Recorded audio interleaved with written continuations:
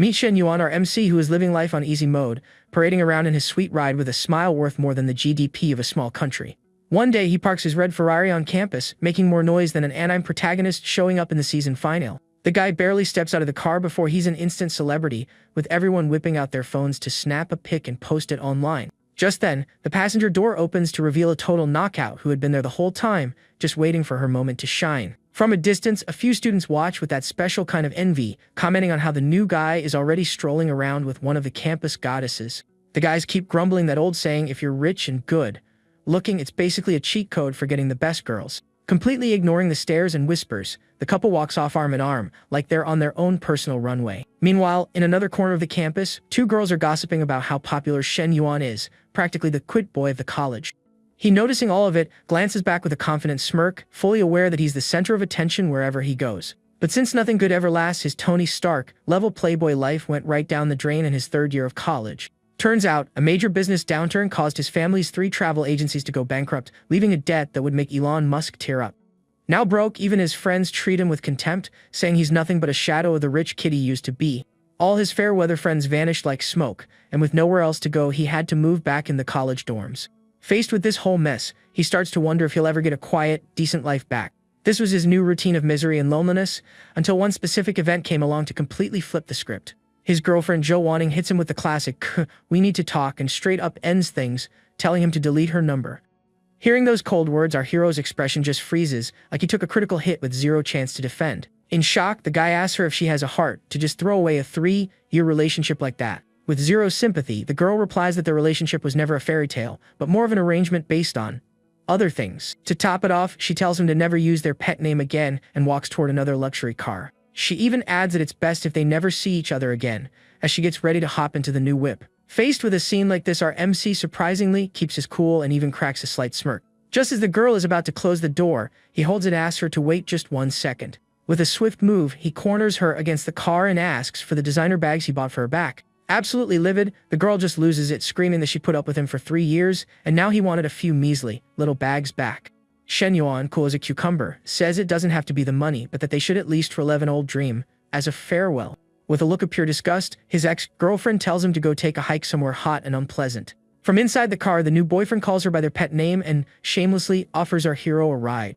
Our MC finds it pretty ironic that the other guy gets to use the pet name, but he can't, and politely refuses the ride. The guy with the glasses insists, saying he's worried the breakup might mess with our guy's head too much. In his head, the kid realizes he needs to come up with a good comeback or he'll end up looking like a total chump. Maintaining the composure of a GD master, he thanks him for the concern and says he lives right nearby, so no need to bother. Then, he turns to the new couple and asks the guy to take really good care of Wanting. The driver assures him she'll be in great hands, while the girl next to him looks like she's seen a ghost. She's so uncomfortable. With a winning smile, Shen Yuan declares that real men should always give their women the best. With that, he starts spilling the tea, listing all of his ex's quirks and weird tastes, like a complete user's manual, leaving the new couple in total panic mode. The new boyfriend is shocked and annoyed, calling our MC a loudmouth loser. With nothing left to say, the driver floors it and gets out of there faster than the Flash. Watching the car disappear into the distance, the guy wonders if his ex's choice was really the smartest one. He concludes that it's not his problem anymore and wishes her a perfect life, when suddenly a golden light appears in front of him.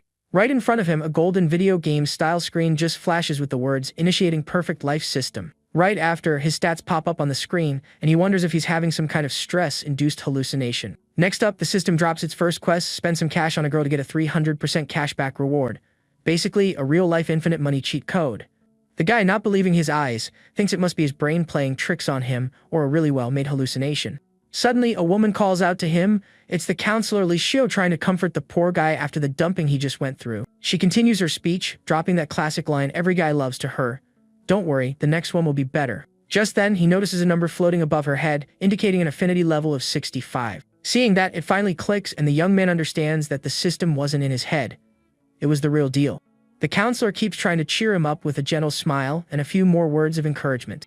Shen Yuan then smiles back at her, realizing he just unlocked the biggest power-up of his life and that the game was about to change.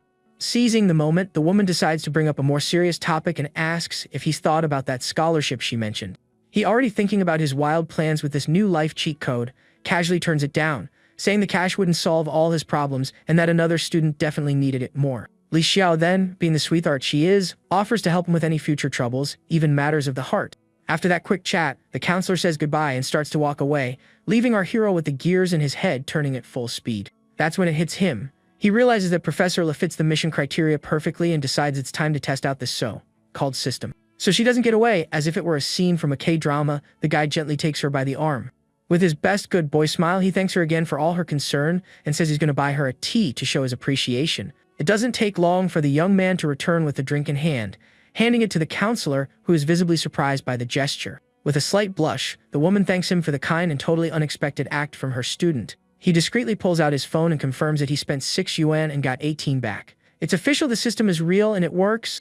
Our hero starts to wonder if he can keep investing in her as long as her affinity is above 60. His mind is already racing. He sees this as a golden opportunity to pay off his family's debt and, who knows, maybe become even richer than before. It's comeback season, folks. Filled with determination, the young man realizes he can't just go back to who he was. He can surpass his old self and become a version 2.0, stronger and with infinite money. The problem is his starting capital is low, so priority number 1 is to farm more cash and find the right girls to invest in. Sitting there on the steps, he takes stock and figures he's managed to scrape together almost 50,000 yuan from selling some stuff and taking out a few loans.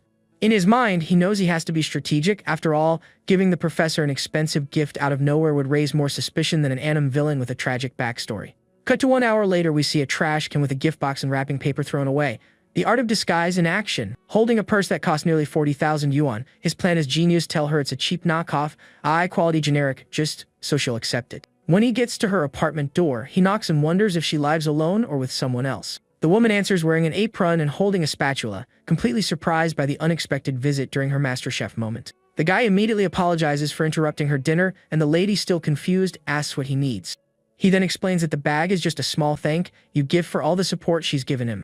The professor, being a super by the book person, refuses on the spot, thinking it's too expensive and saying she was just doing her job, nothing special. Our hero sticks to his little white lie, saying the bag is just a cheap imitation and was only a symbol of his gratitude. Not wanting to be rude and hurt her student's feelings, the woman ends up accepting the bag and says she'll return the favor later. After taking the gift, the professor says goodbye and closes her apartment door. Mission accomplished. Or is it? Out of nowhere, she remembers she left the food on the stove and panics, yelling that dinner is a goner. In a moment of desperation, she opens the door again and invites the guy in for dinner, since he hadn't eaten yet. He, being no fool, accepts immediately, knowing this is the perfect chance to raise her affinity level and unlock more profits. Later, our guy sneaks a peek at his phone and sees the money hit his account with a profit of nearly 80,000 yuan. Stunks. He celebrates internally because he's never made 80,000 yuan this easily before, and he feels like King Midas for pulling it off all by himself. Back in the apartment, the professor calls him to eat, while he's still mesmerized by his phone screen. In the middle of their chat, she casually reveals that she doesn't have a boyfriend and turns to tie her apron, which had come loose. Noticing the woman's struggle, our protagonist offers to be the gentleman of the evening and help her tie the bow. He comes up behind her to help, making her a little nervous with all that closeness. The tension in the room just got thick. With his hands on her waist, the guy reassures her, saying he'll fix the bow real quick, no ulterior motives. Or are there? At that exact moment, like in any good rom-com, the door bursts open and a woman in uniform appears, asking what in the world is going on. The pair jumps, scared out of their wits like in a horror movie, and he starts stammering that it's not what it looks like, while the professor tries to hide her nervousness. Li Shou then, to break the ice, introduces the intruder as her younger sister, the infamous Lemeng. Super awkwardly, our hero greets her sister, who shoots him a death glare that basically says, "I've got my eye on you, buddy." Feeling the mood get heavier than a Naruto filler episode, the young man makes up some excuse and says he needs to get back to campus. The professor is confused, since just a second ago he was all excited to sit down for dinner. As soon as he's out the door, the younger sister immediately tells the older one that the guy seems like bad news and that she should watch out. The two start a cute little argument about the cheeky student who is apparently trying to win over the professor. Walking back, he starts thinking about who his next investor will be, since the professor clearly isn't a gold digger like his aches. Suddenly, while he was lost in thought, someone bumps hard into his back. Turning around, he comes face to face with his friend Lao Huang and asks what the heck happened to make him look like such a mess. His friend's hands won't stop shaking, a mix of nervousness and desperation for some mysterious reason. Huang Haibao then yells, completely distraught, that the goddess of his life went to the movies with another guy. Shen Yuan remembers his friend is obsessed with a girl he's never even spoken to and asks, with all the patience in the world, if all this drama is just because of that. His friend, thinking he's being mocked, asks if he's messing with him, but our hero just looks up at the sky, deep in thought like a philosopher. Suddenly, Hei Bao is filled with hope, thinking that if it was just a movie, there's still a light at the end of the tunnel. Our protagonist, on the other hand, can only think that his friend's crush has made him toss all his dignity in the trash. But then he looks at the girl and BNGO, her affinity meter reads 72, a number even higher than the professor's. Jackpot. At that very moment, the girl's friend starts dishing the gossip, mentioning that his rich ex-boyfriend is now back on the market. Her friend continues to spill the tea about the guy's breakup, while the young woman just stands there, quietly listening to it all. In a flashback, that same friend was telling her not to even get close to him, let alone buy drinks for the spoiled rich kid. She doesn't stop there, adding that even though he's broke, he's still arrogant, and any girl with half a brain would have kicked him to the curb by now. With all that trash talk, the girl's affinity level starts dropping faster than an internet connection on a rainy day, and our hero knows he has to act now or it's game over. Without wasting a second, he turns to his friend and asks the million-dollar question, "Dude, would you mind if, by any chance, she and I ended up together?" Haibao, in his innocence, says he has zero chance, but that he doesn't care as long as she doesn't end up with the other guy. Thrilled with the answer, our guy decides to try his luck, leaving his friend with his jaw on the floor, not understanding a single thing. Our protagonist then approaches the girls with the confidence of someone who just leveled up, catching the attention of Miwi, who's surprised to see him there. Her friend, however, steps in front of him like a final boss and rudely asks what he wants with her. Ignoring the friend turned obstacle as if she were a questless NPC, he focuses on the young woman and invites her to dinner at a fancy sushi restaurant the next day. The jealous friend is shocked by the invitation, since the place is crazy expensive, and questions if he even has the money to afford such a luxury. To complete the combo, he says that after dinner he wants her help picking out a birthday present for his sister. With a casual wave, the guy says goodbye and walks away, leaving everyone behind to process what just happened. The girl is a bit hesitant, but her friend, who was just bad-mouthing him, is now encouraging her, saying the food there is out of this world. The friend finishes her job as the evil matchmaker, saying he's handsome and that if he gets rich again, he'll be a much better catch than the other guy. With her friend insisting it wouldn't hurt to accept, the young woman ends up agreeing to the date. The next day, the pair arrives at the luxury restaurant, ready for their much-anticipated dinner alone. A waitress approaches and serves a variety of sushi dishes on the table, wishing them a great meal. The girl, a little embarrassed, says he didn't have to spend so much, knowing about his family's difficult situation. He simply replies that the food is amazing and worth every penny, leaving her completely speechless. Our protagonist gets a little tense with her reaction and tries to keep his cool so he doesn't mess up the operation. She then asks why he invited her, and the guy drops the classic line he'd always wanted to, but never found the right time. Bad move. The girl's affinity starts to drop again, showing that his generic answer didn't fly at all. Seeing the heart meter plummeting, the young man knows he needs a plan B, and fast. With a flash of genius, he recalls the time she used to buy him drinks and they would talk late into the night. The girl is genuinely surprised that he remembers such a small detail, and her affinity level slowly starts to climb back up. He assures her he would never forget that, and the heart meter rises even more, much to our hero's relief. Seeing that her affinity is back in the 70s, the guy takes a deep breath, trying to maintain the pose of someone who knows exactly what he's doing. 40 minutes later, he goes to pay the bill, which came out to almost 3,000 yuan, even with a discount. A small fortune.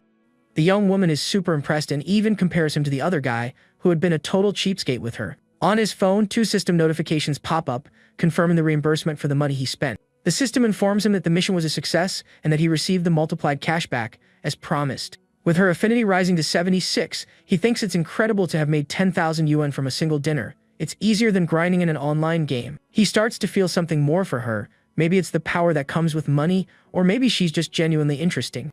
Hand in hand, the two leave the restaurant and head straight to the mall to buy his sister's gift. But upon arriving at the mall, our protagonist comes face to face with his ex-girlfriend and her new flame. What a twist of fate! The couple is livid to see him with another girl, just one day after getting dumped. The man is furious, thinking he has to buy expensive bags to win a girl over, while this broke guy is already parading around with someone new. To avoid a scene, our hero suggests they check out some other stores first and save the drama for later. The new boyfriend, wanting to show off, invites them in, saying looking doesn't cost anything. Famous last words. Our hero replies that it was just a coincidence and that he was only there to buy a gift for his sister. The guy with glasses full of sarcasm provokes him, saying he should be looking in a toy store, not a luxury boutique. Seeing the verbal sparring, the ex-girlfriend approaches the new girl for a direct confrontation in true woman-to-woman fashion. She then drops the warning, "Be careful, don't be fooled by this liar." The young man doesn't let it slide, steps in front of her, and asks what she means by that, and after all, who did he fool? The man then says he shouldn't talk to her like that, and that he doesn't need to pretend to be rich anymore. Our hero thinks with disgust that those two were really made for each other, a couple worthy of being soap opera villains. Just then, a new system mission pops up on the screen saying that a perfect life should not be looked down upon. It's showtime! The couple's negative affinity is displayed, 30 for him and 35 for her. Perfect for what he has in mind. With a task from the system, the guy decides there's no reason to hold back anymore. It's time to lay his cards on the table.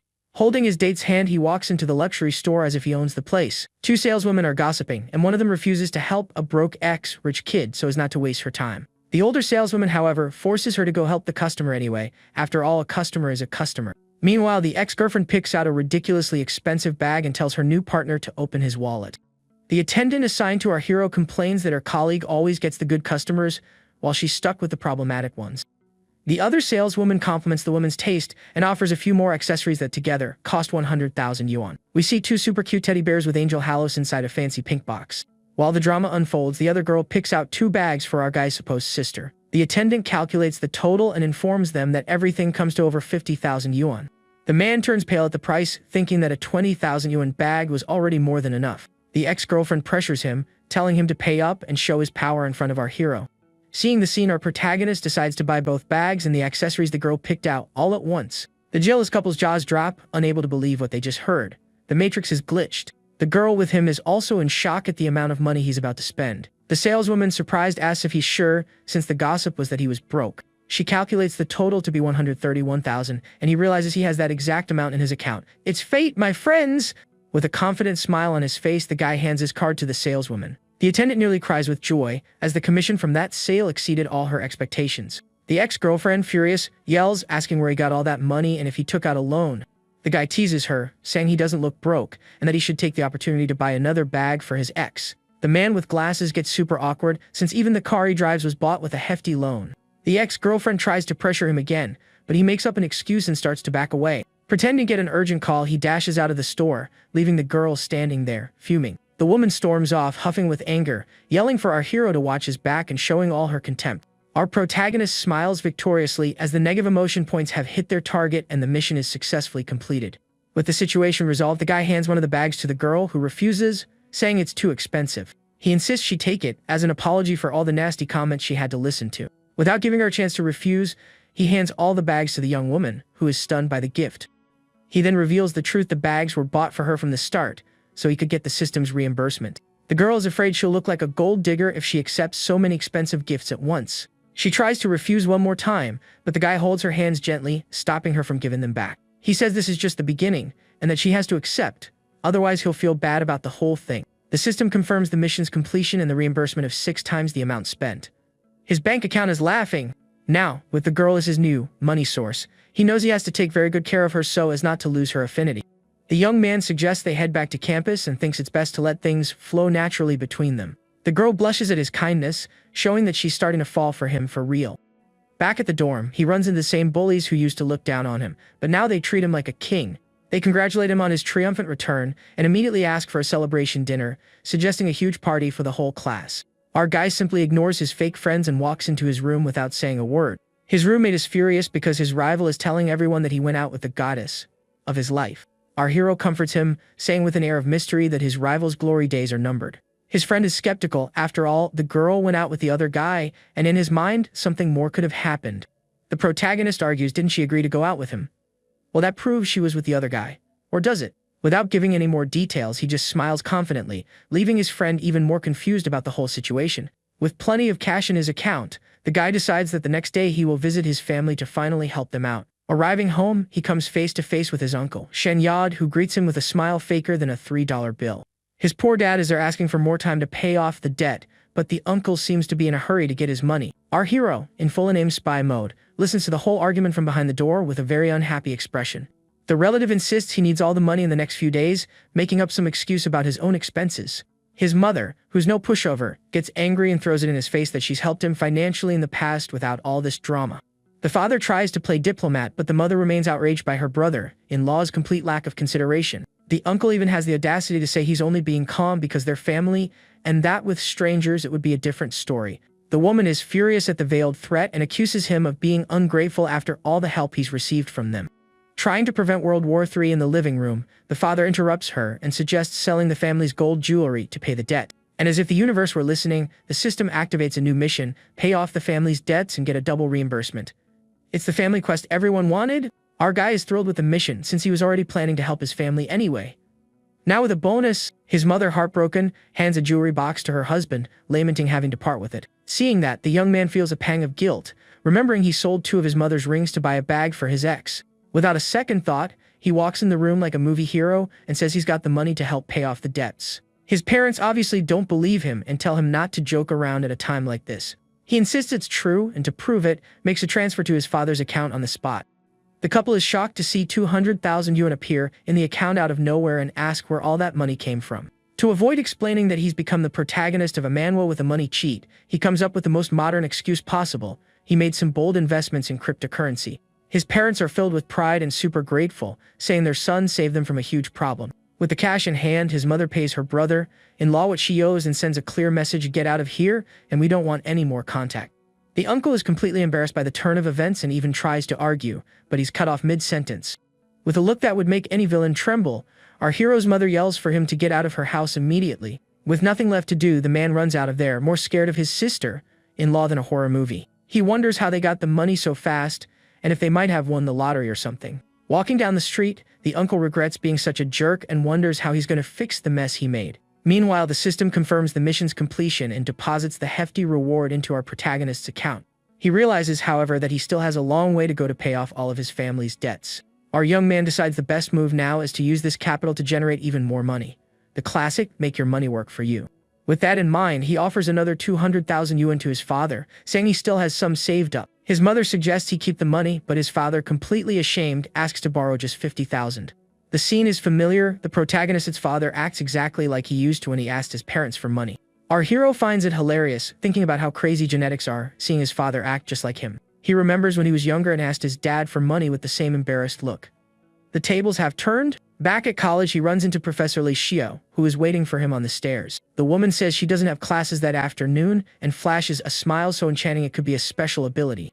She then invites him to dinner as a way to return the favor from last time. Out of nowhere, like a secret boss popping up on the map, the professor's younger sister materializes with a soul-freezing glare. The guy tenses up just from her presence, as he already considers her his personal nemesis, the final barrier before the boss. He feels completely intimidated by the professor's sister and decides it's best not to mess with this beast. The two sisters just stand there staring at him, one with a sweet smile and the other with an expression that says, "Breathe near my sister and you're done for." Sensing a trap, the guy uses the Joestar family's secret technique. He makes up an excuse and runs for it, leaving the two sisters standing on the stairs. The younger sister warns that he has bad intentions, but the poor professor thinks she's just overreacting. Feeling the heat of the day, the protagonist starts to remember the good old days when he drove his sweet ride with the AC blasting. He remembers how nice it was to have his ex by his side on those drives and, for a moment, misses that time. Then he remembers he has a special fund in the system for buying a car and decides it's time to play that card. Without wasting any time, he sends a message to Manhwa, inviting her to check out some cars with him, and she immediately accepts. The girl's friend starts teasing her right away, saying they've barely started dating and they're already car shopping together. All embarrassed, the girl says they're not a couple yet, but her friend keeps up the teasing. Her friend says she hit the jackpot with a rich, handsome guy and that now it's just her turn. Suddenly, in the middle of the conversation, the young woman feels a sharp pain as she injures herself on a piece of clothing. An hour later, the couple arrives at a luxury dealership to pick out our guy's new toy. A salesman approaches and is suddenly surprised to see the girl, whom he knows from high school. The girl then recognizes the salesman. It's an old classmate who used to be all over her in school. There's always one, right? Our protagonist asks who the guy is, and the young woman introduces him simply as a classmate. The guy introduces himself formally, and the salesman greets him with a somewhat forced handshake. He then says they want to see the M9 model, one of the most expensive, making the salesman super suspicious. The salesman takes him to see the car, thinking the young man is just another student trying to impress his girlfriend without a dime to his name. He stands there admiring the girl's beauty, remembering she was his unattainable goddess in high school. The salesman starts bragging about his success, thinking he's the better choice for her now. Full of himself, he asks her out, but the girl politely declines, saying she already has other plans. Our protagonist, sensing the vibe, asks to take a test drive, cutting off the salesman's lame pickup lines. Annoyed at being interrupted during his smooth operator moment, the guy denies the request, making up the flimsiest excuse about the test car. The young man, who's no fool, says he saw the test car right at the entrance and asks him to get another salesperson, since he doesn't seem very interested in helping. Without waiting for a response, he turns and calls the receptionist, politely asking for another salesperson to assist him. Suddenly, a super professional woman with glasses appears and offers to help them. The new saleswoman Chen Yuan introduces herself and asks how she can be of service to the couple.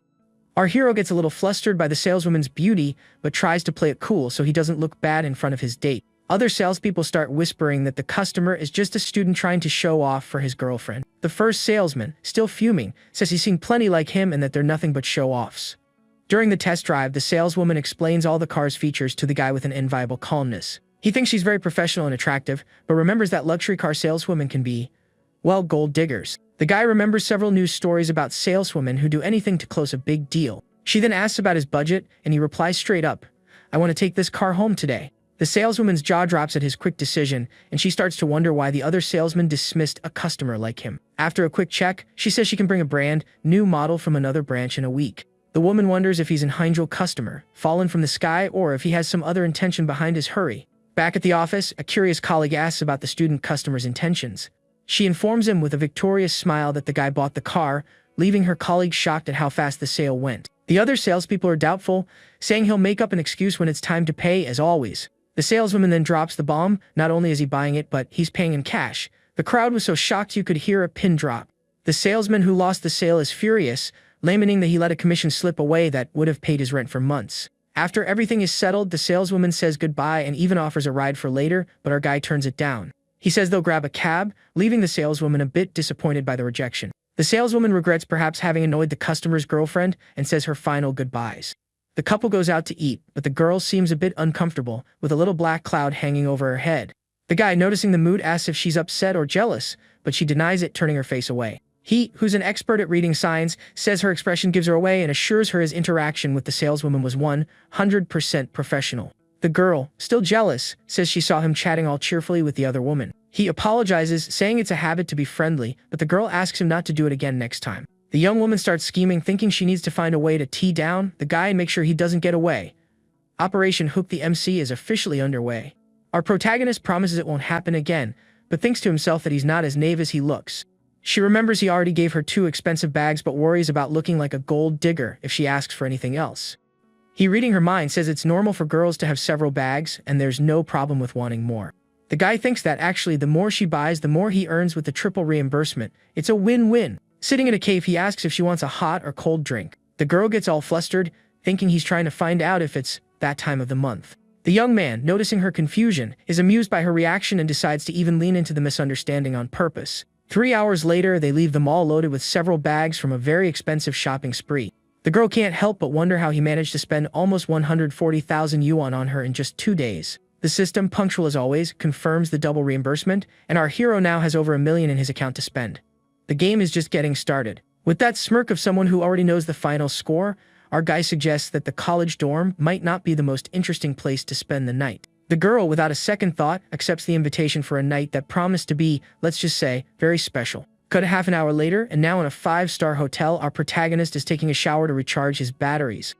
Meanwhile, lying on the bed, the young woman is already in crisis management mode, trying to come up with a wild excuse to explain her absence to her friend. Just then, our guy steps out of the shower, looking like a K-drama heartthrob, and asks if she's ready, leaving the girl practically speechless. In her thoughts, the girl is already apologizing to her friend, thinking he spoiled her with so many gifts it was impossible to say no. With that, she sends a text to her friend, using the classic excuse that she had to go to a relative's house last minute.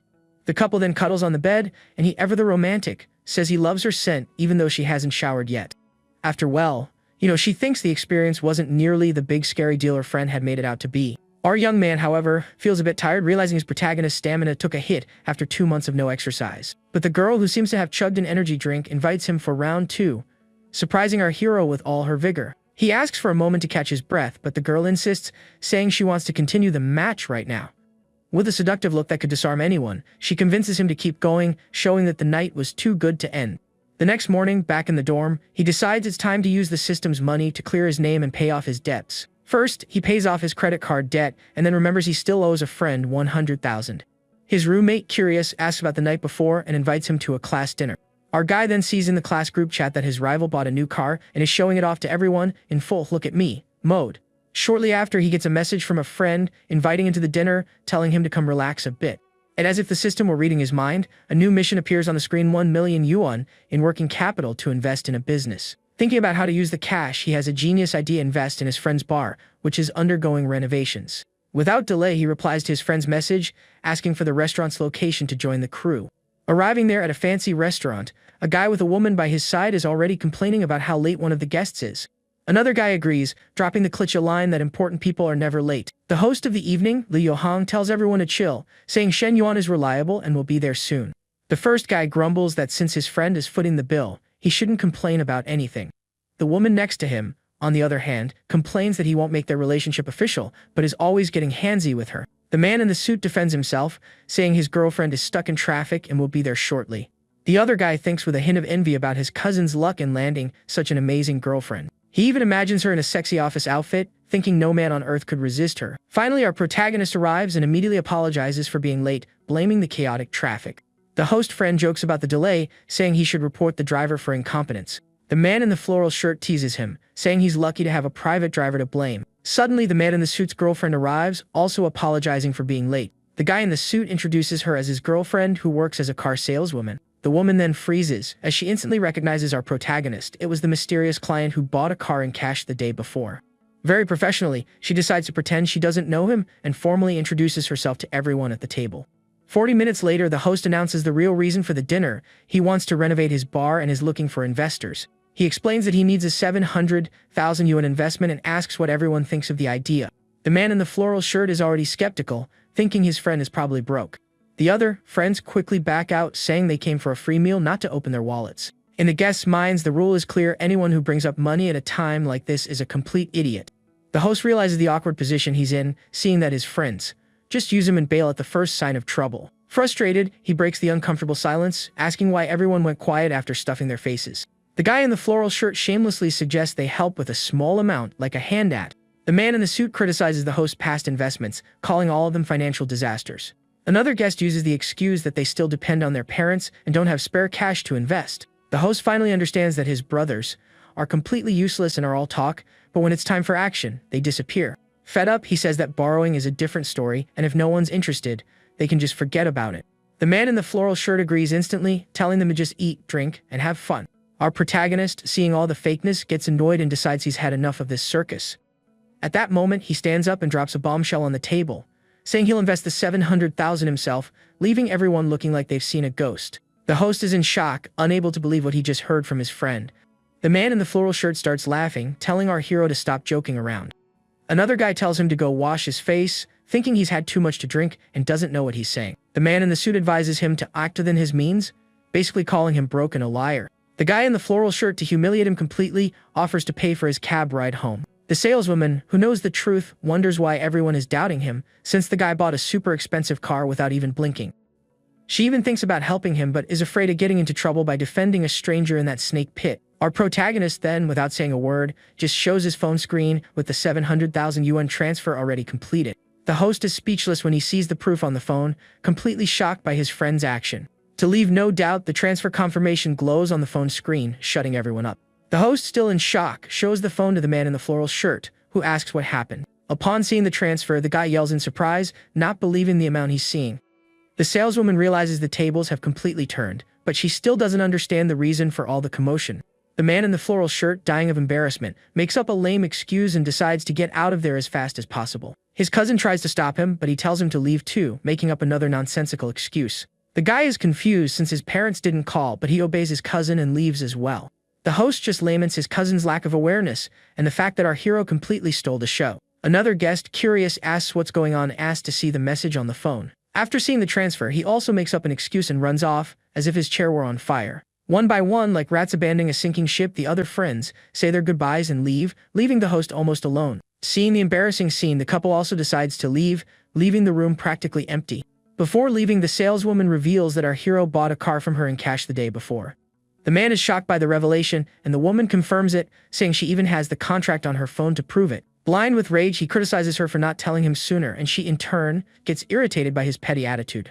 Completely in the right, the saleswoman ends the relationship right then and there, saying he's a shallow person and she never wants to see him again, not even if he were made of gold. The host regrets organizing the gathering, realizing in the worst way possible that his friends are not trustworthy at all. Our protagonist, focused on what matters, asks him to tell him more about the bar, wanting to get involved in the business planning. For the next 30 minutes, the two of them discuss ideas for the decor and operations of the future bar. An hour later, our hero gets a message informing him that his new car has arrived. The saleswoman also gets a message from him and wonders what he wants to discuss with her in person. He, on the other hand, decides it's time to expand his money tree and make the most of the system's opportunities. The next day, the saleswoman is waiting at a restaurant, a little anxious for the meeting with her VIP client. She wonders if she arrived too early, as he hasn't shown up for their scheduled meeting yet. Suddenly, she sees her boss, the general manager of the dealership, entering the same restaurant. The man dismisses his companions, saying he has other important matters to attend to there. The coworkers who were with him start gossiping, wondering if the saleswoman is finally going to give in to the boss's advances. One of them even comments maliciously that it seems like she set up the meeting just to be seen by the manager. The man in the suit, the recently dumped ex-boyfriend, overhears the conversation and gets suspicious. The manager approaches the saleswoman's table and shamelessly invites her to join him, since she's alone. Without even waiting for a response, he sits down at the table and pressures her, saying there's no problem with them eating together. The woman scolds him on the spot, telling him to keep his distance, since he's a married man with a family. The guy laughs and says he can easily get a divorce if that's the only problem. The ex-boyfriend watches the whole scene from afar, feeling like a complete loser next to the manager's power. He wonders if he lost his girlfriend to a fat pig and is completely blinded by rage. Without thinking, the guy approaches the table and accuses the two of having an affair behind his back. The manager, confused, asks who he is, and the man in the suit responds with a gentle flick right in the middle of the guy's face. Blind with jealousy, he accuses him of being a total jerk, and the two start throwing hands right there, in the middle of the fancy restaurant. The manager, who wasn't about to take that disrespect, fights back, and the exchange of pleasantries between the two kicks into high gear, turning the place into a deleted scene from Fight Club. It's at this exact moment of pure chaos that our protagonist arrives, walking into the brawl and looking like he accidentally picked the wrong anime episode and landed in a random fight scene. At that moment, he realizes her ex-boyfriend is just some random chump and that if it weren't for the manager, he'd be the one getting beat up. Unfazed by the ongoing brawl, our hero invites her to ditch the scene and let the two brutes sort it out themselves. Once in the car, she opens up and reveals that her relationship with that guy lasted only 2 weeks and ended because he was a total loser. She still seems worried about her boss, but our protagonist, already thinking 10 moves ahead, advises her to just find another job. She laments that it's not that easy to find another gig and that she'd lose all her loyal clients in the process. Just then, as they pass a flower shop, the saleswoman reveals that her big dream is to open her own cafe one day. She vents, saying that sales is an exhausting job and that she'd love to have a more relaxed business that reflects her personality. Our protagonist, who never misses an opportunity, surprises her on the spot by offering to invest in her dream of opening a cafe. The woman thinks it's just a joke, but he catches her off guard with a very serious job proposal. With an expression worthy of a CEO, he offers 300,000 yuan on the spot for her to open the cafe, of course, work for him. The saleswoman is completely frozen by the proposal, not even knowing what to say to such an unexpected invitation. Almost instantly, her affinity rises to 64, showing that the proposal was a critical hit to her heart. He realizes that a new money tree has just sprouted, thrilled to have earned her trust so quickly. Still in disbelief, the woman asks if he's serious, completely shocked by the offer. He confirms it and sweetens the deal with a generous salary, a new car, and bonuses if the cafe turns a profit. It's the full package. Doing the math in her head, she calculates that her annual income would easily surpass 300,000 yuan. And simply irresistible offer. The first thing that crosses the saleswoman's mind is what he's planning to keep her as, well, his unofficial girlfriend. She thinks the terms are too tempting, but she's not at all interested in being the other woman in anyone's life. He, sensing her concern, immediately clarifies that the plan is to open a chain of cafes and that their relationship will be strictly professional. Super relieved, the woman asks for some time to think, but she's already seriously considering accepting the dream job offer. Just then, he gets a message from Manhwa inviting him out for a cold drink. Our guy is surprised by the girl's boundless energy, but accepts the invitation with a small condition. With that, he says goodbye to the saleswoman, asking her to think carefully about the proposal and let him know her decision later. Later, he arrives at the arranged hotel room, where the young woman is already waiting eagerly for him. Without wasting a second, the girl hugs him, saying she missed him, and he, of course, returns the affection. Suddenly, she stops, sniffs the air, and detects the scent of another woman on him, giving him that suspicious detective look. He's surprised and tries to explain, saying it must be the perfume of the car saleswoman. With a jealousy that would make a soap opera villain envious, she pins him against the wall, asking if he's been seeing other women. He hugs her to calm the beast and denies everything, explaining that he was at the dealership and must have picked up her scent by accident. The girl warns him to stay away from the saleswoman, and most importantly, to let her know before he goes out with any other woman. Our hero just thinks that he needs several money trees if he wants to take full advantage of the system, so a little jealousy is part of the game. The young woman then says she's going to take a shower, but he stops her, saying with a smile that the shower can wait. Coming up behind her, he hugs her and whispers that if she's not going to shower, she'll have to do something else. Shortly after, her clothes conveniently fall to the floor, indicating that the night was just beginning for the lovebirds. He repeats that he loves her scent just like this, without a shower, leaving her both embarrassed and excited. The girl replies that she likes his scent too, and the two give in to that moment of passion. He kisses her on the neck, saying she's lit an uncontrollable fire in his heart. In response, she moans his name, confessing that she really likes him, much more than she ever imagined.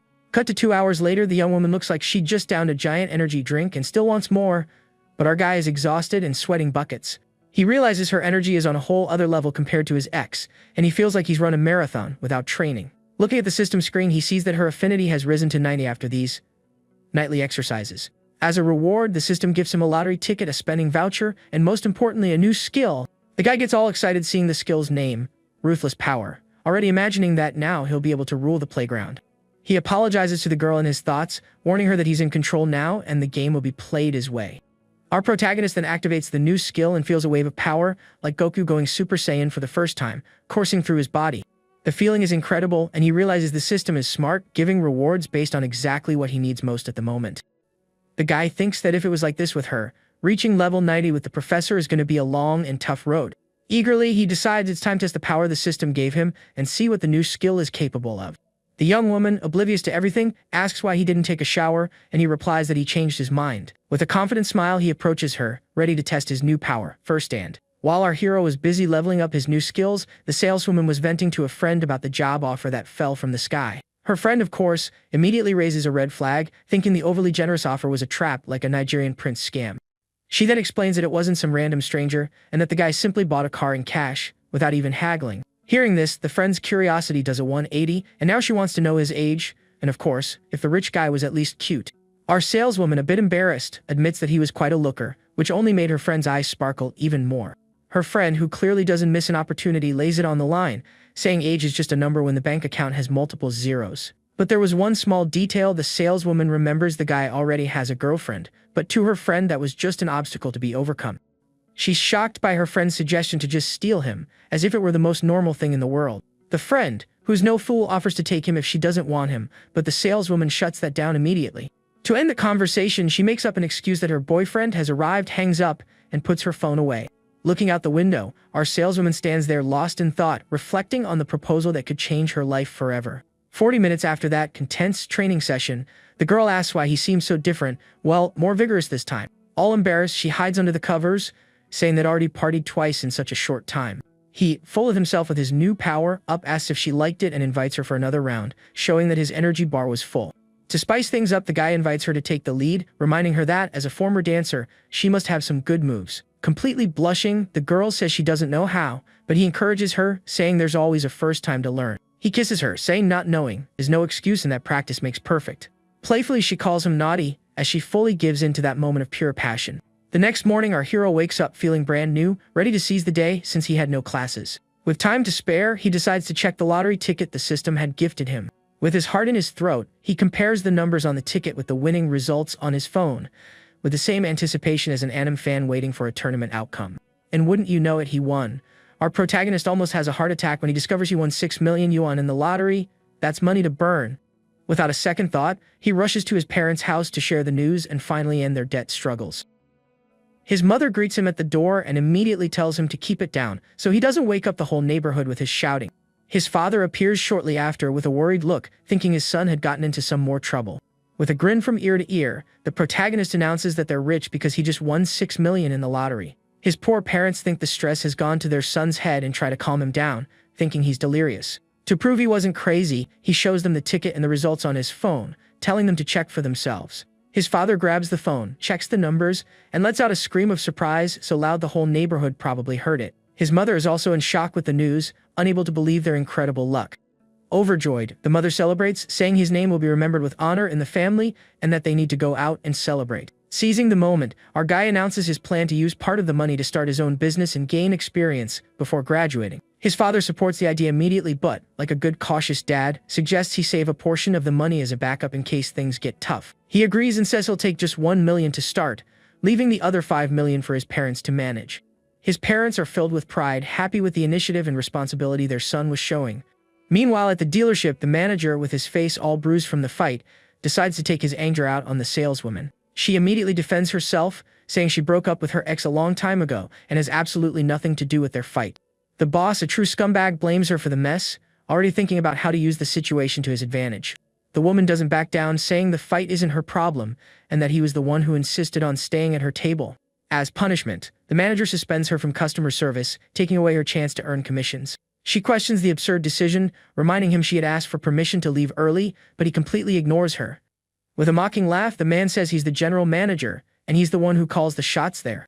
To make matters worse, he threatens her, saying that without commissions, she won't even have enough money to pay her rent. Fed up with all the harassment, the saleswoman explodes and quits on the spot, telling him his mediocre job is meaningless. The manager tries to play nice, advising her to think it over, but she stands firm in her decision. In her thoughts, the woman reflects that, despite looking young, our hero is calm, decisive, and completely different from the other men she's known.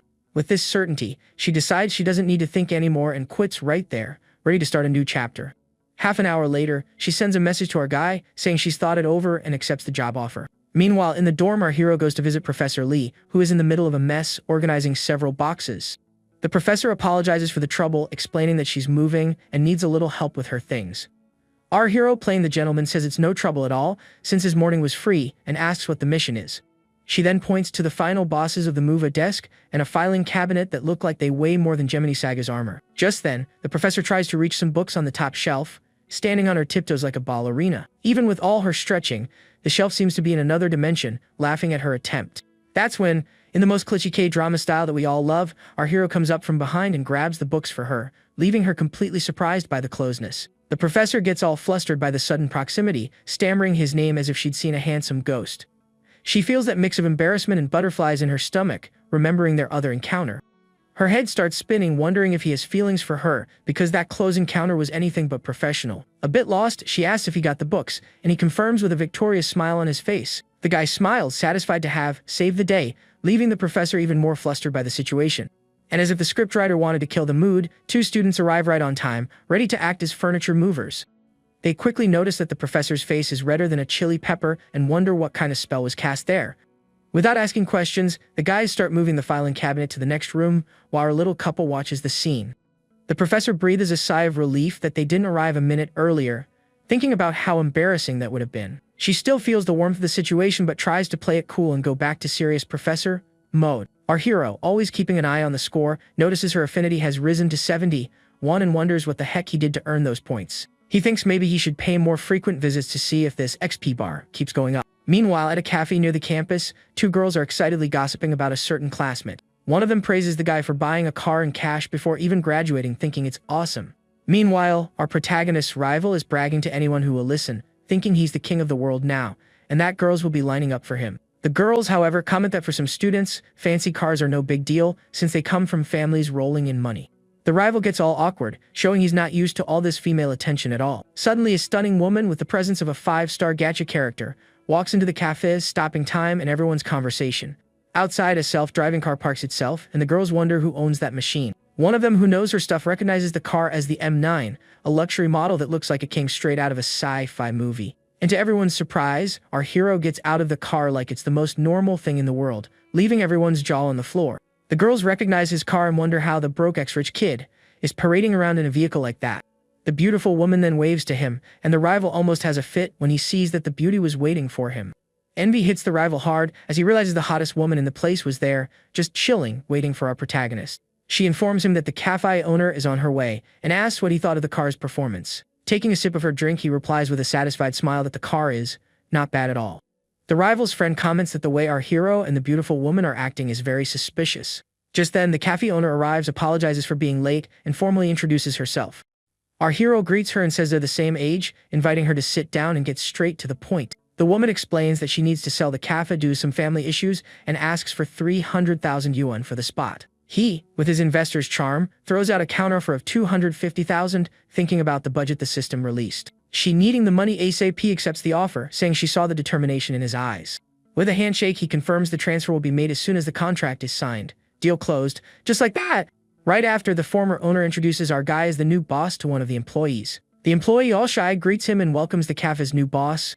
He then explains that the beautiful woman by his side is the one who will be managing everything, since he can't always be around. The girls at the other table start their conspiracy theory, saying he only bought the cafe because of the hottie he was with. The rival feels like total trash, completely defeated and humiliated, with his confidence hitting rock bottom. The new cafe manager observes the whole scene, feeling like a fish out of water in that situation. Suddenly, the former owner's phone rings, breaking the mood and interrupting their conversation. She excuses herself to take the call, leaving the two of them alone for a moment. The new manager instantly recognizes the voice on the phone It was the wife of the sleazy manager from the dealership.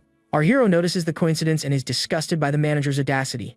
His new manager then reveals that she has proof of her boss's harassment and was planning to expose the creep. He, however, advises her against it, thinking about the consequences it would bring to the man's family. Like a true hero, our guy offers to handle the situation without her having to get involved, promising to take care of everything. The woman thanks him, super relieved not to have to deal with that huge problem alone. He then informs her about the payment and the initial capital for the cafe, leaving her even more surprised by his generosity. The system, which never sleeps, rewards him with more investment funds and some mysterious prizes. The former owner says her goodbyes, thanking him for the deal and saying she hopes to see him again soon. As he shakes her hand, he feels a soft touch and thinks about the charm of an experienced wife. For a brief second, our guy has a little fantasy, imagining a special, uncensored episode with the lady. He says goodbye, saying they'll definitely see each other again, and watches her leave with a smile on his face. Half an hour later, our hero and his new manager are at a fancy restaurant to celebrate their new partnership. Looking at her, he thinks the woman is simply irresistible and that any man would feel the same way. He then invites her to sit next to him, making her a little embarrassed by the invitation. He then asks her to come closer, thinking it's time to collect some interest on all that investment. She starts to wonder if he really wants to make money with the cafe or if his intentions are something else entirely. His hand then finds hers in a very suggestive way, and she thinks that, in the end, the only thing she can offer in return is, well, herself. The woman tries to stop him, saying the waiter is coming, but he reassures her with a look. He pulls her closer into a hug from behind that leaves her breathless and with no chance to resist his boldness. 10 minutes later, the waiter arrives with the dishes, acting as the official mood killer of the night. Our guy moves away and invites her to eat, leaving her all flustered and with her heart racing. He offers her the house specialty, and she accepts, still trying to process what had just happened. In her thoughts, she thinks he's handsome, but a total player, for acting that way. The woman feels a little embarrassed, but can't deny that she was attracted to his bold style. 40 minutes later, he pays the 2,652 won bill without even blinking. The guy mentally calculates he just made over 5,000 yuan just from the system's triple reimbursement. Stunks. She, want to be professional, says she wants to go back to the cafe to get familiar with everything and start working. He, with other plans in mind, invites her to go home, saying the work can wait until the next day. She ends up accepting the invitation, and he takes her home with that smirk of someone who already knows what's going to happen. At her apartment door, he drops the classic line, "Don't you want to invite me up for a glass of water?" She hesitates, saying it wouldn't look right, but he insists, using all his charm. With a direct question, he asks if there's another man in the apartment, making her blush. The woman denies it, and he convinces her to let him come up, saying there's nothing wrong with it. She tries to refuse more firmly, but he presses her against the wall, ready for the next step. The guy corners her, leaving her with no escape and completely at his mercy. Without further ado, he kisses her, saying he wants a different kind of water, and the night finally heats up. The woman moans in pleasure, giving in to the moment and throwing all her hesitations out the window. While things are heating up upstairs, downstairs her ex-boyfriend arrives with a bouquet of flowers in full "I want my ex back" mode. He leaves the flowers at the door, thinking that romantic gesture will win her heart back. But when he hears some, let's say, very lively sounds, he realizes she's moved on and gets more pissed than the Hulk. Blind with rage, he screams the manager's name, thinking she cheated on him with her boss, and starts pounding on the door. Our hero recognizes the pest voice and wonders why the guy insists on being the annoying extra in her life. To drown out the noise, he kisses her, saying it's just some loud neighbor next door. Not giving a damn about the banging on the door, he picks her up and carries her to the bedroom. The ex-boyfriend finally gives up and leaves, leaving a bitter message for the happy couple. An hour later, the woman complains about being tired but admits the experience was very good. He pulls her back into bed, saying that if she just lies down, she won't get tired so quickly. With his new infinite energy skill, he feels ready to go all night without needing a stamina potion. The next morning, our guy wakes up to the delicious smell of grilled cheese and fried eggs. He finds her in the kitchen making breakfast in a super cute apron. The woman cooks with a smile on her face, showing a more domestic and caring side he hadn't seen before. He realizes she's much more thoughtful than the first impression he got at the hotel. And as if the scriptwriter was just waiting for the cute moment to end, the system activates a new mission by a property for the new cafe manager. The game never stops. Our hero dreams of the ultimate goal of every isekai protagonist, a life of pure luxury, complete with a pool party full of waifus. But reality calls him back, with his new manager waking him up and telling him breakfast will be ready in 2 minutes. With that mischievous little smile, he asks if it's just breakfast, hinting that maybe he wants an early dessert. Coming up behind her in a hug, our guy says she can make her own breakfast because he's already chosen what he's going to eat. Then he just drops the bomb, inviting her to buy a house like he's asking her to buy bread at the bakery, leaving the woman in a state of shock. She's left wondering what the catch is, since he devoured her all night and now he comes up with this. The lady hesitates, saying it's too much money and that money doesn't grow on trees, but he shuts her up with a kiss. Little does she know that for him, with the system activated, it's almost as if money does grow on trees. He hugs her and says he wants to buy a house for her because he doesn't want his partner to be treated poorly. Our hero even teases her, saying they made so much noise that the neighbors probably know their names by now. With a kiss, the young man admits he's also to blame, but her happy screams were quite loud. The woman then remembers she had plans to meet two friends for coffee and suggests they can look at houses later. He argues that choosing a house and dealing with the paperwork takes time, and she ends up agreeing to postpone her plans. Without delay, she sends a message to her friends, canceling their get-together and suggesting they meet up at night. On the other side of town, one of the friends tells the other that the cafe manager bailed on them because of something unexpected. The other friend, who is a personal trainer, wonders what the reason for such a last-minute cancellation could be. The first friend is already doubting the whole cafe story, thinking the manager was either fooled or is just fantasizing too much. But the trainer is super curious to meet this supposedly rich and handsome young man her friend snagged. Her friend agrees to ask for more details and grabs her phone to send another message. The reply comes and she almost faints when she finds out the unexpected thing was that the guy was taking her friend to buy a house. The two friends peel out, completely shocked by the news that he was just going to buy her a house. The trainer does the math in her head and figures the guy was willing to spend almost 1,000,000 yuan on her friend. With that, she decides she has to meet him, thinking she has way more assets to attract a rich man than her friend does. The personal trainer then convinces the other to gulp.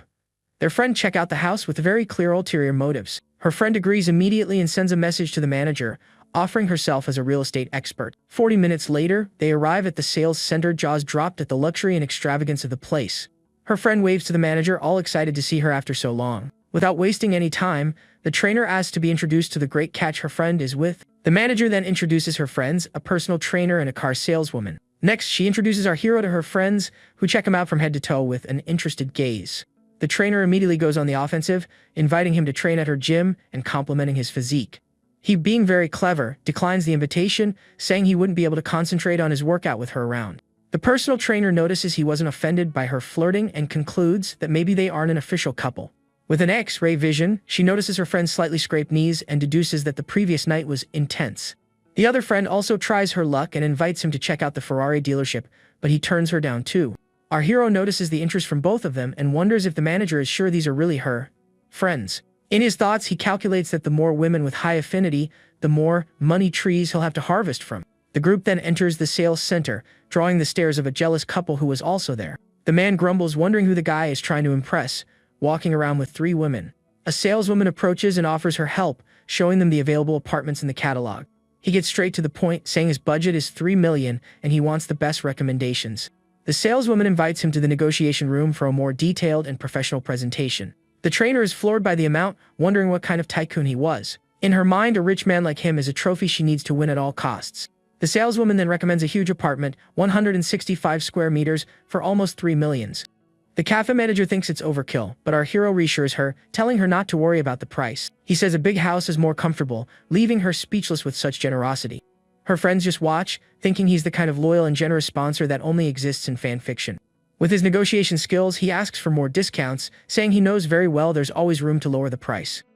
In a masterstroke, our guy trades the discounts for 2 parking spots, showing he's not just rich, but smart too. The trainer becomes even more determined to win him over, completely impressed by his cleverness. He notices her intentions and wonders what that woman's plan is. Discreetly, the trainer adjusts her dress strap, trying to use her powers to seduce him.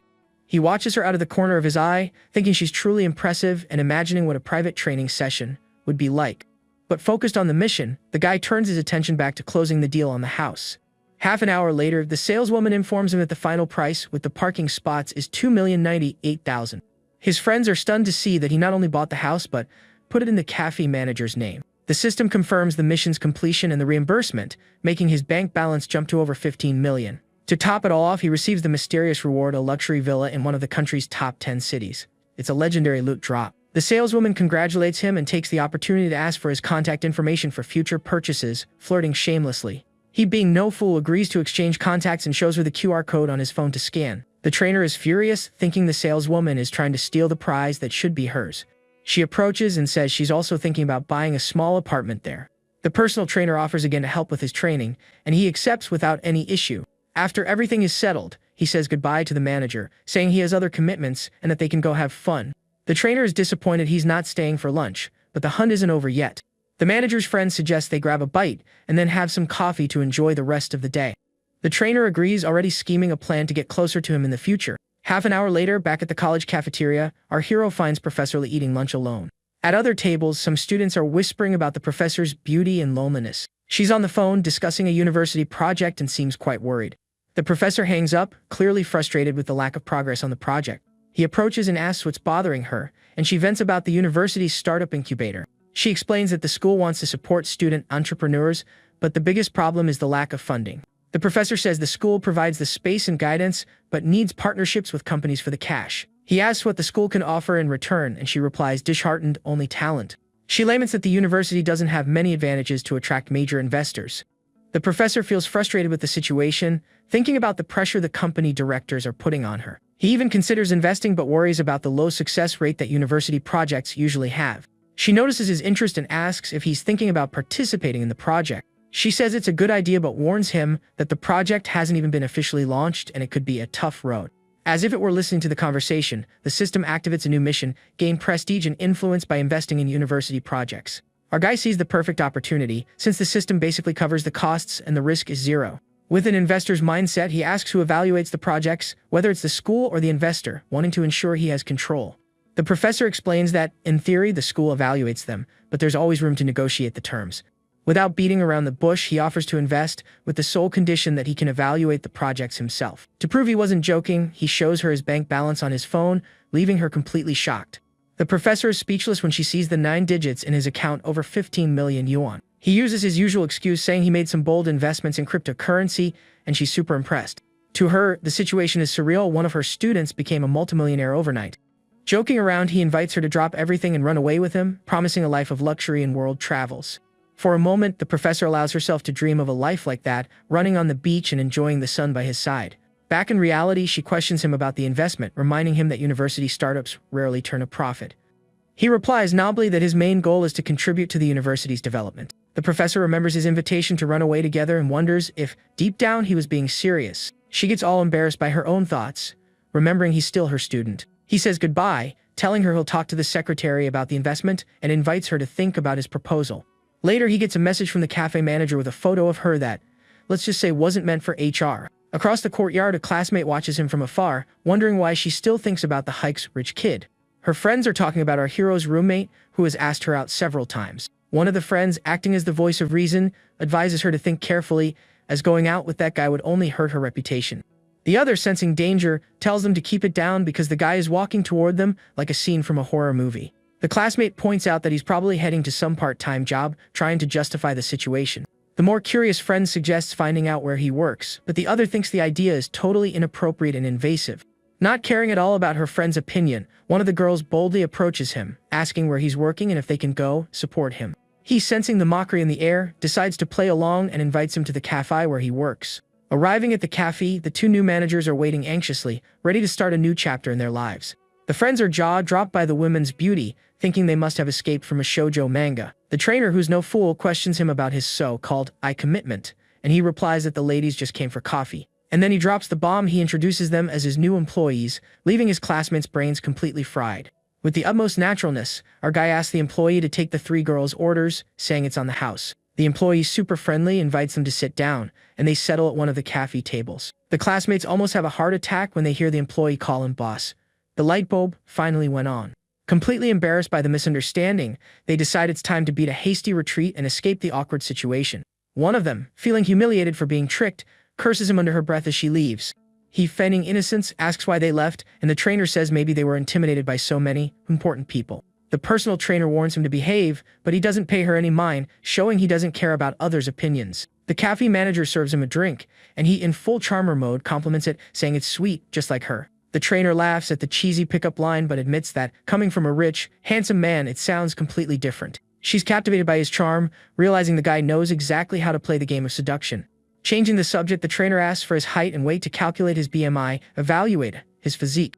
She's surprised to learn he's lost weight recently, and he teases her with a reply full of innuendo. He says it was due to overexertion, leaving the cafe manager blushing like a tomato because she knew exactly what he was talking about. The trainer smiles, getting the hint immediately and enjoying the whole situation. She advises him to work out more to gain muscle mass and improve his conditioning, offering to help, of course. He teases her back, saying he'll think about it while she's trying to meet her sales quota for the day. The trainer says goodbye, mentioning she has a class and that they'll see each other soon. Before leaving, she winks at him, and our hero thinks to himself that he'll tame that beast sooner or later. Without missing a beat, he invites the manager for some special training on the second floor, and she's completely confused. The guy pulls her in for a kiss, saying her skills need some extra practice to be perfect. He kisses her with all the passion in the world, completely ignoring the presence of the other employee in the cafe. The woman moans in pleasure, surrendering to the kiss and forgetting all her worries. The employee downstairs hears the suspicious sounds coming from upstairs and wonders what kind of meeting is going on. The cafe manager moans her boss's name, completely lost in the intense moment.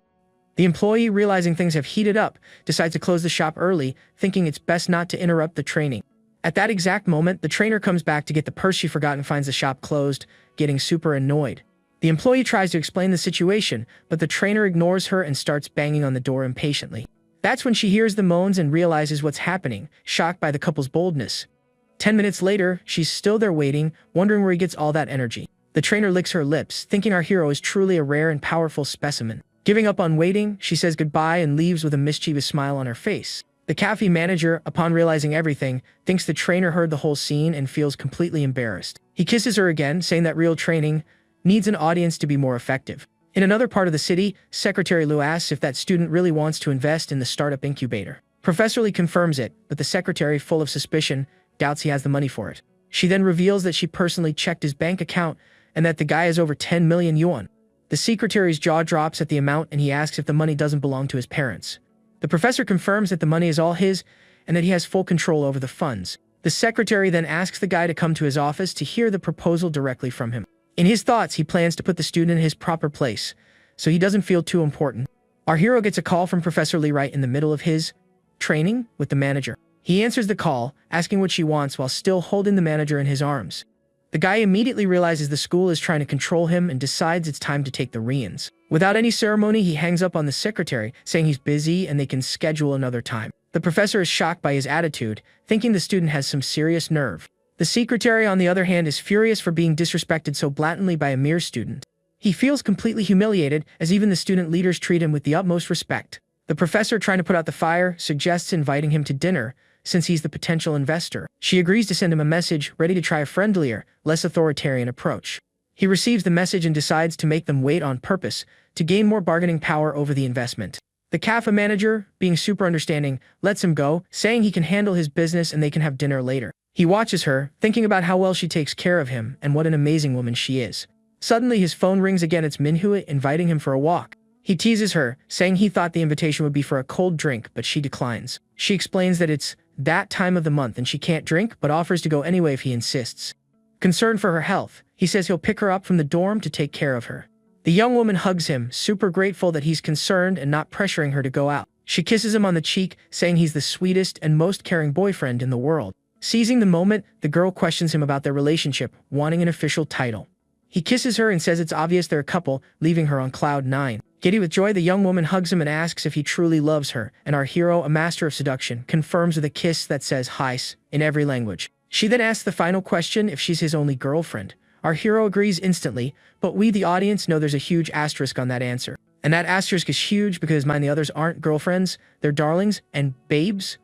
It's the classic love contract loophole.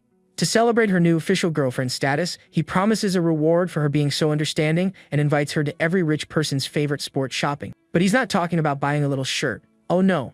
The guy simply offers her a car or a house, leaving the girl with her jaw on the floor, not knowing how to process such an offer.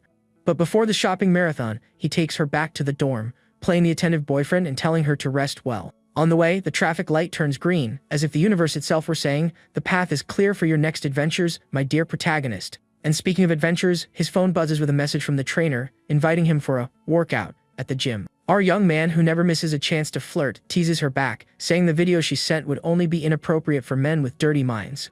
The trainer smiles, realizing he played along and isn't treating her like a mere stranger.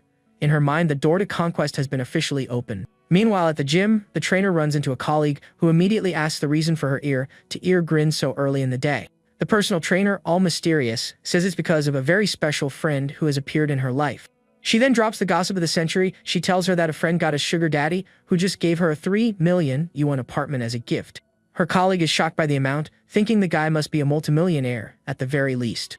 Instantly, she pictures some old rich geezer from a soap opera, but the trainer assures her he's 1,000 times better than her cheapskate ex-fling. And to leave her colleague completely floored, she reveals that the man is young, handsome, and tall. Basically a real-life Manhwa protagonist. Her colleague, impressed, concludes that her friend must be a goddess of beauty to snag such a great catch. At that moment, we see an image of the trainer and the cafe manager, making it crystal clear who they're talking about. With the utmost confidence, the trainer says they both have the same level of beauty, just with different, strong points.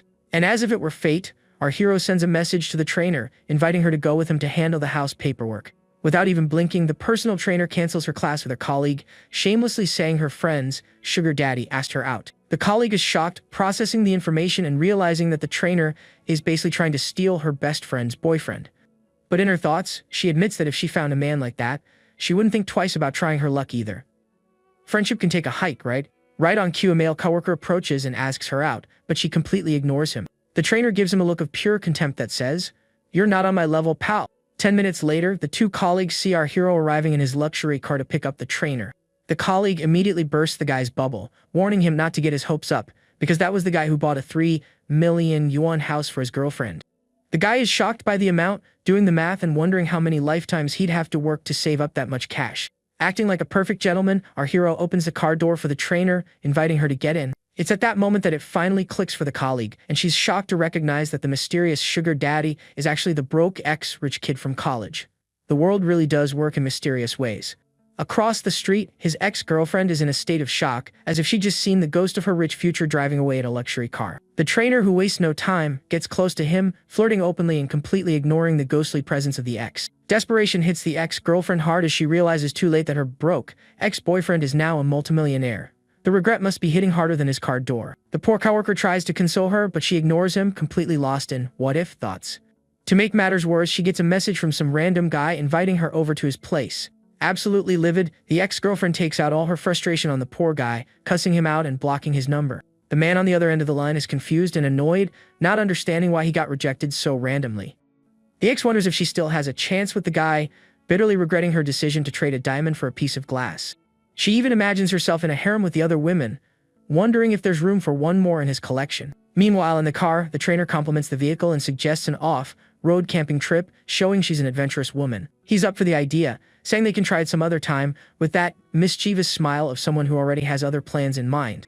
She calls him bold, and he replies flatly that he doesn't like to play by the rules. To spice up the conversation, he invites her to play ball, and she, being no fool, gets the hint immediately and calls him a tease.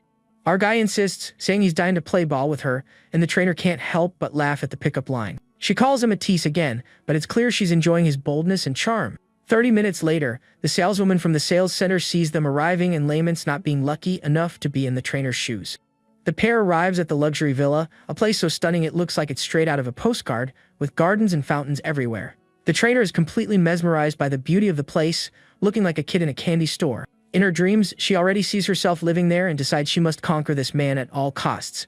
The saleswoman explains that the villa is over 600 square meters and can be decorated exactly as they wish. The system, ever generous, congratulates our hero and offers 20 million for the home renovation, double the property's value. The money never stops. He, as a good servant of the system, accepts the generosity and gets ready to spend all that cash. Our guy asks the saleswoman if she knows any good renovation companies in the city.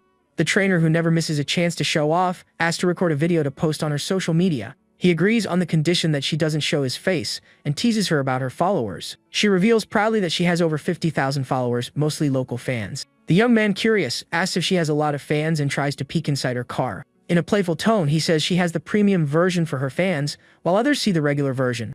Riding the wave, our guy invites her to participate in a review video for his bar, and she accepts immediately, super excited. The trainer asks if they're going back to the gym, but he already has other plans in mind. He reminds her of their ball game, but she, playing hard to get, accuses him of being just like all the other men. Ignoring her comment, our hero floors the accelerator, enjoying the speed and thrill of the moment. The trainer is startled by the sudden acceleration, but he reassures her with a confident smile. He teases her, saying that if she cares so much about her friend, she might as well take her place. The trainer replies that he wishes, showing she's not going to give in so easily. In her thoughts, she knows that giving in too quickly would make her seem easy and that she needs to play it cool to keep him interested. Her plan is clear: tease him and make him work hard to win her over. Arriving at the gym, she says goodbye, telling him to stop by any time, and leaves. He says goodbye back, telling her they should play ball sometime, and watches her go with a smile. Through the glass door, the trainer watches him with a mysterious smile, already planning her next move. She barely walks into the gym before the manager scolds her for missing work and violating her contract. She defends herself, explaining she had a personal emergency and even reimbursed the client double. The manager says that even with the reimbursement, the client filed a formal complaint. The trainer realizes he's trying to manipulate her to get something, but she doesn't fall for the trap. She thanks him for the warning and tries to leave, but he insists, inviting her to lunch. The personal trainer rejects the invitation flat out, saying she brought her own lunch and leaves without another word. In her daydream, she dreams of being carried in our hero's arms, imagining a life of pure luxury. The trainer thinks she's destined for a better life and that no one will stand in her way. In another room at the college, two secretaries are discussing our hero's admission to the startup incubator. They decide they need more information before making a rash decision about such a large investment. Secretary Kong suggests a preliminary meeting with Professor Lee to discuss the matter further. The other secretary is surprised, as their presence at a meeting would be a huge event at the university. Meanwhile, in the dorm, a desperate classmate asks our hero for advice on how to win over a girl. Our protagonist takes a look at the messages and realizes his friend is being more persistent than a telemarketer. The classmate brags all happy that she now replies to all his messages. Our hero, with zero patience to play Cupid, suggests he ask another dorm mate for help. The friend refuses, saying our protagonist is the master of the subject in their dorm. The classmate keeps insisting, and our hero, just to get rid of him, agrees to help. The friend celebrates, believing his conquest is now guaranteed with the sensei's help. Suddenly, the door opens and, like a movie scene, the secretaries and Professor Lee appear. The professor asks if our hero is in the dorm, and the classmate confirms it immediately. The friend invites them in, and the other classmate gets nervous, wondering if he broke some law. To make matters worse, the rival starts spreading rumors that our hero is involved in illegal activities to have so much money. The rival says his money isn't clean, that the college leaders are holding him until the police arrive. His roommate scolds him, but the rival, full of envy, tells him to just wait and see what happens. The professor introduces him to the secretaries, and the classmate gets even more tense about the situation. To everyone's surprise, Secretary Kong invites him to dinner, and our hero accepts without blinking. He seizes the opportunity and suggests they talk about the startup incubator during dinner. The classmates watch the scene, still thinking he's under investigation. His friend, on the other hand, is super impressed by how important the guy seems to be. The rival is shocked, realizing our hero is playing on a completely different level than him. At the restaurant, Secretary Kong gets straight to the point and asks him to talk about his plans and demands. Our hero makes it clear that to invest, his conditions must be met, and the secretary agrees. His main demand is complete autonomy over the investments, with no interference from the school. The other secretary is outraged by his audacity, but Secretary Kong calms him down and asks our hero to continue. He argues that without funding, the success rate doesn't matter, and that their goals are the same. With the confidence of an emperor, our guy takes a sip of wine, showing he's in total control of the situation. In his mind, he plans to use the startup incubator to build his own team of elite professionals. The young man realizes the system's missions require many women, and the college is the perfect place to recruit. The secretary says he needs to consult the education leaders, and our hero calmly agrees to wait. The dinner ends, and the professor offers to take our hero home, since he had a little to drink. On the way, she compliments the space in his new car, impressed by the vehicle's comfort. He comments that he got tired of sedans and wanted to try an SUV this time. The professor gets a call from her sister, who cancels the help she was going to give with the move. Our guy overhears the conversation and asks if she's moving, and she confirms that her old lease ended. Like a good student, he offers to help her move, but she declines, thinking it's not appropriate. He insists, saying he's her student and helping her is no big deal. The professor gets a little embarrassed, noticing for the first time how handsome and attractive he is. She remembers the bag he gave her, and it finally clicks it must be genuine, and he's probably interested in her. The woman questions him about the bag, and he confirms he remembers the gift. Without beating around the bush, he reveals the bag was an original, a gift for the professor he likes. She turns bright red at his confession, and he tries to play it off, saying it was a respectful gift. The professor feels conflicted, as she's older and, above all, he's her student. He reassures her, telling her to focus on driving and that he's not giving up on her. Arriving at her building, she asks if he's going home to sleep, and he says he's going back to the dorm. The professor suggests he leave the car there and pick it up the next day, handing him the keys.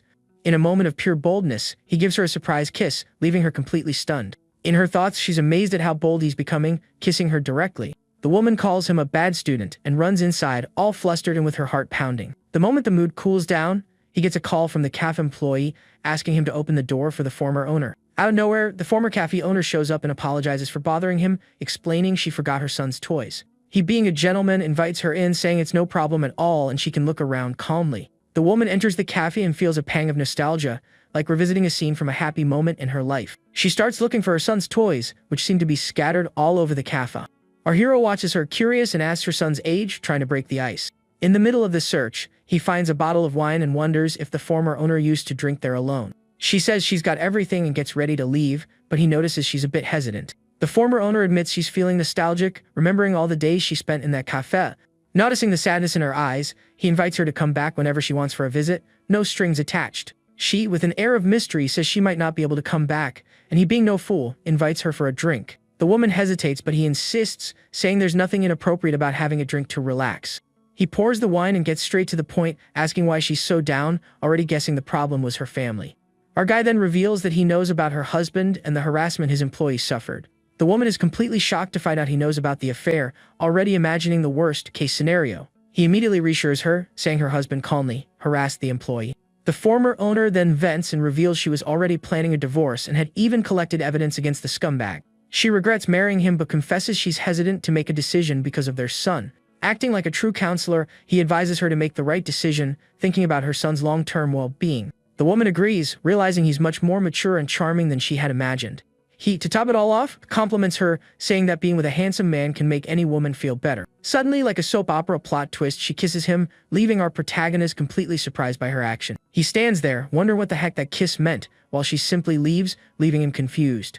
In her thoughts, the former owner blames the kiss on the wine and feels satisfied with what she did. Still processing what happened, he calls the cafe manager, telling her he's sleeping over at her place tonight.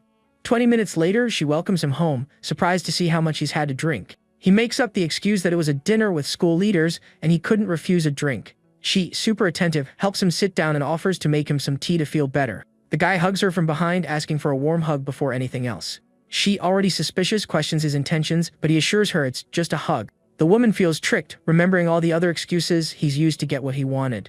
She questions his character, but he ignores her, continuing with the tight hugs. He, playing the victim, asks if she doesn't trust him anymore, and the woman gives in, saying they can sleep together.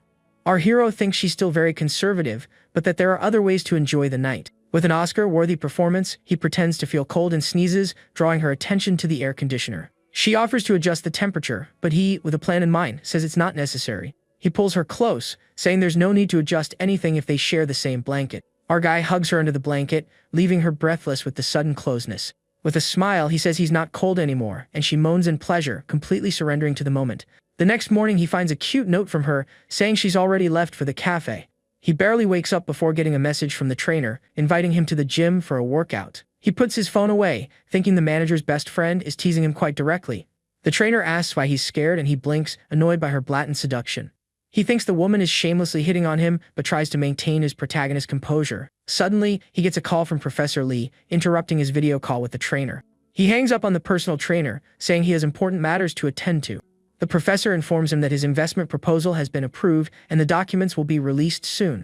Our guy, always thinking ahead, asks to include height, weight, and a personal photo in the application forms. The professor finds the request a bit odd, but agrees to add the new requirements. He hangs up the phone, ready to continue with his plans and enjoy the day that has just begun. The professor invites him to help her move, and he readily accepts, like a good student.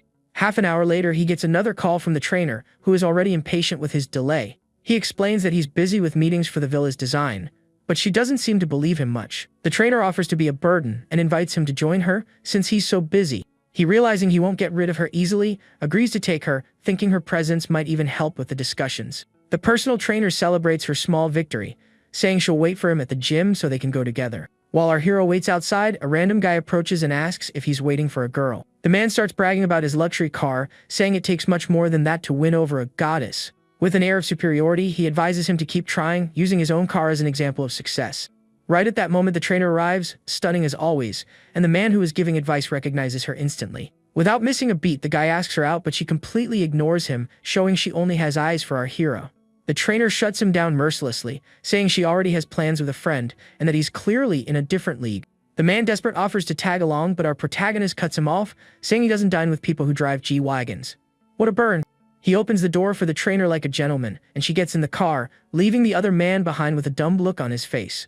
The personal trainer even says goodbye with a victorious smile, and the other guy is left there, shocked and furious at the public humiliation. He wonders how the guy managed to win her over with an M9, while he, with his G-Wagon, failed miserably. In the car, the trainer explains that the man is a premium client at the dealership, but she never paid any attention to his advances. She pouts, and our hero notices she's quieter than usual. He asks what she wants him to say, and the girl replies that he seems different than usual, more serious. Our guy, always a tease, says that men only get truly excited when they're exercising. She immediately calls him a pervert, but he defends himself, saying he was referring to playing basketball. She calls him a pervert again, and he insists he was talking about basketball. We'll just pretend to believe him, right?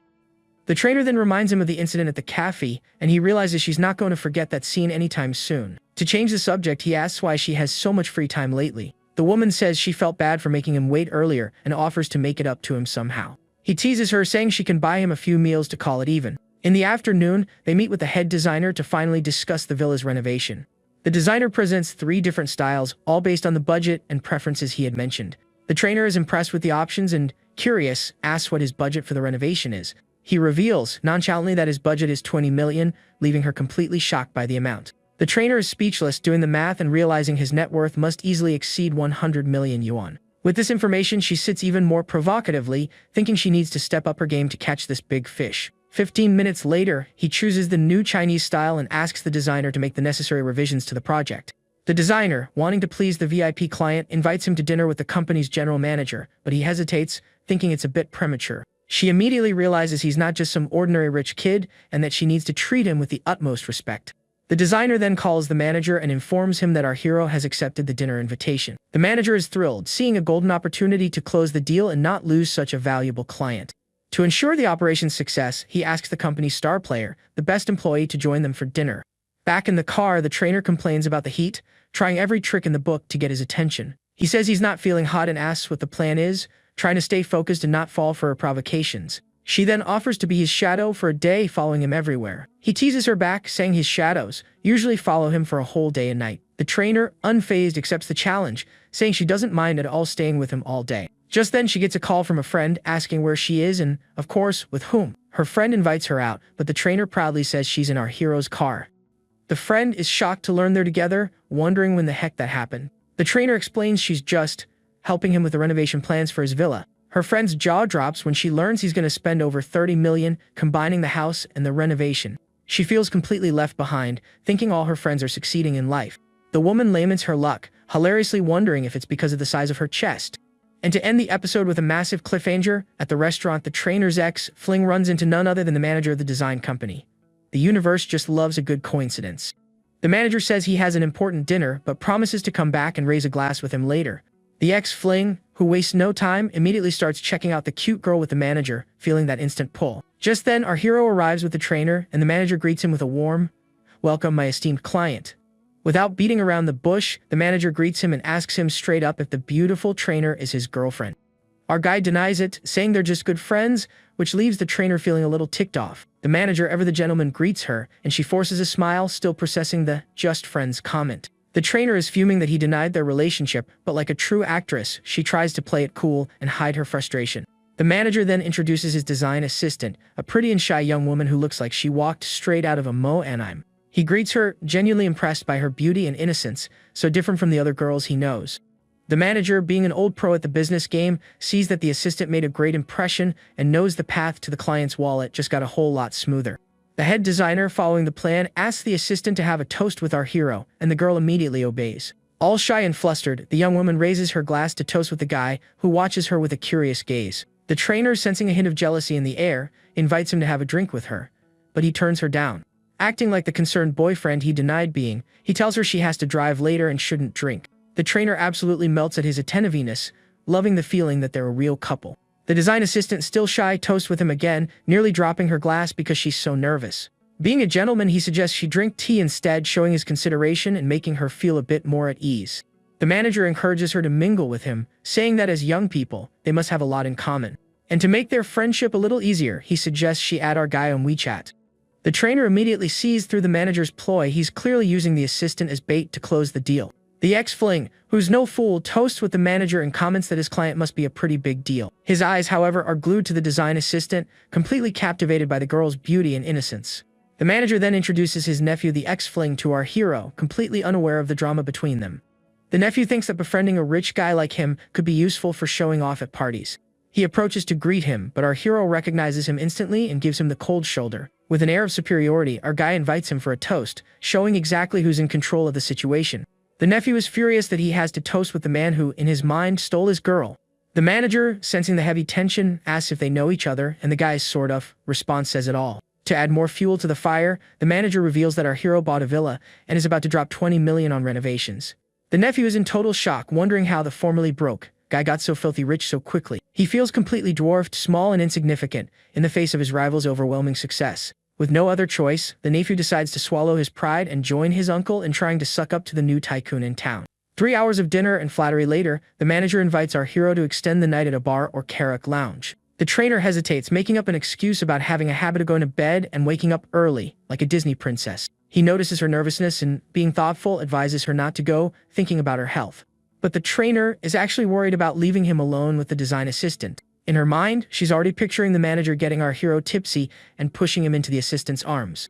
The trainer fantasizes about the two of them together and fears losing the golden opportunity she has with him. She imagines the guy, drunk and out of control, taking advantage of the poor, innocent assistant. The trainer despairs at her own fantasy, picturing the assistant screaming for him to stop. She gets even more desperate, thinking that this absolutely under no circumstances can happen. On impulse, the trainer stands up and says she has to go, determined to prevent the worst-case scenario. Cut to the karaoke bar, where the group is having a blast, singing and drinking late into the night. The design assistant, already a bit tipsy, gets ready to toast with our hero one more time. He, however, turns down the drink, saying he's had enough, and advises her not to push herself. The young woman thanks him, super relieved that he isn't pressuring her to drink more like other guys do.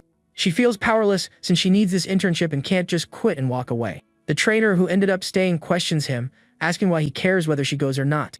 She realizes her seduction tactics don't work on him and that, in the end, she got played at her own game. The design assistant, trying to be helpful, offers to help him pick a song, and he accepts.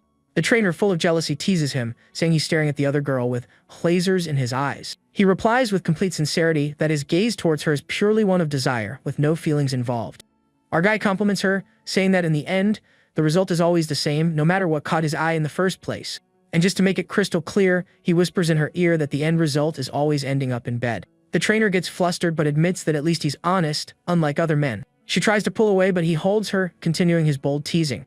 The karaoke manager announces that the assistant has chosen another song for our hero to sing, totally killing the mood. At the end of the night, the manager says his goodbyes, happy to have made a younger and very promising friend. Our hero compliments the design company, saying he'll seriously consider them for the renovation. The manager leaves with the head designer, and our protagonist is left wondering about the assistant. The head designer says goodbye, assuring him that she'll get the tipsy assistant home safely. He offers to call a car for the trainer, but she, with other plans in mind, refuses the offer. Our guy says he'll just get a hotel room then, and she questions him, surprised by how direct he is. He teases her, asking if by any chance she's going to let him crash at her place, leaving her flustered. The trainer realizes that if she doesn't act now, another woman will swoop in and win him over. She approaches him with a determined look, and the affinity meter, like something out of an anime, shoots up to 75, showing her interest is the real deal. He's surprised by the sudden jump in affinity, not understanding what he did to deserve so many points at once. Acting like nothing happened, our guy offers again to call a car for her, but the trainer refuses to leave. She gets annoyed by how slow he is, thinking, "What part I want to stay with you, does he not get?" Finally getting the hint, he invites her to switch hotels with him, and she accepts immediately, ready for the night ahead. On the way, the trainer gets nervous, hoping he'll be at least a little gentler than he was with her friend. From a distance, a man watches them, envying our hero's luxurious life, and especially the beautiful woman by his side. Arriving at the most exclusive hotel in the city, he simply asks for an executive suite for a whole month, as casually as if he were ordering a coffee. The trainer is shocked by the request, unable to believe he's just going to live in a luxury hotel for a month. He pays the bill without even blinking, thinking that with the system's triple cash back he won't lose a dime. The woman, being very observant, catches the hidden meaning in the room number and gets excited by his boldness. Once in the suite, she admires the city's night view, amazed by the luxury and beauty of the place. For a moment, the trainer feels a little guilty about her friend, but hopes this night will be a good start to her new life. He comes up behind her and whispers that in his eyes, she's the only one, and now they can finally start to play. The woman jumps when she realizes he didn't close the curtains, afraid someone might see them. He reassures her, saying they're on the 52nd floor and that no one, except maybe Superman, could possibly see them. Without any more hesitation, the two give in to their passion, with the stunning city view as their backdrop. The next morning, our hero wakes up feeling refreshed after an intense and very, very satisfying night. He watches her sleep, thinking about how sensitive she is and that deep down, he was concerned for her well-being. The trainer wakes up and, seeing him already up, questions him, saying he looks ready for another round. He jokingly says he held back for her sake, but she calls him a brute and asks to sleep a little longer. As a reward for the great night, our guy offers her a car worth up to 3 million yuan. Just like that, She's in a state of shock over the offer, unable to believe she can just pick any car she wants. The trainer hugs and kisses him, declaring her love and eternal gratitude for the unbelievable gift.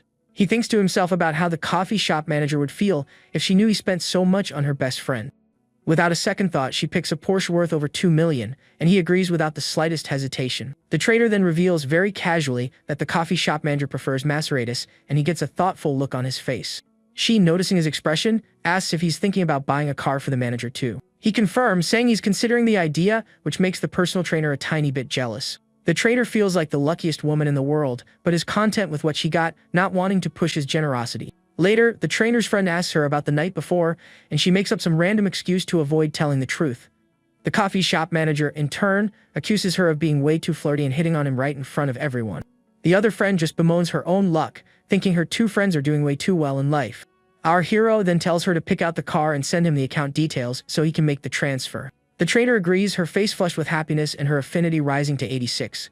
Mission accomplished. Looking at the numbers, he realizes her affinity is getting dangerously close to 90, which means the final reward is near. Out of the blue, the coffee shop manager invites him over to try some new recipe she learned, using food as bait. He says he's busy, but, to make up for it, reveals that he plans to buy her a car, leaving her completely surprised. She, always the sensible one, refuses the gift, saying she already has a car and that he doesn't need to spend more money on her. But he insists with that charming way of his, saying he loves buying things for his woman and that, thankfully, money is no object. Our guy even adds that her car can't cost less than $2 million, shocking her with his level of extravagance. Changing the subject drastically, he decides to be honest and asks if she would mind if, by any chance, something happened between him and the trainer. The coffee shop manager, with her heart in her throat, admits that she would mind, but that she'd rather not know the truth if it's going to hurt her. He, a master at soothing hearts, reassures her, saying she's one of a kind and that no one in the world can replace her. The guy guarantees he only said that to her in a desperate attempt to put out the fire of jealousy he himself started. She says she believes him and that the only thing she wants is for him to visit her at the coffee shop every now and then. He feels like the luckiest guy in the world to have her, as she's the only one who always tries to save him money. The young man promises to make it up to her for everything, and she, playing along, teases him about his questionable character. The coffee shop manager laughs at his teasing and hangs up, saying she needs to get back to work. Hanging up the phone, he wonders what the secret is to guys who can handle multiple women without getting caught. Meanwhile, Professor Lee is carrying heavy boxes, breaking a sweat as she prepares for her move. And like a knight in shining armor, our hero arrives to help, and she greets him with a relieved smile. Without even asking, the guy grabs the boxes, telling her to leave the heavy lifting to him. What he didn't count on was one small detail: the box was full of her very personal items, leaving him completely embarrassed. The young man is shocked and mortified when he sees the super personal contents of the box he just picked up. And to make matters worse, the box tumbles open, and the professor's unmentionables spill all over the stairs, just like a scene from a rom-com. For a split second, he has a very vivid fantasy of her wearing that lingerie, striking poses that definitely wouldn't be approved by the school board. The professor, noticing his gaze, teases him, asking which color he prefers, making him blush even harder. She picks up her clothes, telling him to focus on moving the other things and to stop getting any funny ideas. The woman gathers her personal items, her face red with embarrassment from this super awkward situation. Right on cue, her sister arrives and announces that they'll need 2 trips to move all that stuff. The younger sister glares at him with her usual suspicious look, but our hero, used to it by now, isn't fazed. The professor asks him to drive to the new house, and he readily agrees, happy to help. On the way, she apologizes for her sister's attitude, but he says he doesn't mind and even finds her a bit warmer now. The professor then reveals the reason for all the coldness. Her sister once had a boyfriend, but was cheated on in the cruelest way possible. She explains that her sister caught him with another woman right at a hotel entrance just before they went inside. After that nasty betrayal, the sister simply gave up on men, becoming cold and distrustful of everyone. Our hero is shocked by the story, calling her ex-boyfriend a true piece of human garbage. Professor, seizing the opportunity, teases him, asking if he isn't a certified player himself. He immediately defends himself, saying he's the purest man in the world, and asks for her opinion on men. The guy, with no fear of danger, asks her directly what she thinks of him, leaving her completely flustered. The professor gets embarrassed and her heart starts racing, not knowing how to answer such a direct question. She asks what he said, and he, realizing he went too far, plays it off, saying he was just kidding. He reassures her, insisting it was just a joke to get her flustered. The woman thinks to herself that if he had been serious, she would have had no idea what to do. Once at the new house, the professor invites him for a meal as a thank you, but he declines. She then gets closer to him and, with a seductive look, asks how she can really thank him. And without waiting for an answer, he kisses her passionately, and she kisses him back, completely surrendering to the moment. The professor even tries to resist, but he holds her firmly, continuing the intense kiss. Suddenly, as if the universe loves to interrupt, her sister arrives and knocks on the door, oblivious to what's happening inside. The professor pulls away, completely startled, and he reassures her, saying he'll get the door. She says she can't even move, and he, being very helpful, offers to help her pull herself together. The sister comes in and asks why her face is so red, and the professor comes up with the lamest excuse in the world. She says she needs to rest a bit, and her sister watches her with a look that says, "I know what you did last summer." Changing the subject, the woman informs him about the student council assistant in the office the school gave him. He says his goodbyes, saying he'll go talk to the assistant and doesn't want to bother them anymore. The moment he leaves, the sister asks what she really thinks of him, super curious about her older sister's feelings. The professor tries to dodge the question, but her sister insists, saying his intentions are more obvious than the ending of a Disney movie. The sister accuses her of having spring fever and warns her about the lack of trust she has in him. The younger one asks if she's not opposed to any of this, and the professor is left speechless, completely embarrassed. The sister advises her to keep her eyes wide open and see if he's really worth it before giving herself to him. The professor just stands there, thinking about him, with her heart racing and her face flushed with embarrassment. An hour later in the school cafeteria, our hero watches her from afar, deep in thought. A girl calls out to him, and he turns around, surprised to see his new assistant there, waiting for him. He asks if she's been waiting long, and the girl, with a sweet smile, says she just got there. Our guy compliments her voice, saying it sounds different from the radio, and she explains the reason for the difference. Seizing the opportunity, he asks for her help with things beyond the committee's work, and she agrees right away. He gets closer to her, ready to continue their conversation and, who knows, deepen their relationship. Suddenly, a classmate shows up with some tea, acting as the official romance blocker. The girl asks who he is, and the guy introduces himself, shooting our hero a look of pure jealousy. He catches the classmate's venomous glare and is amused by the little rivalry that just sparked up. The young woman turns down the drink, saying she's avoiding sugar, but the guy, being persistent, won't take no for an answer. She gets annoyed by his insistence, but the dude doesn't give up trying to win her over. Other students watch the scene, already whispering about the potential love triangle that just formed. And to complete the quartet, our hero's official girlfriend arrives and wonders why everyone is staring at them.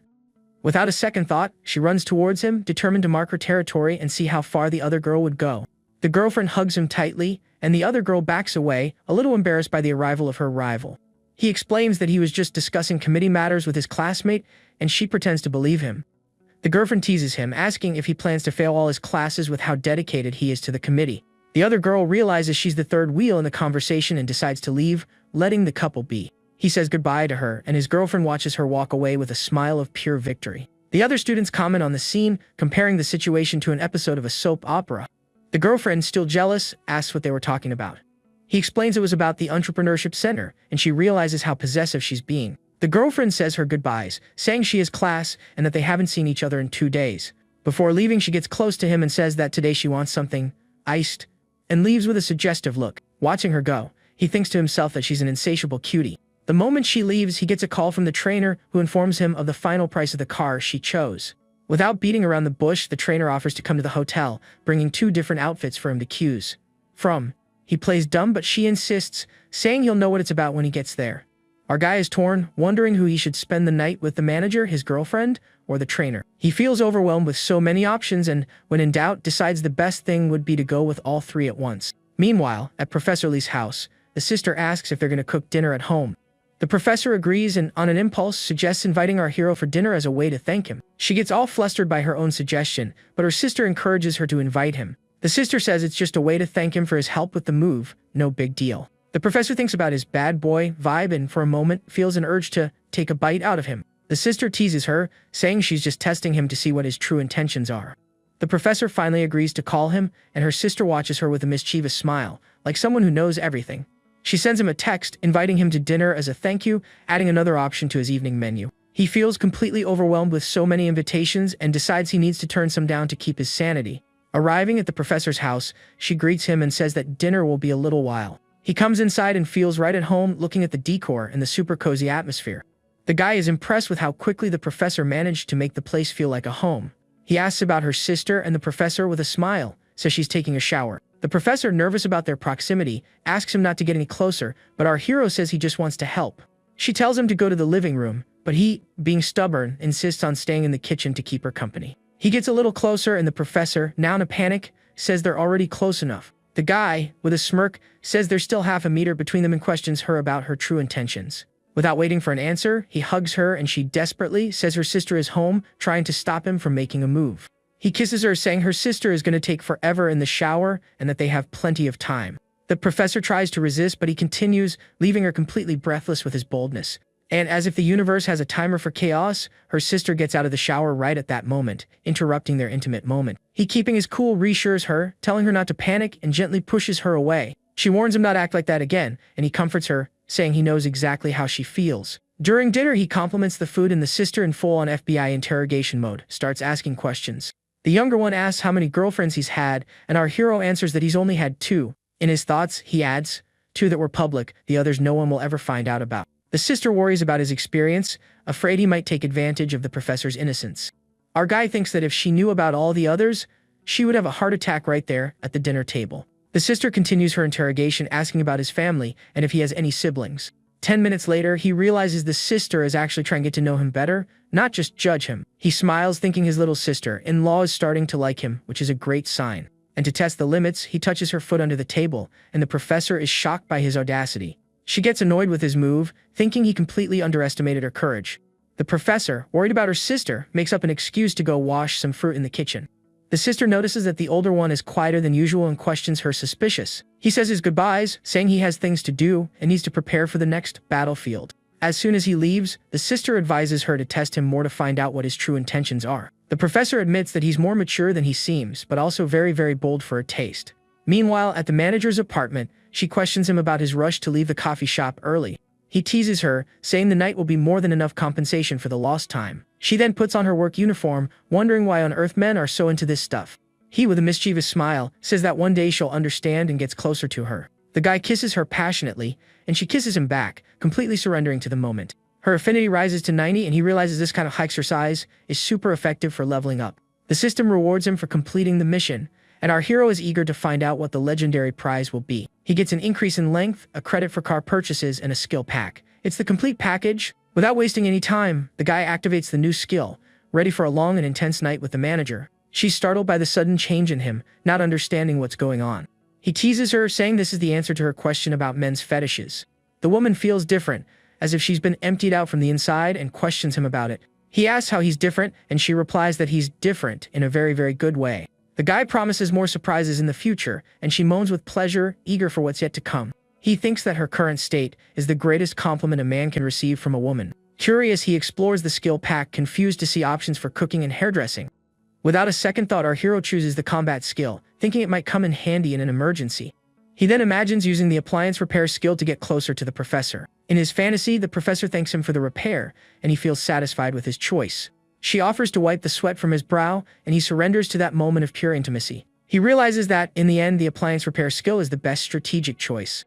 The guy is left wondering who will be the next to reach level 90 favorability. Suddenly, the coffee shop manager gets a call from her mom, who sounds worried about the family situation. She reassures her, telling her to let her know if anything happens, but hangs up the phone with a worried expression.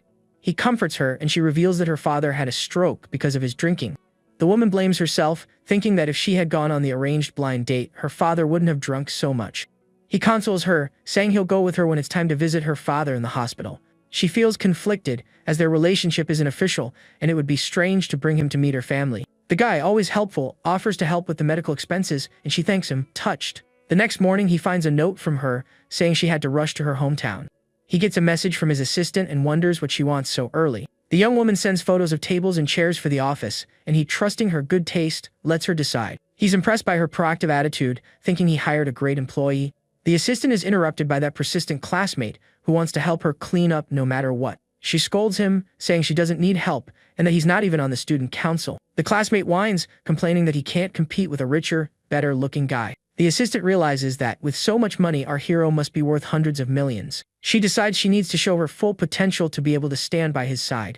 Meanwhile, in the manager's hometown, she discovers her father isn't in the hospital and that she's been tricked.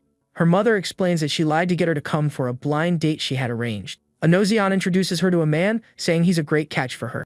The aunt praises the guy, saying he has his own company and has already bought a car and a house. The man brags about his car, a 5 Series, trying to impress her with his financial status.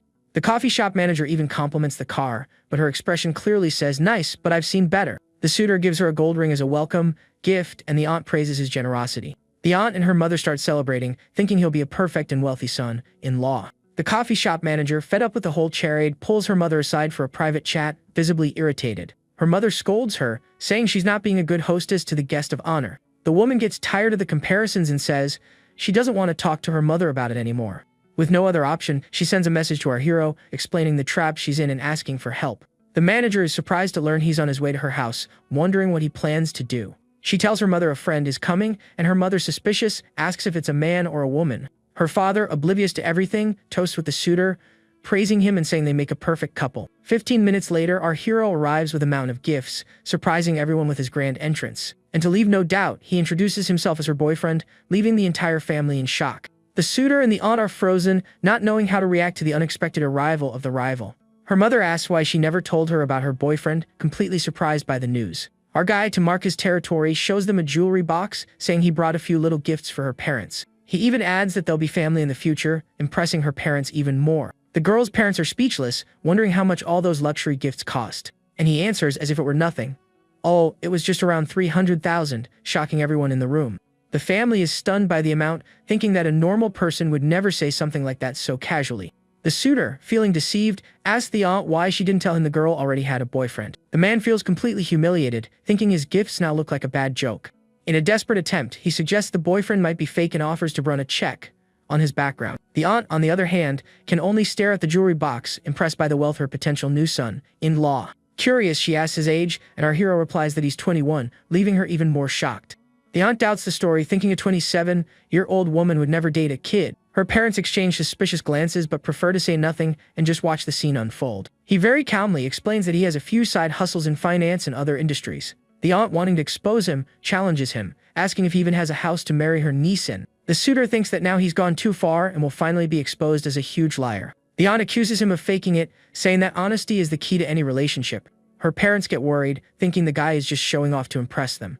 And just when it looks like he's cornered, the coffee shop manager steps in, showing everyone the deed to the house he bought for her. Checkmate. The aunt, as suspicious as a soap opera villain, doubts the authenticity of the deed, thinking he whipped up a fake document just to show off. Without even flinching, our hero simply transfers 1 million into her account to decorate the house, leaving her speechless. The coffee shop manager is shocked by the transfer, saying the decorations won't cost anywhere near that much. The whole family is slack-jawed, counting the zeros on the phone screen and confirming the absurd amount of 1 million. The aunt grabs the phone to get a closer look and sees with her own eyes that the transfer is 100% legit. And for the final humiliation, he says that's just some pocket change and she can use the rest however she wants. The suitor, feeling like the smallest man on earth, admits defeat, utterly humiliated and lamenting his lost chance. But, being smart, he decides to stay in touch, thinking that having a rich friend could be useful in the future. Our hero also reveals that her house cost 3 million and his villa a measly 10 million. The aunt finally realizes that he knows how to please people and that, in the end, he's a great match for her niece. Completely embarrassed, she apologizes for her earlier rudeness and starts treating him with the utmost respect. He, being magnanimous, reassures her, saying they're all family now and she doesn't need to worry about it.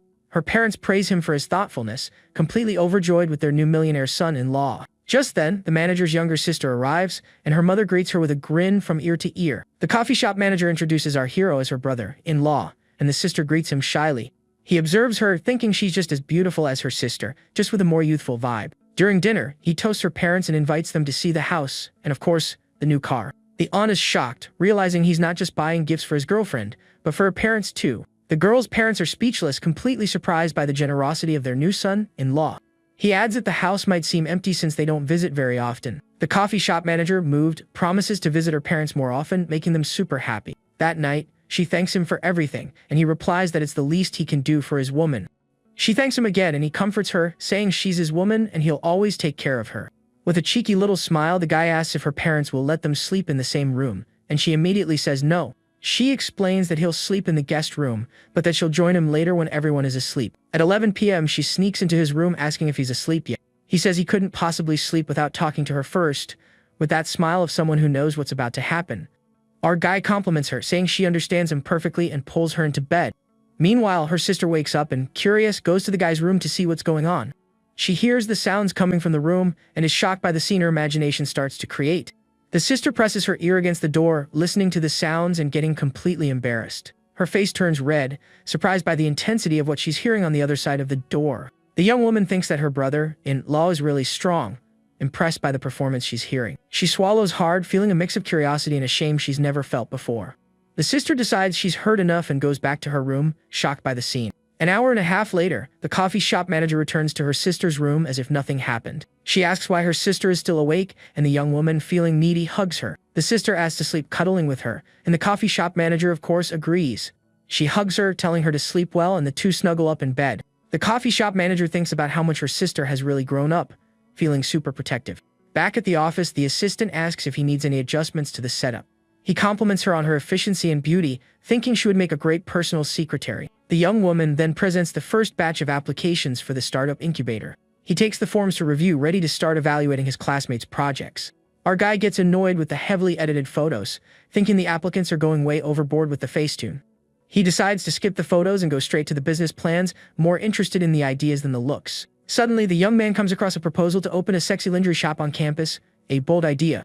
He discards the low-quality proposals, thinking he can't just mess around with the system's money. For a moment, our guy dreams of a life of luxury, working hard to please all the women in his life. He decides he needs real business experience and that the incubator is a great place to start. The young man already plans to turn his small company into a major corporation in the future. He dreams of becoming a legend and contributing to society, not just being some rich playboy. With that, our hero rejects all the proposals, saying they're unrealistic and need a new plan. The assistant very intelligently suggests that the problem might be the sample size, which is still too small. He then asks to ramp up the promotion for the project to attract more qualified candidates. She agrees to spread the word on the school radio and social media to reach more students. The young man also suggests a second-round exam with questions on management and international trade.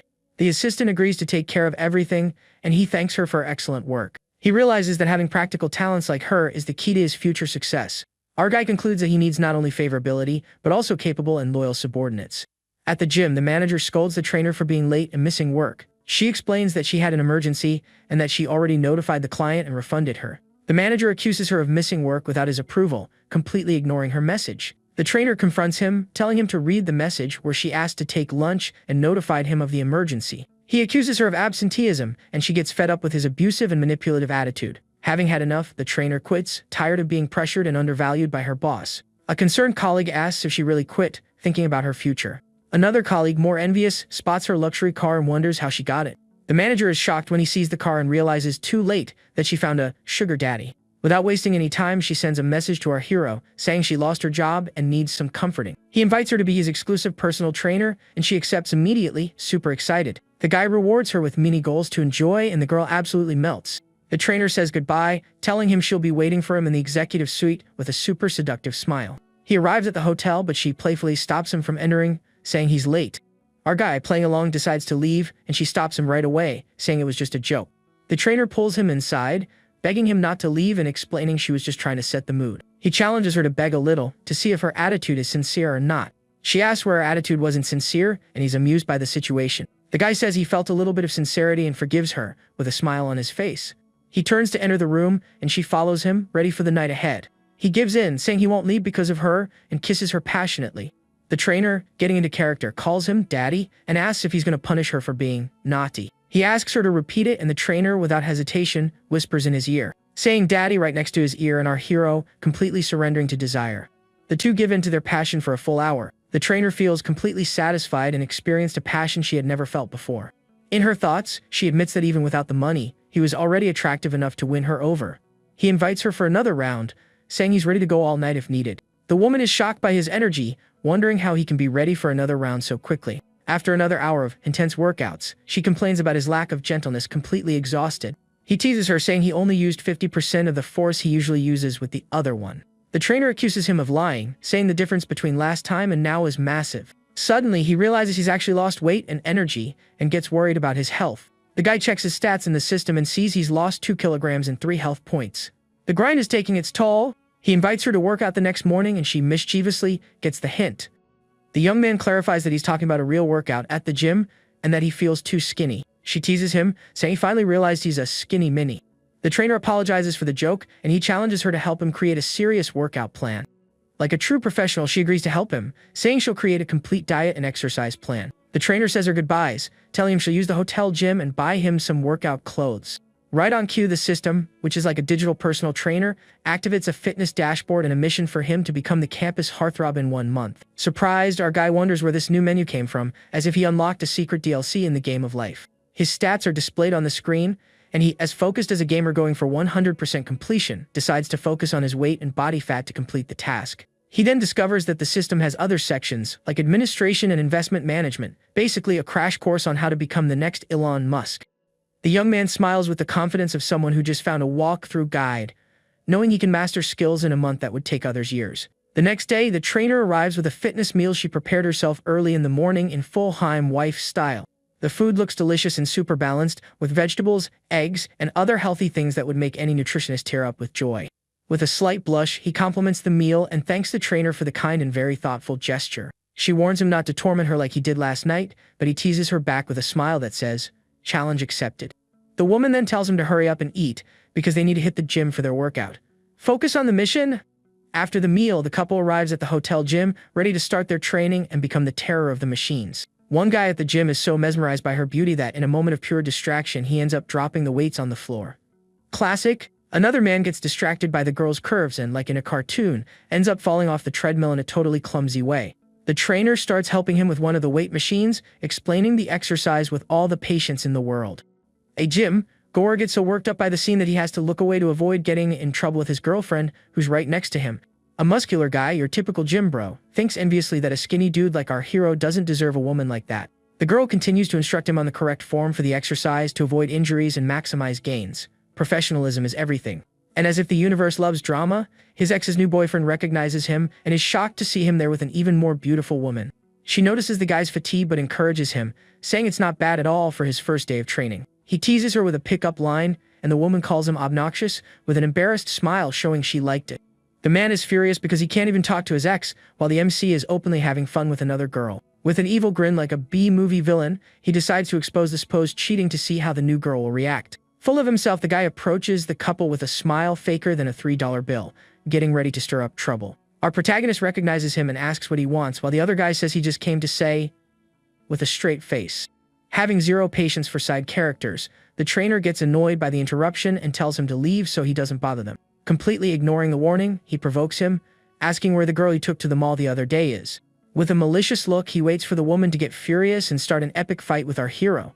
20 seconds later, the couple continues their workout, not giving a single care about the man's provocation.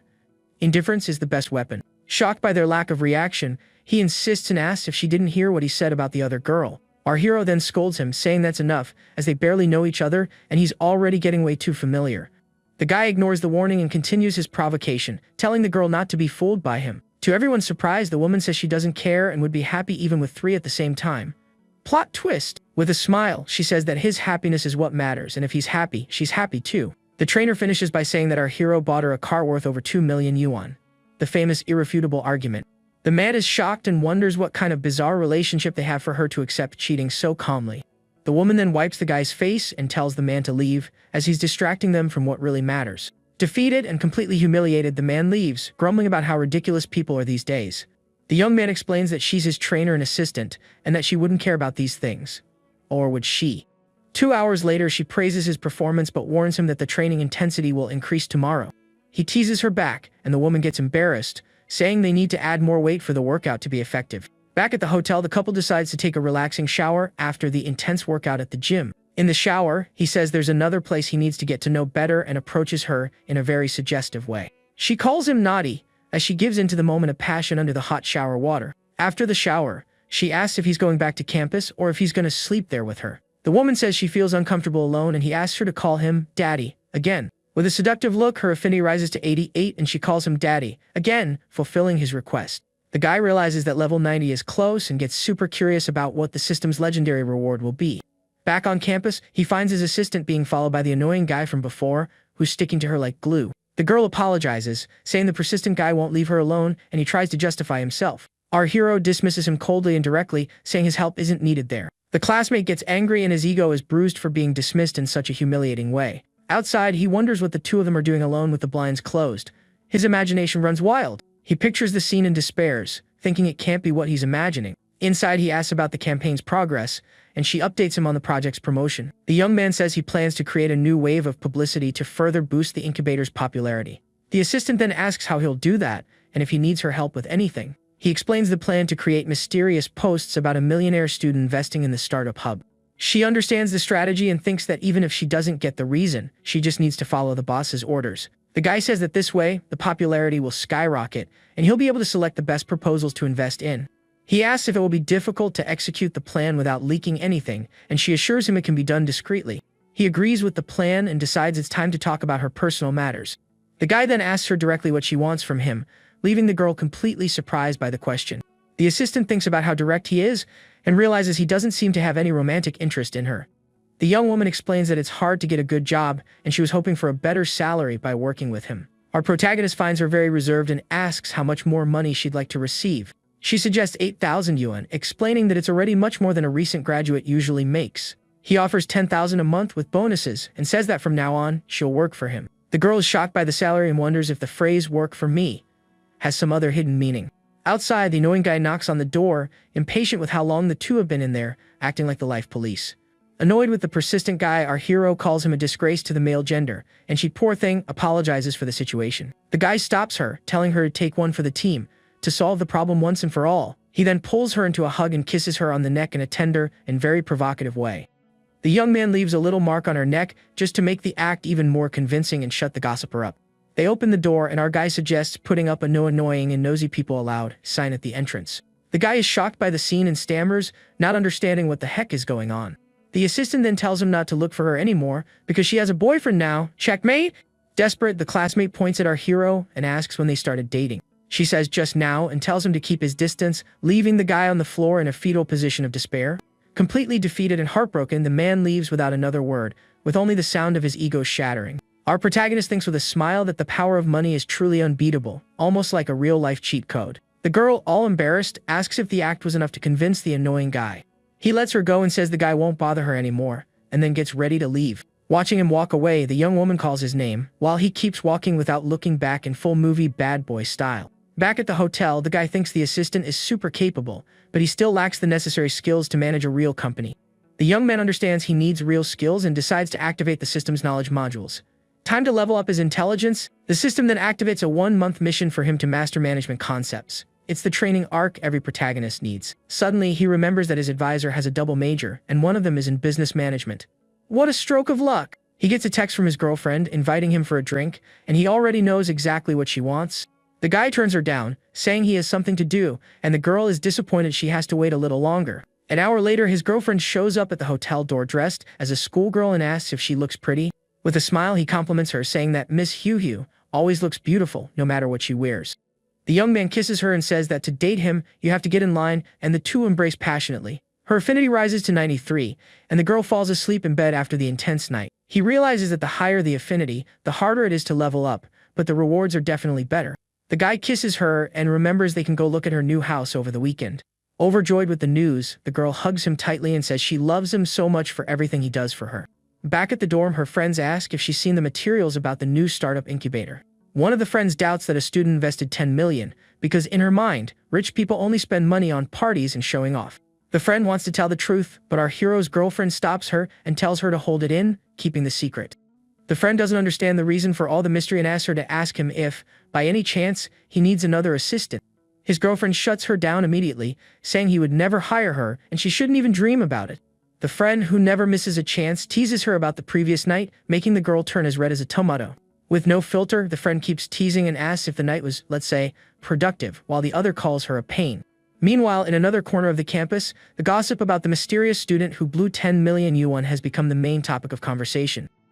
One of them, already doing the math in her head, comments that to spend 10 million like that, the guy must have at least 100, and for that kind of money, she'd throw herself in him faster than the Flash. Her friend, always the realist of the group, throws cold water on her parade, doubting that a tycoon like that would be interested in her and that truly rich people don't go around showing off. The other then retorts, using our hero as a negative example, the one who's always buying expensive gifts for older women. With that, the gossip about the mysterious investor spreads across campus like a viral meme. Everyone wants to know who he is. Following his master plan, the guy calls his advisor and, bold as brass, asks for some private tutoring in management. The woman gets suspicious, but he swears up and down that he just wants to learn, and she somewhat reluctantly agrees. Without wasting any time, the young man tells her he's on his way to her place, and the professor starts praying, imagining the boy's intentions. When he gets there, the advisor stops him at the door and makes him promise not to try any funny business like last time. Serious mode activated. With an Oscar-worthy expression, he guarantees with 100% certainty that he will be an exemplary student. Trust him. The woman, still suspicious, lets him in and immediately hands him a book full of sticky notes marking the most important points. She advises him to connect the theory with practical examples, and he, all studious, agrees to start his study marathon. An hour later, the scene is one of total silence in the room, with the pair sitting there, each in their own corner. Suddenly, she breaks the silence and scolds him for stopping his studies to stare at her like she's the last cookie in the jar. With a smirk, he replies that she's much more interesting than any management book. That's a high-level pick-up line. All flustered, the professor reminds him of his promise to behave and focus only on his studies. Our hero gets closer and drops the bombshell. He says he also wants her to be his girlfriend, and that one thing doesn't get in the way of the other. With her face on fire, the professor tells him to stop talking nonsense and tries to escape the couch, but it's too late. He holds her in a hug from behind and insists that he's serious, while she starts panicking, thinking about her sister. The guy argues that it would actually be better for her sister to know they're together, but the girl denies it, saying she never agreed to that. Our young man then kisses her, asserting that sooner or later, she'll end up giving in. It's the persistence tactic. The woman complains that he swore to behave and calls men a complicated species, even while kissing him back in full Sunder style. He tries to take things a step further, but the professor stops him immediately, saying it's a no, go there in the living room. And as if the universe has a comedic timing, her younger sister comes out of her room, yawning and completely oblivious to what's happening in the living room.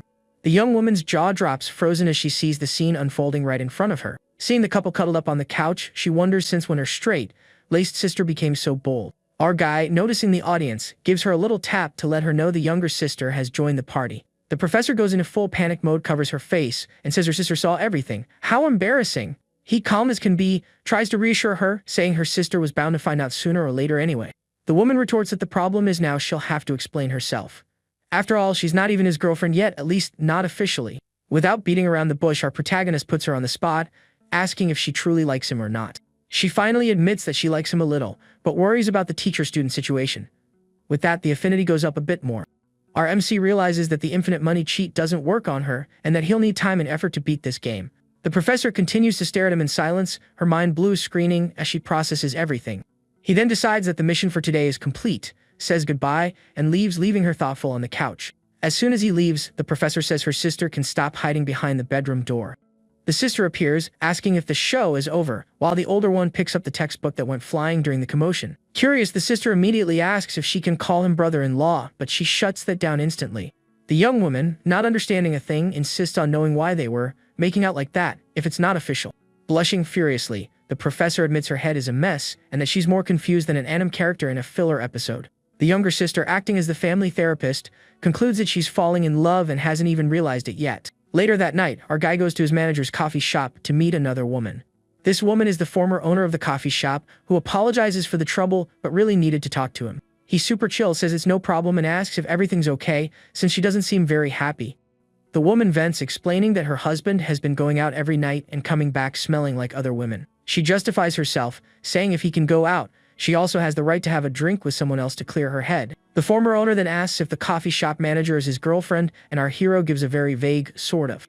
To reassure her, he adds that even if the manager knew, she wouldn't care one bit. Relieved, the woman says she didn't want to cause any trouble and that she doesn't feel so guilty anymore. With a very suggestive look, she asks him for a hug, just one, to make her feel a little better. With that smile of someone who knows what they're doing, our young man stands up and invites her to come closer. The woman doesn't think twice, gets up and walks towards him, ready to receive her comfort. Without any ceremony, she sits on his lap and hugs him, while he asks if her husband knows she's there. She tells him not to ruin the moment by talking about her husband and suddenly kisses him, catching him by surprise. He even feels a little guilty for doing that in his manager's coffee shop, but continues the kiss anyway. The guy pulls away for a second, but the woman tells him to forget his manners and just help her relax. She kisses him again and offers to help him relax too, and the night, my friends, is about to heat up. The former coffee shop owner feels like she's on cloud 9 after that night of, let's say, intense exercise with our protagonist. Half an hour later, she's sprawled on the lounge chair, breathless and with a grin from ear to ear. The girl asks for a little help cleaning up, and the guy watches her with that mission accomplished look on his face. Just then, the system dings, congratulating him for having 5 women with affinity above 60 and unlocking a reward. With the new study card he got, he can basically download the management textbook into his brain in just a few hours. On top of that, he gets 2 tickets for the perfect life lottery. A wheel can grant anything from items and money to entire companies. With his eyes gleaming with greed, he gets super excited about the chance to win something absurd in this lottery. The woman says she's never been happier in her life, and he watches her with a fond look, like someone admiring their masterpiece. Blushing, she says her goodbyes, telling him she has to go, but leaves an open invitation to do it again soon. Our hero is a bit thrown off by the suggestion, wondering if she plans to turn these casual encounters into a routine. Back in his dorm, he sees screenshots of online comments where people are doubting the rumors about the mysterious investor. His assistant suggests leaking a few more clues to add fuel to the discussion and increase the project's visibility. The guy decides to set marketing aside for a moment to check out the surprises the system gave him. Without hesitation, he uses one of his lottery tickets and, with the luck of the draw, wins an entire store in one of the city's fanciest malls. Thrilled with the prize, he decides to use the second ticket right away, thinking, beginner's luck never fails. This time, he gets 2 attribute adjustment points and realizes he can use them to boost his fitness mission. The guy then decides to allocate the points to increase his weight, gaining muscle mass and speeding up his transformation. The system, like a magical personal trainer, begins to gradually apply the changes to his body. Looking in the mirror, he already notices the changes, with his body looking more defined and stronger. It's the instant summer body project. Our young man celebrates gaining 5 kilograms of pure muscle and concludes that these attribute points are the best thing ever. Our guy starts to figure out that the system has 2 operational modes for rewards and that he needs to expand his network. With several women already falling for him, the young man understands he needs to grow his social circle. It's almost a harem simulator. With this in mind, he decides to use the study card to get closer to his advisor, giving him more to talk about with her. In the following days, his routine becomes a mix of heavy gym workouts and intense management studies. Almost a Rocky Balboa of the business world. To treat himself for his hard work, the protagonist buys a Maserati for the coffee shop manager and a G63 for himself. Basic stuff. During a job fair, students gossip about the mysterious investor who, rumor has it, drives a G-Wagon. A group of students talks about a senior who already has his own company and is at the fair, looking all smug. The senior brags, dropping a soundbite about how a good manager needs to always be learning and evolving. A freshman girl, impressed, asks if she can apply for an internship at his company if she doesn't find anything better. He, all charming, agrees and tells her to send her resume, promising he'll personally give her a hand. The 2 girls' eyes sparkle with happiness, as if they found a recruiter angel. The senior, feeling like the king of the world, offers to help other freshmen with internships too. Other students nearby grumble under their breath, saying he's only there to show off and hit on the freshman girls. One of the girls our hero rejected compares him to the senior, saying he's the capable and humble one. The other immediately agrees, saying she lost all respect for our MC after he turned them down. The senior then seizes the opportunity and invites the freshman girl to dinner after the fair, and she accepts instantly. Suddenly, a luxury car approaches the area, ignoring the rules and catching everyone's attention. The girl wonders what all the commotion is about, since cars are forbidden from driving freely on campus. Everyone is gobsmacked when they recognize a Machino G-Wagon, a car that costs as much as an apartment. The freshman girl then connects the dots and remembers the rumors about the millionaire student who invested $10 million and drives a G-Wagon. The legend is real. The freshman, her eyes glued to the car, immediately tells the senior to get lost, saying the rich guy is way more interesting and should cancel their dinner in a heartbeat. At that exact moment, the car window rolls down in slow motion, and who's behind the wheel? None other than our hero, offering his friends a ride like it's the most normal thing in the world. The 2 girls who snubbed him are left with their jaws on the floor, cartoon style, as they realize the poor guy is actually the mysterious millionaire. His friend, who is already in on the plan, celebrates the boss's grand entrance, who basically just parked his wealth in the middle of the fair. The senior, who thought he was all that, is left looking completely dumbfounded, not understanding where that G-Wagon came from to steal his spotlight. The girl simply can't believe it and thinks he must just be the driver, because reality is too painful to accept. His friends approach, and the senior, all annoyed, complains about the way the girl was checking him out. Our protagonist's friend, in true gentlemanly fashion, opens the car door for the girl to get in, leaving her all flustered with the VIP treatment. The 2 gold diggers who look down on him now stare at him with a mix of admiration and deep regret. The classic look of someone who lost a winning lottery ticket. One of them already starts scheming, wondering if he would forgive them if they apologized for all the horrible things they said. And just like that, the news that our hero was the G-Wagon guy spread across campus faster than gossip in a group chat. In the girls' dorm, one girl declares that her sole purpose in life is now to win over our protagonist. Her 224 goal has been updated. Another immediately agrees, saying she'd dump her boyfriend faster than Sonic if she had even a tiny chance with him. A young woman named Jingyan, quite the looker herself, seeks out our hero's assistant to ask for a little favor. The assistant recognizes her and, already suspicious, asks what she wants at the office. The girl, without beating around the bush, asks to be introduced to him, and the assistant questions where all this sudden interest came from. Jingyan makes up a lame excuse about the job market being tough and the need for networking. A classic. The assistant almost falls for it, but her spidey senses tingle, telling her the girl has other, far less professional intentions. She then thinks about how pretty the young woman is and that, in fact, she would be a good addition to the boss's harem. The assistant shakes her head, scolding herself for thinking like she's choosing concubines for an ancient emperor. With his newfound fame, our hero starts receiving a flood of messages from interested girls. His phone won't stop buzzing. His roommate notices the phone having a seizure and asks if he's going to check it. Our guy says no, and that he's actually a bit disgusted by the number of opportunistic people showing up out of nowhere. He explains that if it were just girls, it would be one thing, but there are a lot of weird guys adding him too, which really complicates things. His friend complains that the girls who can't get his contact info are shooting their shot everywhere and are even messaging him. With zero patience, our protagonist tells his friend to just ignore everyone. The roommate laments that they've been in a dry spell for 3 years, while the guy is living the life of a Hollywood celebrity. The system explains that for every 500 reputation points, he gets a lottery ticket with rewards. Basically, fame earns him loot. Focusing on what matters, he decides he needs to check with his assistant on the progress of the startup incubator project. The young man sends her a message, asking to meet him at the office for a meeting. At the same moment, his girlfriend calls and asks if he can spend some time with her, since he's on campus. He asks her to come to the office, because now that he's a celebrity, he needs to keep the rumors under control.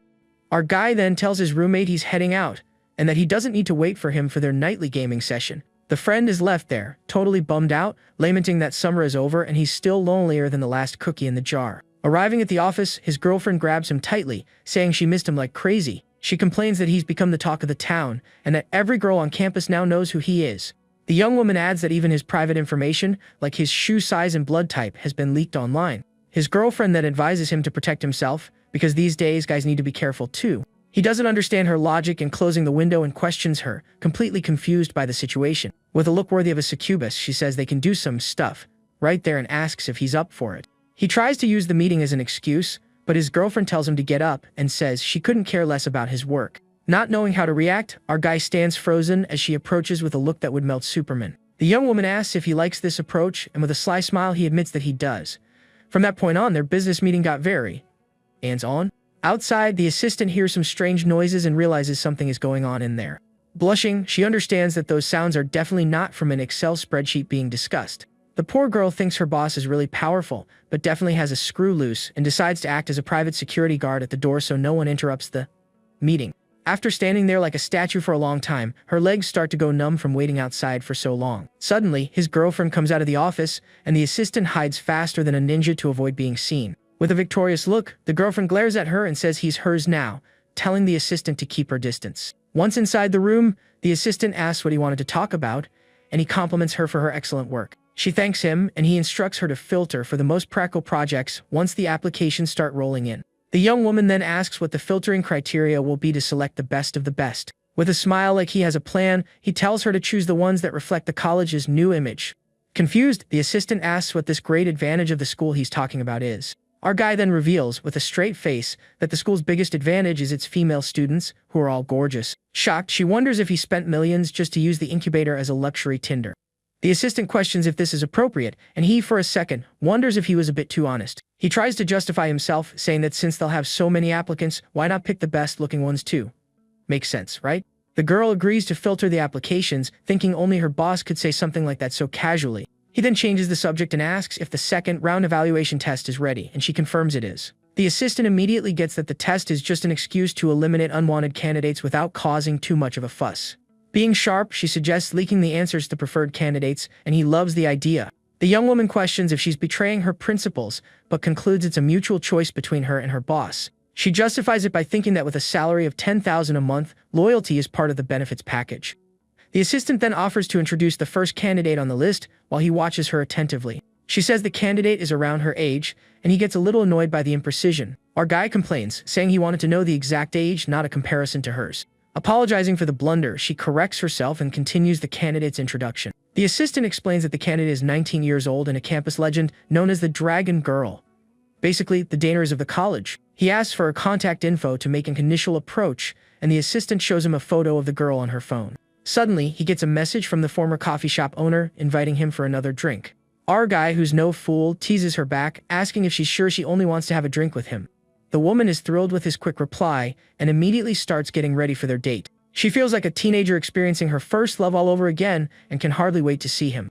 Lying on the couch, the young woman wishes for time to pass faster so their date can finally arrive. Back on campus, he finds his car covered in letters and notes from admirers, looking like a message board. One of the letters is so direct that it already includes the girl's bust size and contact information. Two girls approach him boldly and ask for a ride to the mall to do some shopping. He politely declines, saying he has to pick someone else up, and unfortunately, there's no room in the car. Our young man then makes up the excuse that his contact list is full and gets out of there as fast as he can. Watching the scene from the sidelines, two guys comment that this is exactly what happens when you have money and power. The friend complains that even if he worked his whole life, he'd never be able to afford a car like that. The other says that for a car like that, he'd even swear eternal loyalty if it meant financial freedom. His buddy thinks about the idea and concludes that, on second thought, it's not such a bad plan. At 9 p.m., our guy meets the former coffee shop owner and asks if she has any more problems that need solving. With a seductive look, the woman says she wants to ask him something, and he encourages her to go for it. Blushing, she asks him if he believes in love, leaving him a bit surprised by the philosophical question. The young man gives a pageant winner answer saying highs and no, and remembers his first love back in high school. He concludes that after that breakup, he never felt the same way again, and that something always seemed to be missing in his relationships. She complains that his answer was too vague, and he just watches her with a little smirk. Suddenly, the woman picks up the phone and calls the air conditioning repair service for her house. She schedules a visit for the next day and hangs up, thanking them for their help. Our guy asks if her AC is broken, and she confirms it's been busted for days. He, ever the helpful one, offers to fix it, and the woman doubts that a rich kid like him knows how to use tools. Our young man then decides it's time to go full MacGyver and uses his last skill pack to learn how to fix things. He chooses the appliance repair skill and activates it in the system. The system confirms the activation and informs him that he is now basically the perfect handyman. Our guy feels his hands become more nimble, as if he just downloaded a dexterity patch for using tools. He assures her he can fix it and very casually asks if her husband is home. The young man then gets up and, with his new skills, starts fixing the air conditioner while she watches, impressed. As cool as a cucumber, he says the problem was just a little dust and that the filter needed cleaning. Basically the simplest solution in the manual. The woman is standing there, all dressed up, and starts to wonder if she's lost her mojo, since he seems more interested in the AC screws than in her. Utterly confused by the situation, she decides to take a quick shower, the classic Adam tactic to reset her thoughts and maybe plan a counterattack. 15 minutes later, she emerges from the shower, now in much more comfortable clothes, ready for whatever comes next. Our hero tightens the last screw and celebrates as the air conditioner starts working beautifully again. Mission accomplished. With a victorious smile, he calls her over, saying the technical service is over, but now she can pay for the labor in another way. She tries to worry about her husband coming home at any moment, but our guy, who has zero fear of danger, lays her down on the bed without a care in the world. The woman still questions if this is safe, but he just looks at her with a gaze that said, "Trust me." He then drops the master pickup line, saying he can fix anything in that house, including her heart and her body. The woman, already surrendered, just sighs his name as she completely gives herself over to the moment of passion. She thinks that this is the best payment she's ever made for repair and lets herself get completely carried away. In her mind, she compares the experience with her husband and concludes that with him, it was just a waste of time, like watching a filler episode. And as if the scriptwriter loves glitches, her husband comes home at that exact moment, drunk and grumbling like a cartoon villain. The man complains that the other one only knows how to show off, but when it comes down to it, she does nothing, and he approaches the bedroom door. At that moment, he turns the doorknob, ready to enter and find out what's going on inside. The couple hears the sound of the door, and their hearts nearly jump out of their chests with the husband's grand entrance to spoil the party. The woman goes into full panic mode when she realizes her husband actually came home that night.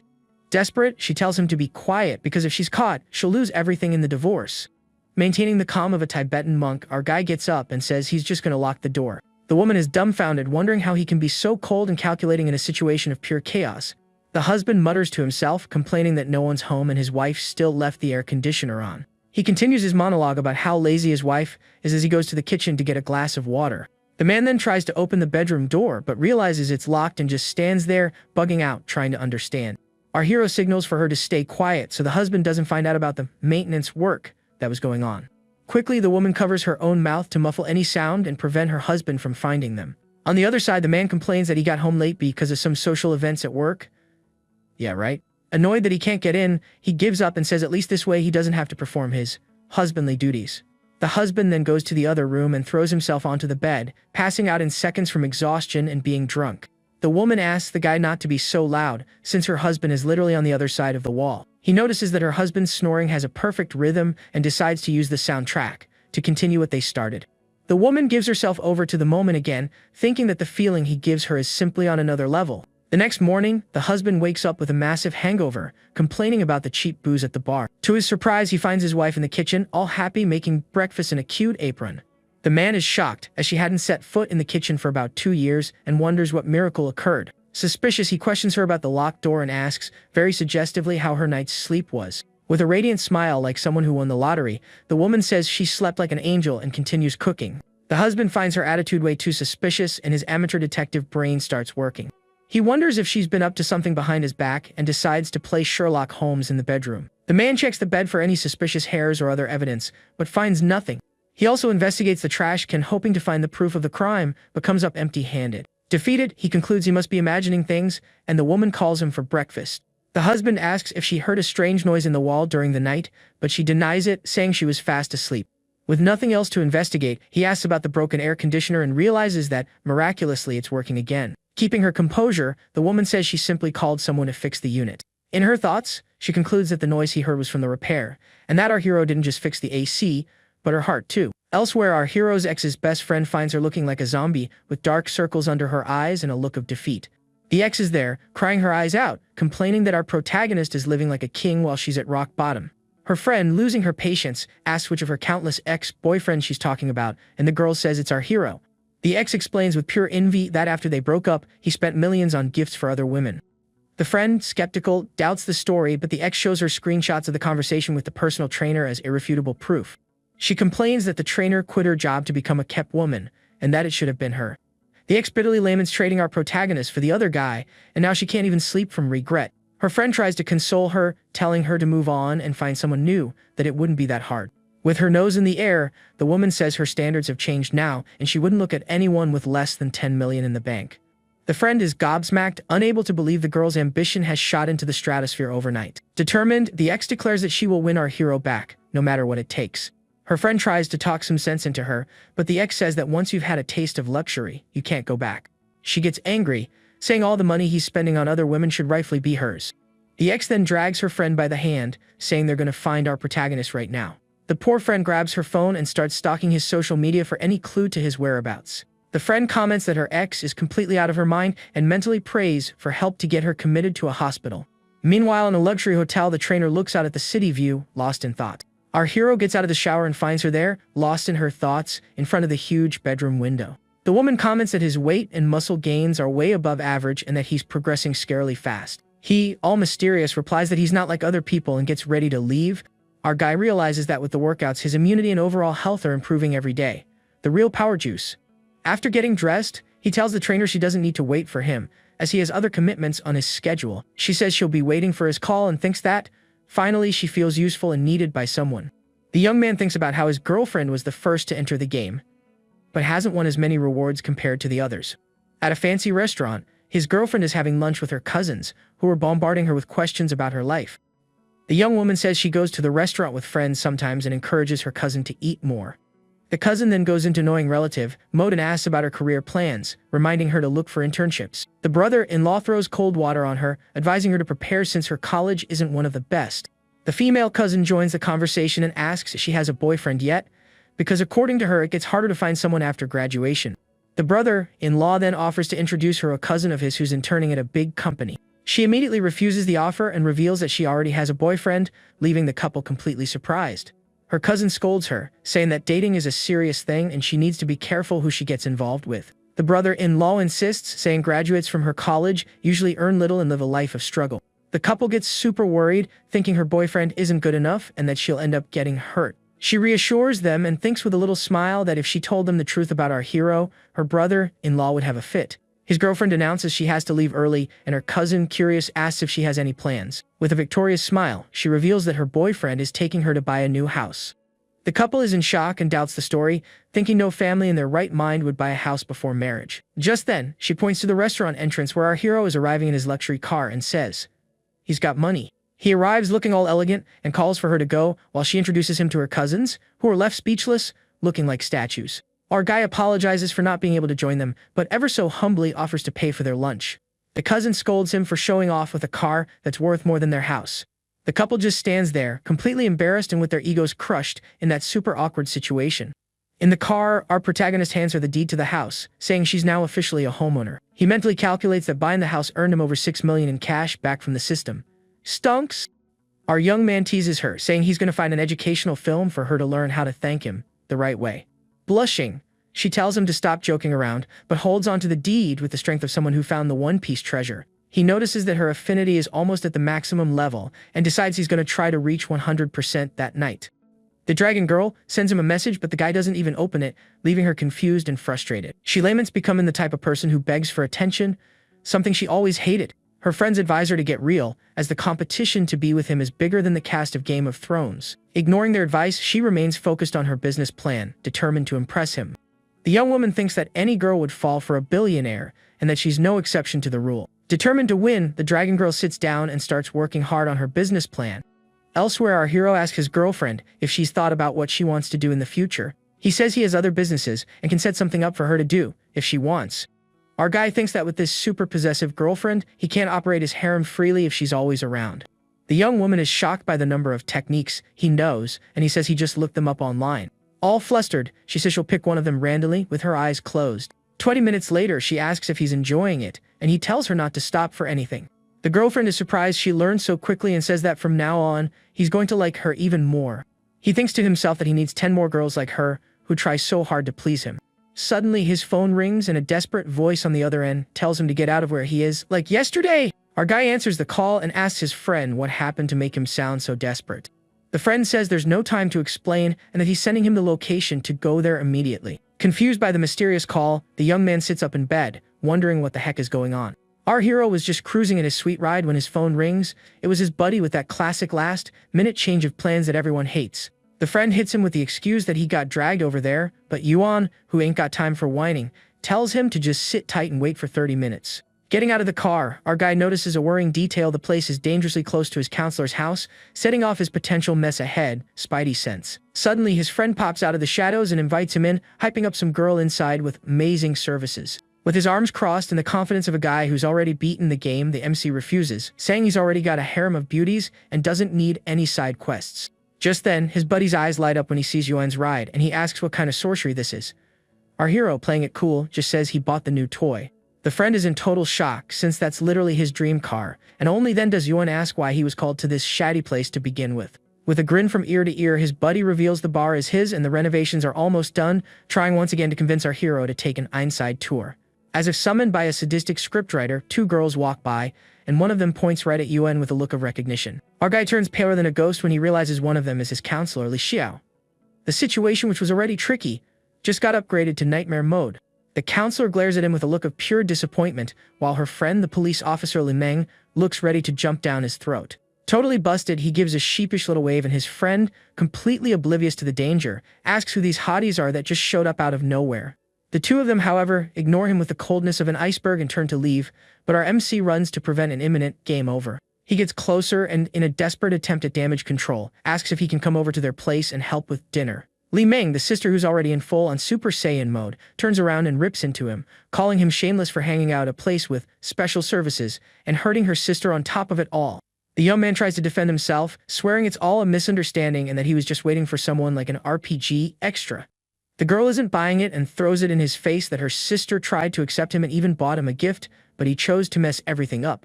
Then, the two of them leave and the friend tells him to go find that girl with the amazing services, while the counselor's affinity level plummets faster than the price of a crashing cryptocurrency. His friend walks over munching on imaginary popcorn and asks if all that drama was about his new girlfriend. RMC just sighs, saying there's no point explaining while she's all heated up and that this time, he thinks he really screwed up big time. Yuan's friend, finally realizing the mess he caused, apologizes and asks who that lady was that he'd never seen before. With a heavy heart, our guy reveals she was his counselor and English teacher, leaving his buddy looking like he just saw a ghost. He then says he'll figure out a way to smooth things over with her later and tells his friend they should go talk somewhere less problematic. Arriving at a charming coffee shop, they're greeted by a beautiful young woman who, to no one's surprise, seems to know our MC quite well. The young man, acting right at home, orders 2 coffees and affectionately calls her Nana, while his friend watches the scene with the eyes of a detective. Once seated, his buddy mentions that the barista's face looks familiar, but he can't quite place where he knows her from. Our MC then jogs his memory. She was the luxury car saleswoman who was with their cousin at that family lunch. Jaw on the floor, the friend asks how she ended up here and immediately accuses Yuan of stealing a relative's girlfriend. The nerve? His buddy is in a state of shock, processing the fact that Yuan is dating his teacher and the ex-car saleswoman at the same time. The man is a legend. Changing the subject like a pro, our guy announces he's stepping back from the bar business and leaving his friend in charge of everything. With the air of a businessman, he says he believes in his friend's potential and that mixing business with friendship can get messy, so it's better to keep a safe distance. His buddy, full of determination, promises to do his best and not let down the trust Yuan has placed in him. At that moment, the barista Chen Na brings their coffees, and Yuan's friend, already in full-on teasing mode, calls her sis-in-law. The young woman gets all flustered with bright red cheeks, clearly caught off guard by the bold comment. Right after, she notices Yuan's shirt is a bit wrinkled and, with special care, she leans in to straighten it out for him. As she fixes his clothes, his friend lets out an "Aw, you guys are so cute," commenting that he's clearly the third wheel here. Later that night, the young woman mentions that a friend is looking for a summer job, and Yuan, like a good boss, says he can find her a spot at the cafe. With a smile that could melt Alaska, Nana mentions it's been a long day and that she needs a shower to wash off all the fatigue and the sweat, of course. Alone in his room, our MC picks up his phone, thinking he needs to fix the mess with his counselor as soon as possible. However, when he calls, it goes straight to the nobody's picking up void, leaving him with a look of concern and a hint of irritation. He then wonders what the heck she's doing that she can't answer his calls or even see his texts. Little does he know. Meanwhile, at the counselor's house, her sister Li Meng is fuming, saying he's got some nerve to still have the guts to call. The girl hugs the counselor, who's totally down in the dumps, and says Yuan is no good and it was for the best they found out the truth now. With tear-filled eyes, the young woman asks why guys like go to those kinds of places so much. Her sister replies that it's obvious, because most guys are like that, they go there looking for thrills, and for very specific reasons. She explains, like an expert on the subject, that they have needs, and that the women there are professionals at pleasing them. The counselor then remembers when Yuan hugged her and she pushed him away, and a terrible idea pops into her head.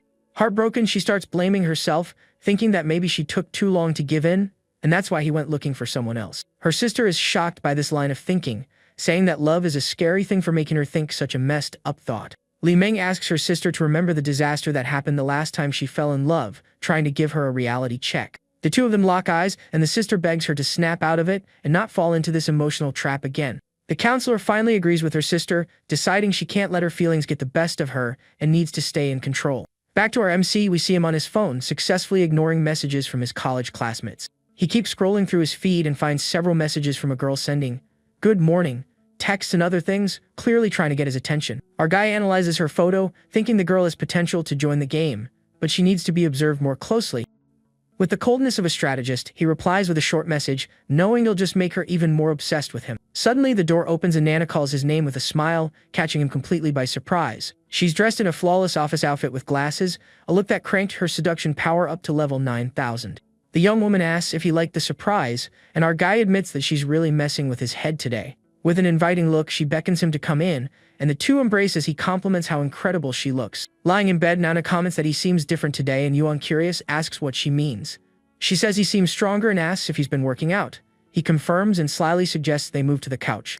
Our athlete then jokes that he can be her gym equipment and suggests that next time they could try a riding exercise, but she, in her innocence, asks what the difference is. He replies that it's basically the same thing and invites her to try out the new routine, which gets the young woman super excited about the game. After a good long tense workout, the guy praises Nana, saying she has a natural talent like a true Amazon. The next day at college, someone is about to open the student committee door, unaware of the chaos waiting inside. The door swings open to reveal a scene worthy of Black Friday, a crowd of students trying to hand in forms to one poor professor. Dozens of students are pushing and shoving to submit their projects, while the woman looks like she's about to have a breakdown at any moment. The professor, buried under a mountain of paper, wonders why, all of a sudden, so many talented girls decided to show up for the project. Meanwhile, at the gym, a phone starts ringing. The screen shows a call from secretary. The MC, who's working out next to a girl, sees the call and wonders who the heck this secretary is. When he answers, the voice on the other end informs him they've received 653 applications. He cuts straight to the chase and asks for the male to female ratio. She reports that there are 628 women and only 25 men. Without hesitating, he tells her to only pick out the really good projects. On the other end of the line, the secretary gets worried, asking if this means all the men will be automatically rejected. He clarifies that he's not trying to start a girls-only club, and that any good proposals from the guys should be approved. Our hero thinks that if he only approves pretty girls, the project will look like a modeling agency, and he needs brains, not just pretty faces. The girl on the treadmill next to him, pouting with jealousy, asks him why he didn't answer a question while he was on the phone. He calmly tells her it was just one of his subordinates, and tells her not to cook up any conspiracy theories in her head. At that exact moment, a system notification explodes on the screen. The third girl has reached 90 affection, and the rewards are on their way. Nana's affection hits 90, and the MC is already getting hyped, wondering what insane reward the system cooked up this time. The system unleashes the legendary drop of 5mm hardware upgrade, a fund of 30 million in his account, and 2 skill vouchers. What a haul, my friends! The MC is ecstatic about the growth bonus, thinking that no man on Earth would turn down an upgrade like that. Without wasting a second, he activates the first reward and feels a strange, promising warmth in his lower body.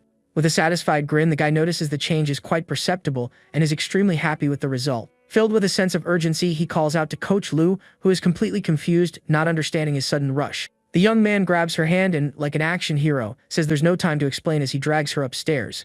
The scene cuts to a silhouette of the two in the shower, and the girl comments that something about him seems different. He, playing dumb, asks what's changed. She's left wondering if she's imagining things or if working out really does work miracles. With a triumphant smile, our guy suggests that maybe it wasn't him who changed, but that she just got more sensitive.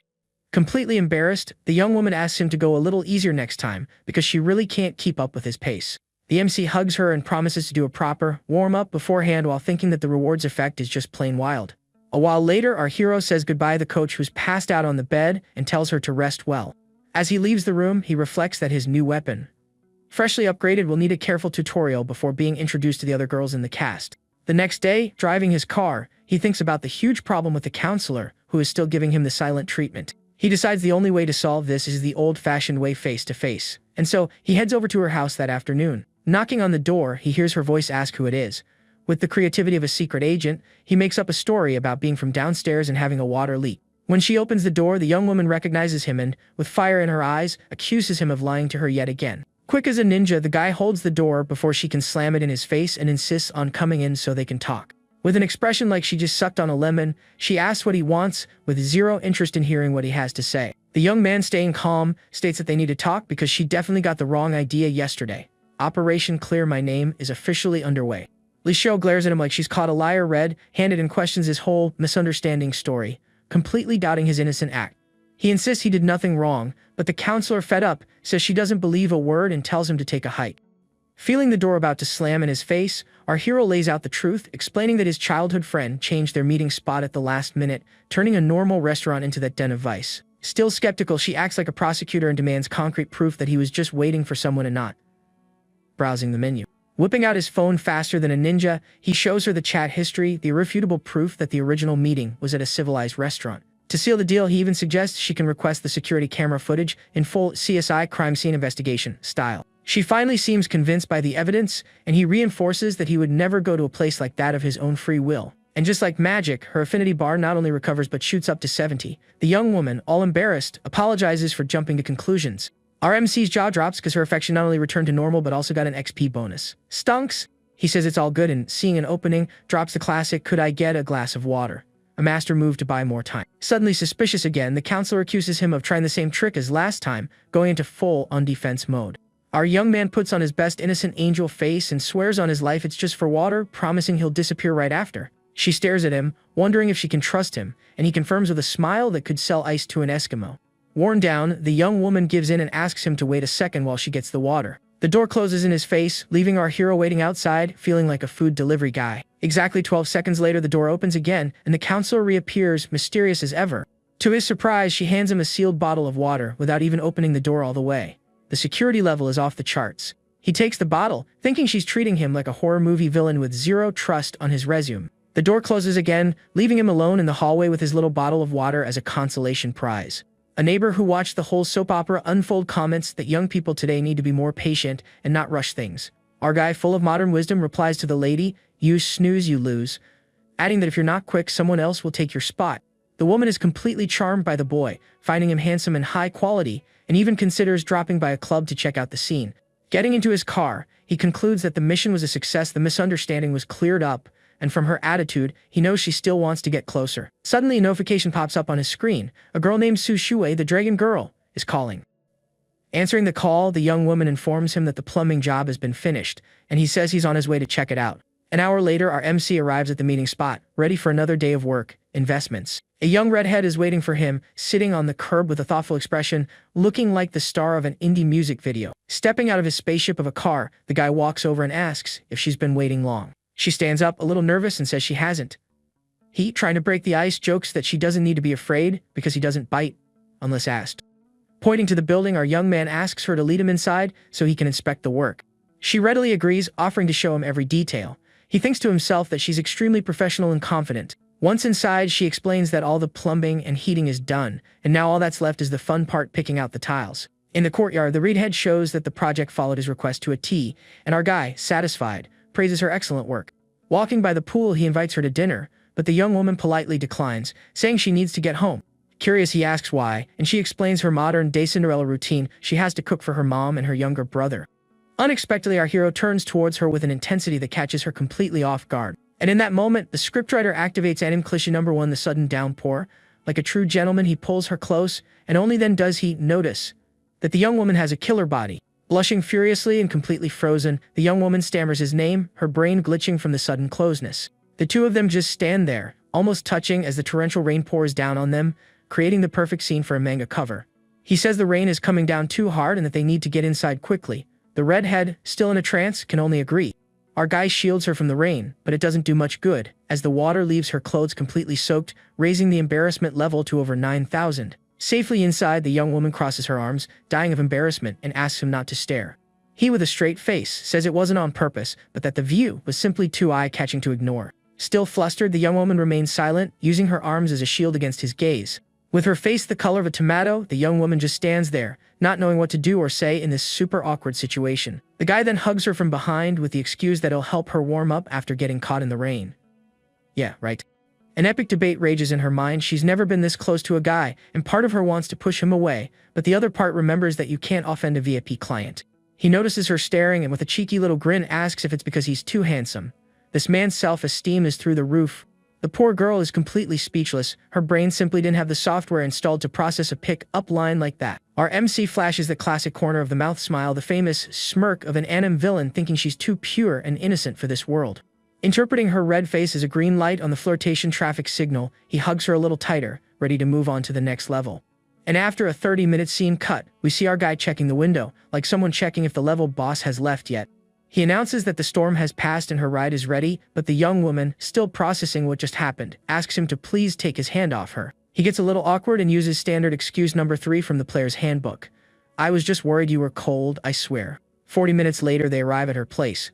She thanks him for the ride, but he never wanted to give up, immediately asks if he can come up for a cup of coffee. Right away, our young man realizes the situation here is rough. The building she lives in has seen better days, looking like a set from a post-apocalyptic movie. She tries to brush him off, saying she has to become the head chef of the house, but he insists with the classic, I'll just sit in the corner, I promise I won't be in the way. And just like in any good neighborhood, the human satellite dishes, also known as nosy neighbors, are already starting to gossip about the fancy car parked out front and the girl's supposed new boyfriend. In their minds, the story is already confirmed. He brought gifts, therefore he's Prince Charming who's come to save the damsel and improve the family's life. But there's always the team of pessimists who come in to throw cold water on the idea, saying that rich guys just play with poor girls' feelings and then disappear. That is until a little old man, who'd been quiet in his corner, tells the gossip squad to shut up and show a little respect. At that moment, a cute little boy runs up to hug the young woman. She, with all the affection of a big sister, asks if he's hungry and promises to make dinner. Our MC watching the scene asks if that's her brother, and the redhead formally introduces them. The little one's name is Xiao Ji. She apologizes for the boy's shyness as he hides behind her as if our hero were the boogeyman.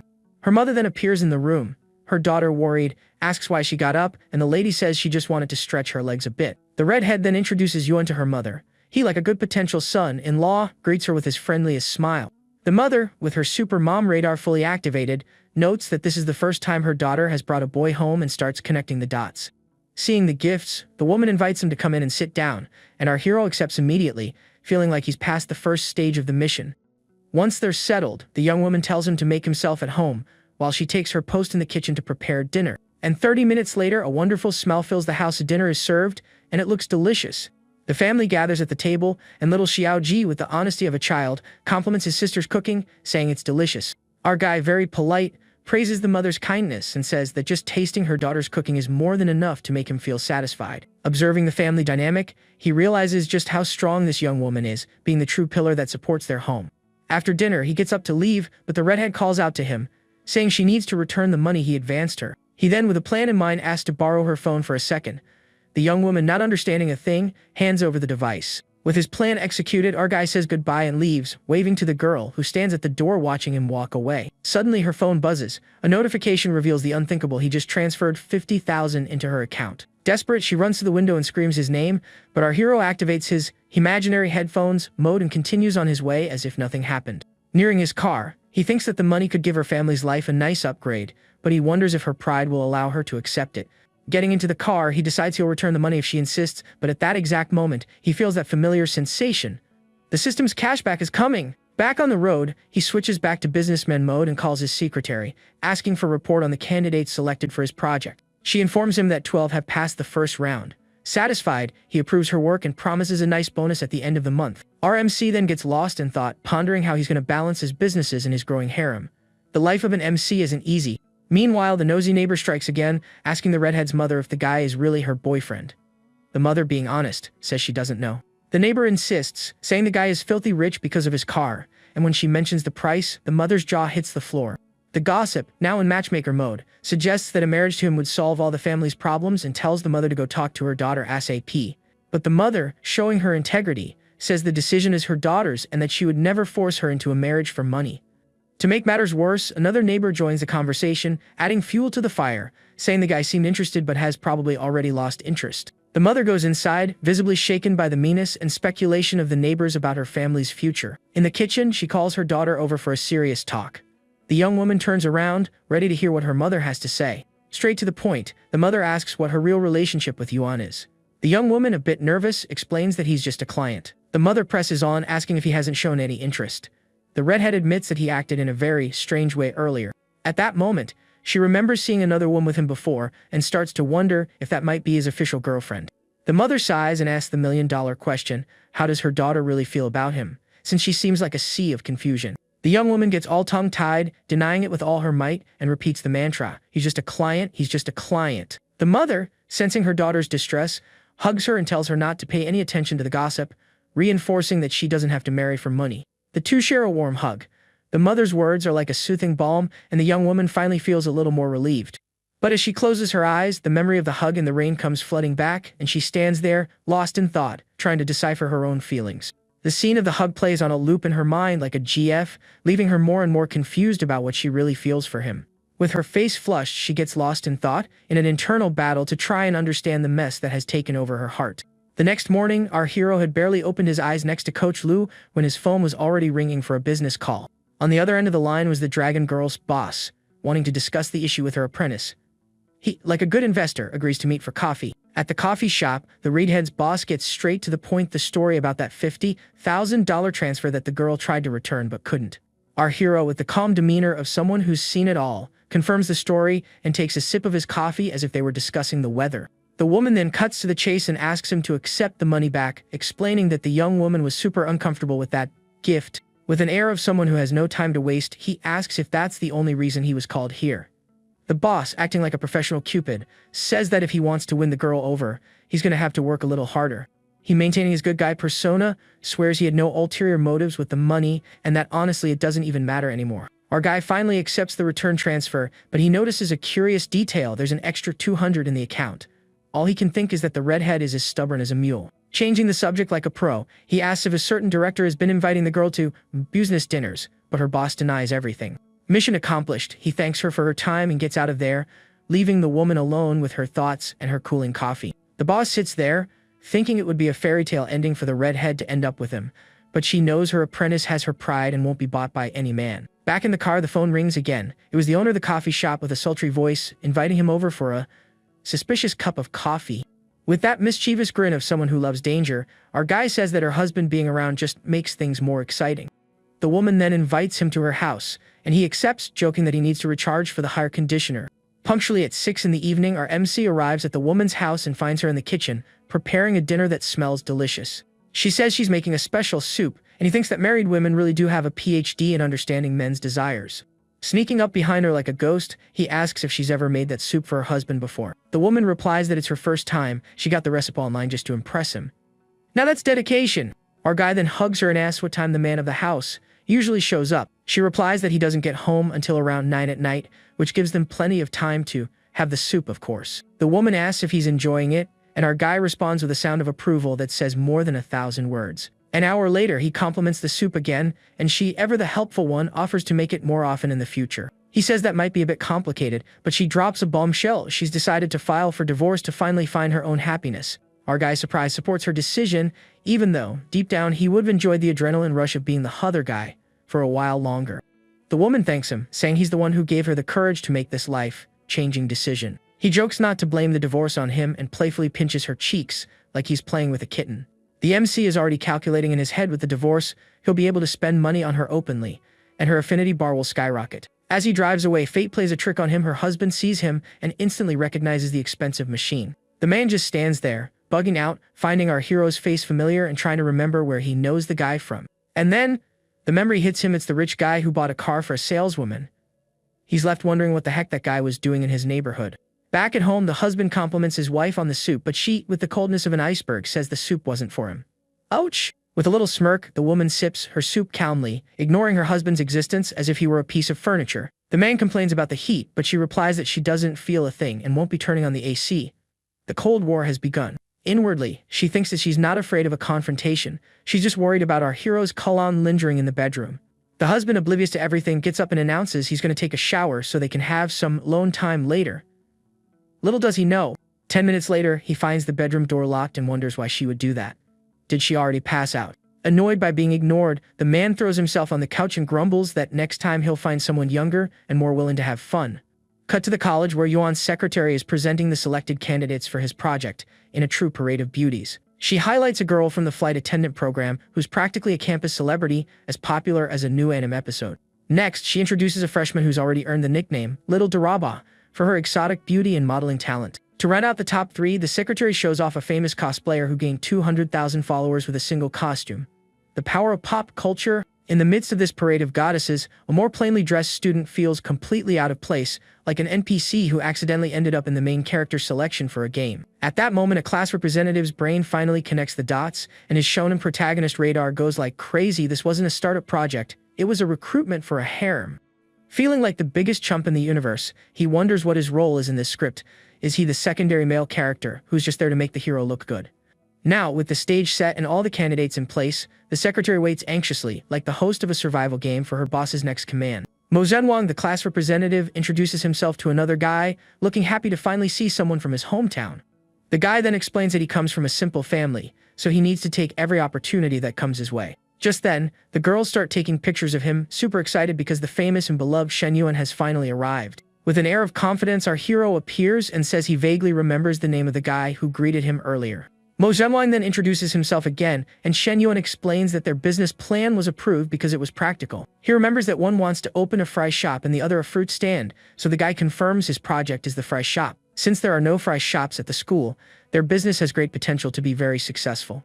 The two are happy, and Shen Yuan thinks they were only chosen so the project wouldn't be all girls. Our hero then asks Mu about his experience as an opinion leader, which is basically a bot army. The guy confirms he has a team of 100 people, and that they've already organized several large-scale events. Shen Yuan dismisses them to interview the girls, thinking that Mo's contacts could be very useful in the future. 2 hours later, he praises his assistant for her great work, as she found some incredible girls for the project. A girl with pigtails approaches the secretary, saying she needs to discuss something important with the boss. The assistant then asks the boss what to do, and with a calm look, he tells her she can leave first. Now alone with him, the girl directly asks why she was turned down during the interview stage. She explains that during the interview, he barely looked at her and focused his attention only on the other two candidates. He stands up and says the final list will only come out after the exam, so she asks if she still has a chance to make it. With a confident smile, he sits on the sofa and says he just gave her a chance right at that very moment. Realizing the great opportunity, she starts listing all her accounting qualifications to impress him. Our hero then questions her, asking if such an important job shouldn't be done by an older, more experienced accountant. The young woman is speechless, her face blushing, not knowing how to answer his question. She thinks that the line of suitors for him is huge, so she needs to take this unique chance to win him over. Then she sits on his lap and whispers that she's much prettier and has a better figure than any old accountant. He agrees with a smile, saying that pretty accountants with a nice figure are indeed very hard to find. The young woman then unbuttons her blouse and asks what he thinks, and the guy replies that what she said makes a lot of sense. Completely lost in the moment, the girl calls his name seductively and moves even closer. Without further delay, the two share an intense kiss, giving themselves completely to that moment of passion. 40 minutes later, some crumpled tissues are seen inside a trash can in the office. He asks her to be his girl, saying she won't lose out, and is surprised to discover she was inexperienced. With a satisfied smile, our hero adjusts his tie and invites her to go shopping over the weekend. The girl buttons her shirt and happily thinks that now she has a place in his heart, even if it's a small one. He watches the scene, satisfied, thinking that the little dragon lady's affinity has finally appeared, and that's great. 10 minutes later, the girl leaves the office limping and complaining of soreness as the assistant watches her. Worried, the assistant approaches and asks Jingin why she did that with the boss. Jingin, with a smile, replies that it was nothing and that she now feels happier than ever. Later, he plans his father's birthday, thinking about the car he bought for him and the jewelry for his mother. His younger sister, Shen Yuan, gets excited about the car and asks for one too, since she's about to get her driver's license. His mother scolds him for spoiling his sister, saying she still has a long way to go and can't get complacent. Shen Yuan reassures everyone and invites them into the car to go to the hotel to meet their uncles and aunts. The sister complains that her mother doesn't spoil her, and the mother tells her to act like a young lady and get in the car. At the hotel, the whole family is gathered in the dining room, with the men on one side and the women on the other. One of the aunts immediately starts complaining about the hosts being late, saying it's ridiculous for the guests to be kept waiting. Another relative angrily remembers when they went to collect a debt and were mistreated by the host family. Shen Yuan's mother takes the blame for the delay, saying she completely forgot to pass on the message to the others. The other aunts don't believe the excuse and complain they should have told everyone about the delay directly. An older uncle thinks with contempt that everyone there was helped in the past, but now the ungrateful bunch only knows how to criticize. A cousin with glasses plans to make the birthday toast difficult for the man of the hour, because he thinks he still acts superior to everyone. An aunt approaches her husband and tells him they're counting on his help to stir up trouble at dinner. The older uncle watches the scene with concern, as he has already realized that this birthday dinner will be a huge disaster. A young is praised for his new car, and he replies that a good car is essential for keeping up appearances in business. Another relative ignores Ion's discount offer and complains that the host still thinks he's a big deal. The uncle thinks about the old rivalry between the wives and how past envy fuels their audacity in the present. One of the relatives asks if something happened, and the older uncle asks for patience, saying the birthday boy is the most important person. Finally, the host family arrives and the father apologizes for being late, promising to drink 3 shots as a penalty. The older uncle tries to be polite, saying they didn't wait long and that it's not time for dinner yet. A cousin sarcastically replies that waiting a little longer won't make them pass out from hunger, and her husband immediately scolds her. The third uncle offers to pick up his brother in the future, since he no longer has a car and is now busy. Our hero replies that it would be too much trouble and that he hopes the uncle will always be available to help the family. The uncle feels disrespected by his nephew and decides he needs to show off a bit to put the young man in his place. To keep his promise, Shen Yuan's father drinks the 3 shots all at once as an apology for being late. With a subtle move, the third uncle purposely drops his car key on the floor to get everyone's attention. He pretends that no one is blaming him for the delay, but in reality, he just wants everyone to see the key to his new car. The uncle then complains that Shen Yad should have picked up the key for him and threatens not to get him the club membership. Shen Yad picks the key up from the floor and hands it to his uncle, who is already waiting for that show-off moment. Our hero then compliments his uncle's new car, and the man replies that his old Volvo was in need of an upgrade. The uncle reveals that the model is an X7 and says it wasn't expensive, but Shen Yuan knows the car costs over 1 million. Our hero praises the uncle's modesty, and he brags about having bought the mid-range configuration of the car. The uncle takes the opportunity to give some business advice, saying that tourism is very risky and not reliable. Shen Yuan feigns admiration and praises his uncle's intelligence, inflating the relative's ego even more. The uncle gets all proud of the compliment, feeling like the king of the world for impressing his nephew with his new car. The uncle's wife complains that the nephew is too much of a suck-up, and that if they ask to borrow money, she won't pay. Our hero then tells his father that the stage is set and that he can now show off the Maybach he received as a gift. The cousin is shocked to hear about the Maybach and doubts that the broke family has money to buy such an expensive car. The older uncle asks if he really bought a Maybach, and Shen Yuan's father says it was a gift from his son. The relatives don't believe the story and accuse the father of lying, as everyone knows Shen Yuan is a big spender. The older uncle is confused because his brother has always been very sensible and wonders if he's had too much to drink. The third uncle, completely in disbelief, asks what kind of joke this is and doubts that Shen Yuan bought the car. Our hero questions his father about his patience with their uncle, and he replies that it wasn't worth arguing with the relative. Shen Yuan's father reveals that the car cost 3 million, and that he even tried to stop his son from buying it. Everyone in the room is in shock at the car's price, as 3 million is an absurd amount of money for most people there. The relatives are stunned, wondering where Shen Yuan got so much money to buy a 3 million car. Just then, an employee approaches and asks him to move his G-Wagon that's blocking another car, and he agrees right away. The entire family is left with their jaws on the floor, not understanding a thing, because now they know he has not 1, but 2 luxury cars. The uncles do the math and realize that the 2 cars together cost over 6 million, and they are completely shocked. Shen Yuan changes his attitude and congratulates his brother on his success, offering a discount for the new car's maintenance. Shen Yuan's mother thinks with contempt about the audacity of her brother-in-law who used to charge them without mercy and now wants to sell a membership. The third uncle reflects on his brother's success and feels like new money in comparison, since his brother didn't even brag. With the dinner over, his sister praises her brother in the car, and he says he'll take her home because he has other matters to attend to. Shen Yuan insists on going along because she knows he's going to see her sister-in-law, and our hero ends up giving in to her request. Seeing a sports car, she asks the price, and he reveals that the final cost was 2.73 million. His sister is shocked and asks how he knows the price, and Shen Yuan reveals that the car belongs to her sister-in-law. The young woman is dumbfounded by the revelation, as she didn't expect her brother to have bought such an expensive car for his girlfriend. Arriving at the apartment, a beautiful woman greets him with a radiant smile and invites him in. She then asks who the girl is, and he introduces his younger sister, Shen Yuan, who seems a bit shy. The other girls in the room welcome the sister and comment on how much the two look alike. All three women pamper the sister, offering her fruit and coffee, trying to please her in every way. Shen Yuan is confused by so much enthusiasm and wonders why these beautiful women are trying to please her. She then turns to her brother and asks which of the three is her real sister-in-law, making the guy feel awkward. One of the young women explains that they knew Nana was moving in, so they came to visit for her housewarming.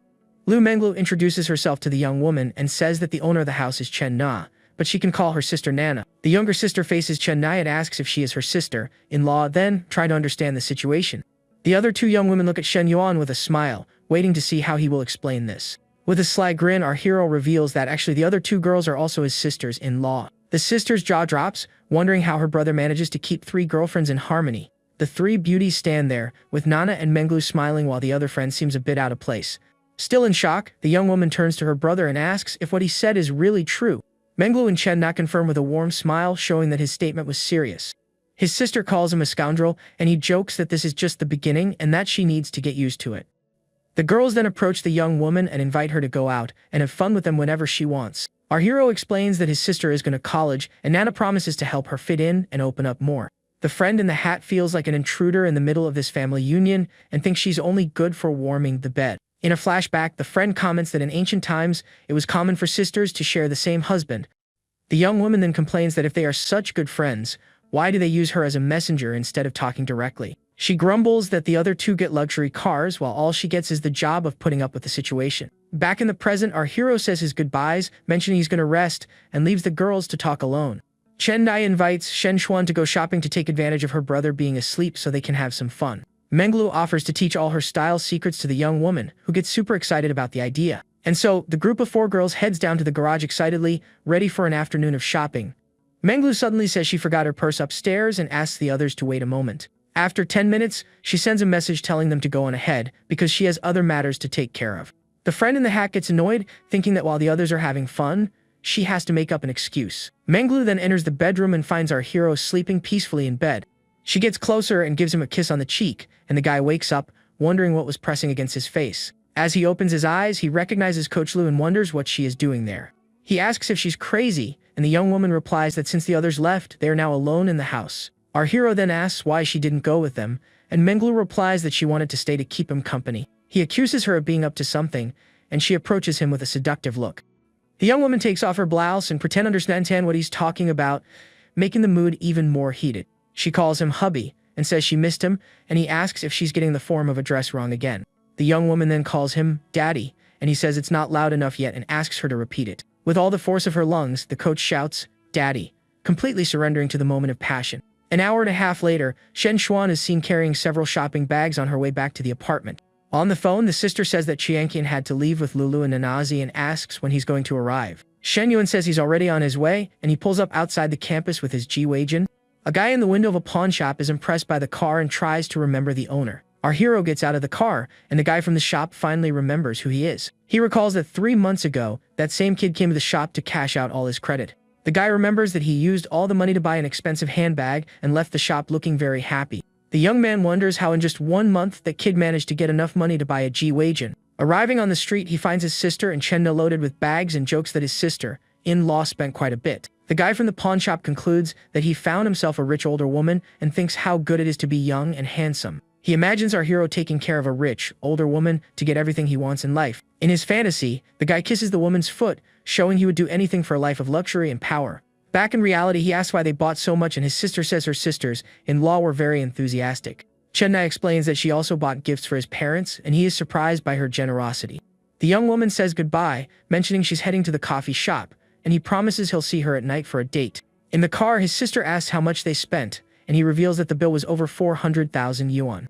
He teases her about her happiness, and the young woman replies that even before, their parents were never so extravagant. The guy asks what she's going to say at home, and his sister jokes that she'll tell them about the two new sisters-in-law. At his sister's joke, he slams on the brakes, pretending to be annoyed by her boldness.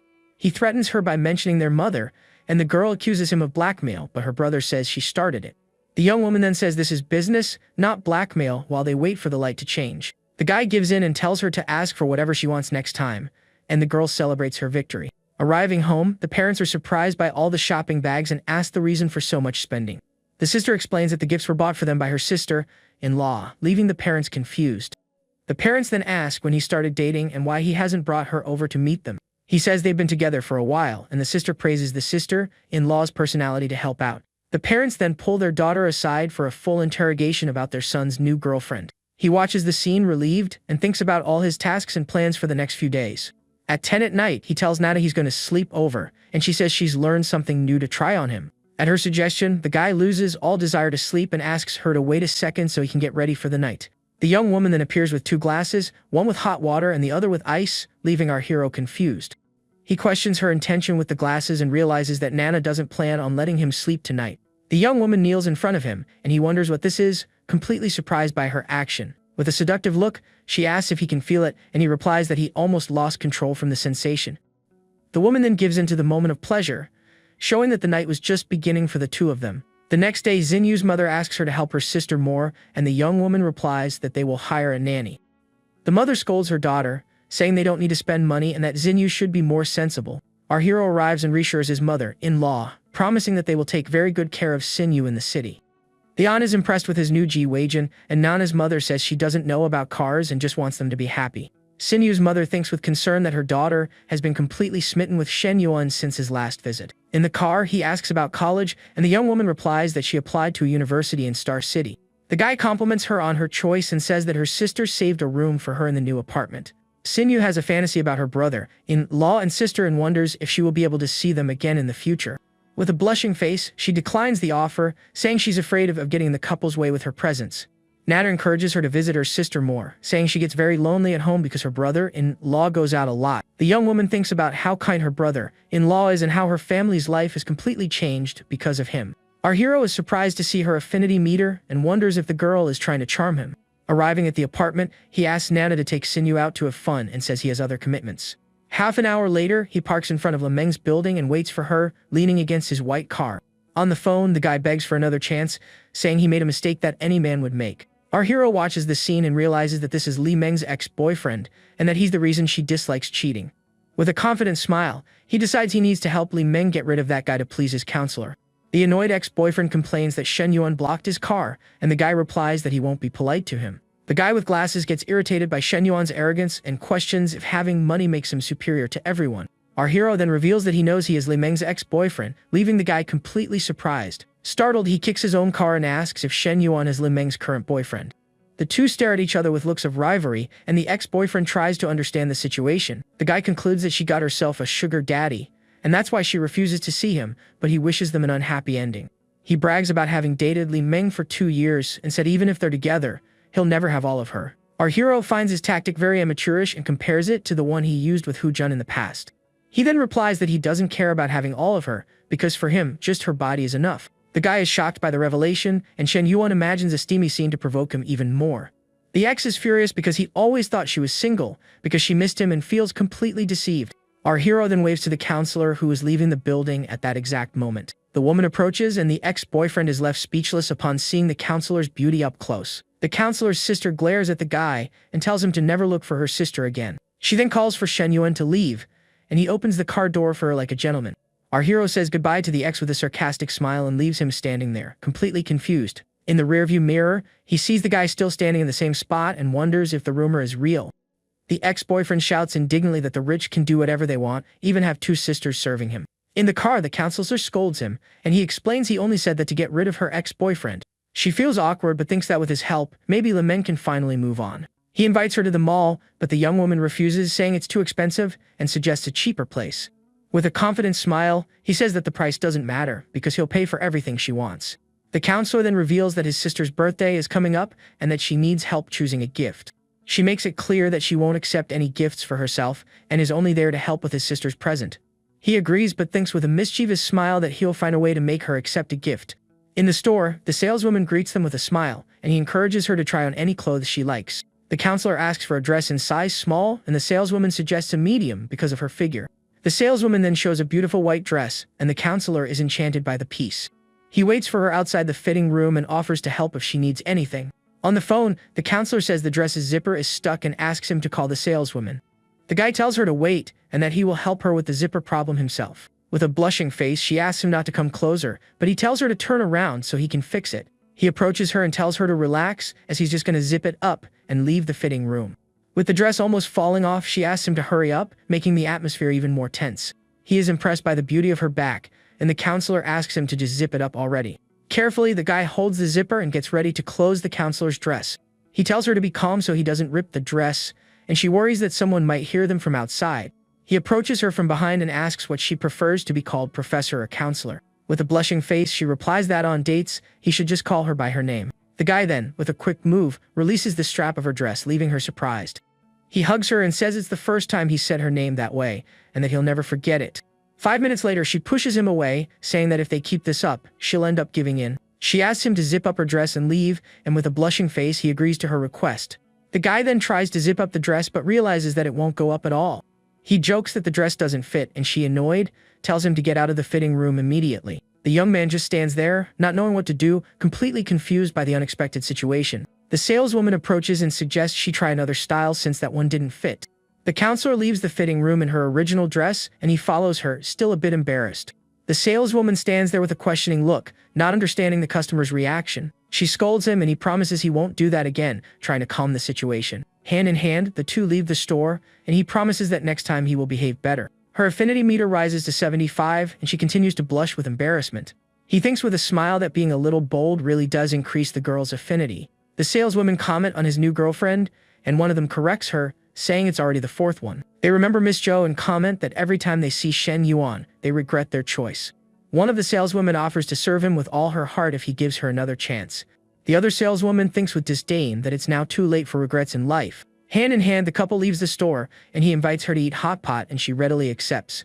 At the restaurant, he asks the waiter for 2 bowls of cold soup to start their meal.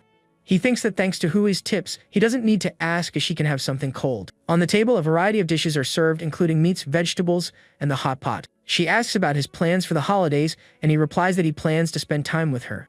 The counselor then comments on the rumors about him at college, and that everyone must know him by now. He decides to change the subject so as not to reveal his secrets, and says he has already memorized the whole book. She is impressed by his speed, and the guy says he needs to memorize the management book. He says he'll go to her place to get the book, and she is surprised by the guy's haste. The young man explains that he needs to put the knowledge into practice as soon as possible and thinks about his intentions. She tells him not to make a mess because her sister is home, and he replies that he knows his own character. The woman's face blushes and she thinks, here we go again, already anticipating his intentions. The waiter arrives with the drinks, and the counselor says she can't have cold drinks. She asks the waiter to swap her drink for something hot, and he fulfills the young woman's request. The guy thinks that the night isn't going to work out and decides to focus on increasing other girls' affinity. He then remembers Jingyan and Nana, thinking he needs to concentrate on them to level up. Suddenly, he receives a message from Jingyan saying she misses him, and he feels guilty. He replies that he's having dinner and will pick her up later, and she asks where she should wait for him. The counselor scolds him for being busy with his phone, and he makes up an excuse to leave. He says that important business comes first and says goodbye to her, promising they'll see each other soon. 1 hour later, Jingyan waits anxiously outside the coffee shop, ready for her date with Shen Yuan. In the car, she asks where they are going, and he replies directly that they're going to a hotel. She thinks that being treated like a tool still hurts and wishes there were real feelings between them. Without warning, he rips her blouse, leaving the young woman completely shocked and without reaction. She asks him to be gentle but thinks that being treated that way without feelings is very unfair. He stares at her with a cold, determined look, and the young woman feels intimidated by his attitude. Lying on the bed, she calls his name and thinks that this time was even worse than the last. With tears in her eyes, she looks at him, and he approaches her with a concerned look. He wipes away her tears and says he got too carried away and was just playing a role. The young woman asks about the role play, and he explains it was the dominant guy and obedient girl type. She complains that he should have told her beforehand, because she thought he was really like that. He curses her and says her reaction was addicting, and she complains she has nothing to wear for class. The guy hugs her and promises he'll arrange for new clothes because he wouldn't leave his woman with nothing to wear. She gives in to the moment of passion and calls his name, completely surrendered to his charms. 2 hours later, he shows her new bags and clothes on his phone and says they will be delivered the next day. The young woman is surprised and asks if she can really choose whatever she wants from those options. She is amazed by the feeling of being able to shop without worrying about the price, something surreal for her. The young woman feels a strange sense of accomplishment and thinks she must be one of the few to have been with him. Suddenly her phone rings and the name Can't Get Enough Baby appears on the caller ID. He wonders if Hui is doing rounds in the room and asks for silence so they don't get discovered. On the phone, he says he's been busy and that's why he hasn't called in the last few days. The girl complains about the wait but agrees to wait and asks him to behave until then. Jingyan watches the scene and wonders if she will ever be treated with the same affection as the other woman. From inside the shower, he calls for her to come in and help him with something in the bathroom. Wearing a silk robe, the young woman enters the bathroom, ready to answer his call. He complains about the robe and tells her to take the piece of clothing off immediately so they can start the fun. In the shower, she asks him not to be so rough, and he stares at her with an intense gaze. With the robe on the floor, the two give in to the moment and he jokes about the role play. Again.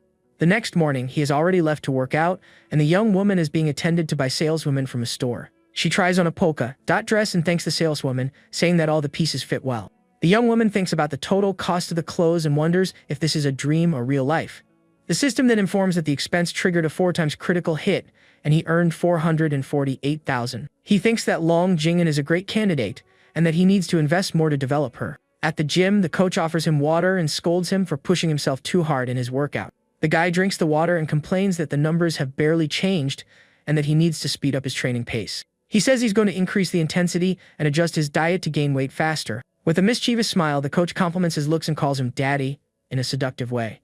He comes out of the shower in a bathrobe and asks what she wants with that sudden compliment. With an innocent look, she asks if the baby is hungry, approaching him slowly. He challenges her to perform well to earn her reward, and the young woman accepts the challenge. With a new hairstyle, our hero looks at the auditorium stage, ready for the university event. On stage, he stands next to the school leaders while the audience watches the ceremony attentively.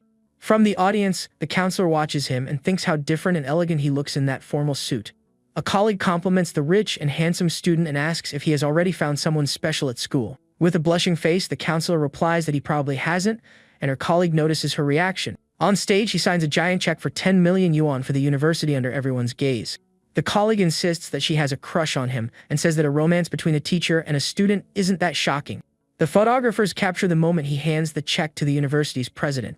The president thanks him for the generous support, and he replies that it's only fair to give back to the school where he studied. The president invites him for future collaborations, and he says he will consider it if the projects are good. The president then asks the reporters to focus on Shen Yuan and make him the pride of the school. The guy thinks the president is just using him, but that for now, he will play along. The president asks about Shen Yuan's position, and the other man replies that he only manages the entrepreneurship base. The president then decides to name him model student and one of the top 10 university students.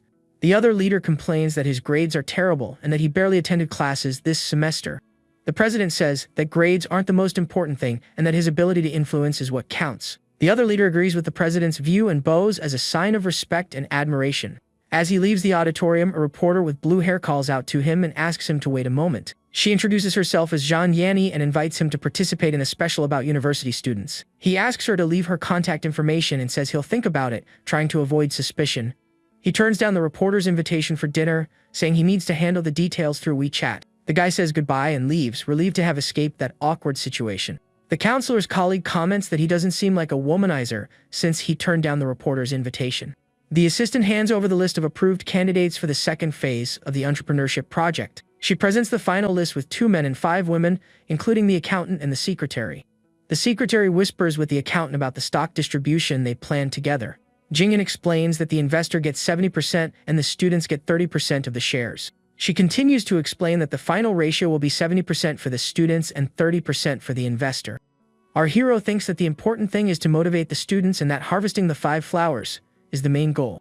The assistant informs him that the meeting with Lu Xinyu from the Japanese department is scheduled for that day. An elegant and mature woman enters the room and greets Shen Yuan with a smile.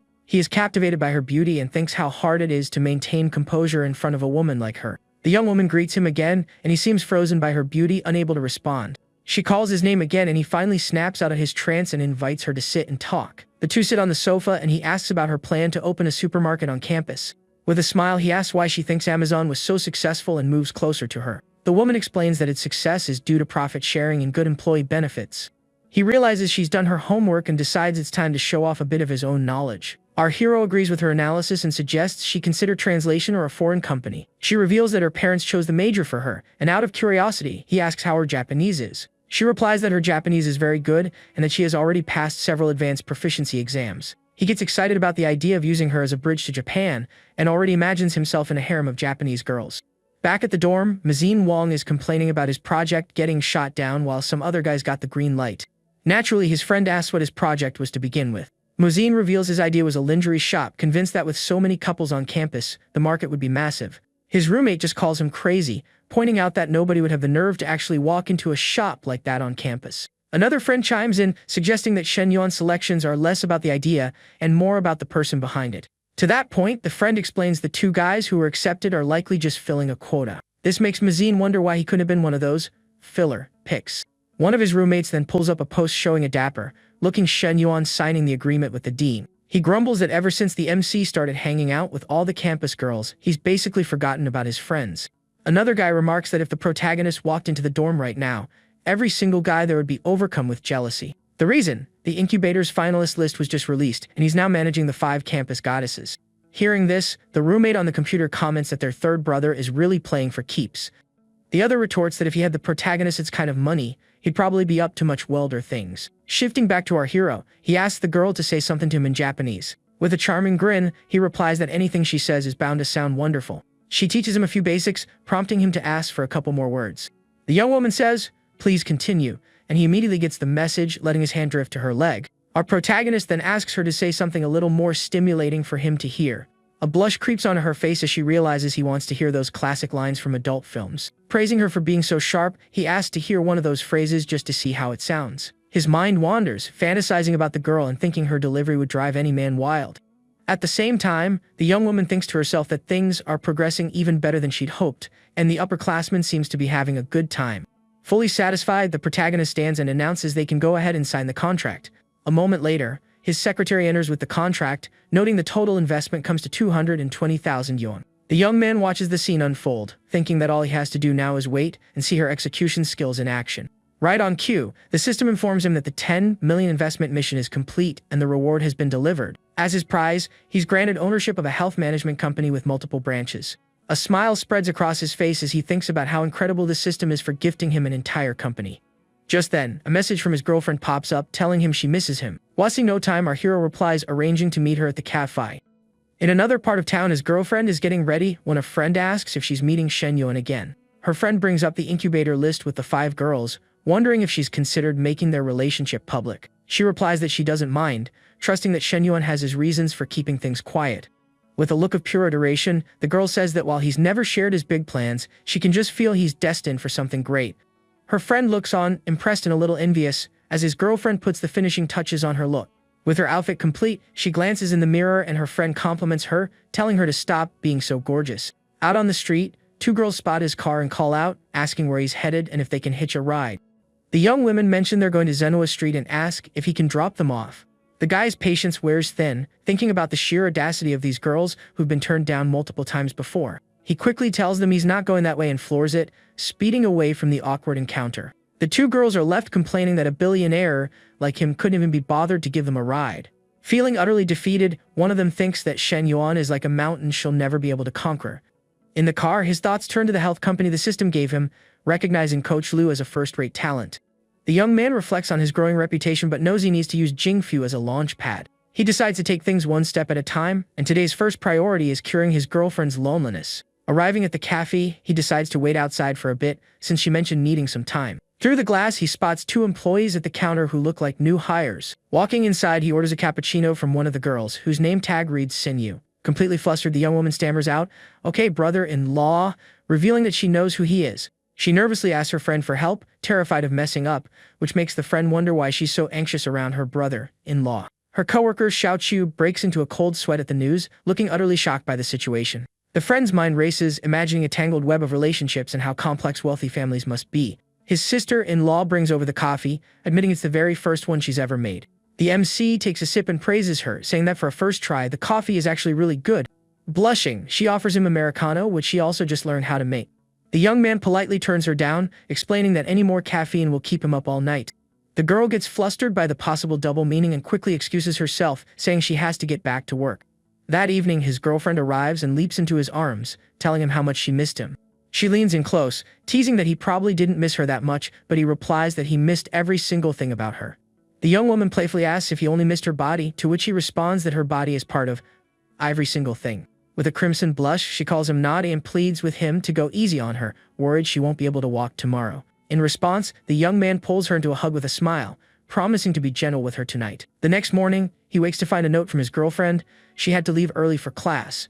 He reflects on how much she's matured and decides it's the perfect time to go check out the health company he received from the system. Inside a conference room, the directors of Jingfu Health are on edge, anxiously awaiting the arrival of their new boss. Just then, our hero walks in, accompanied by the former owner, taking everyone in the room by complete surprise. The board members are stunned to see that their new leader is a young man barely in his 20s. The former owner introduces Shen Yuan as the new boss, urging everyone to continue their hard work. After a brief introduction, he dismisses the room, asking only the HR director and the finance director to stay behind. Zhang Yu, the HR director, approaches him and asks for President Shen's instructions. The young man requests the financial reports from the last 3 months, along with the corresponding HR reports.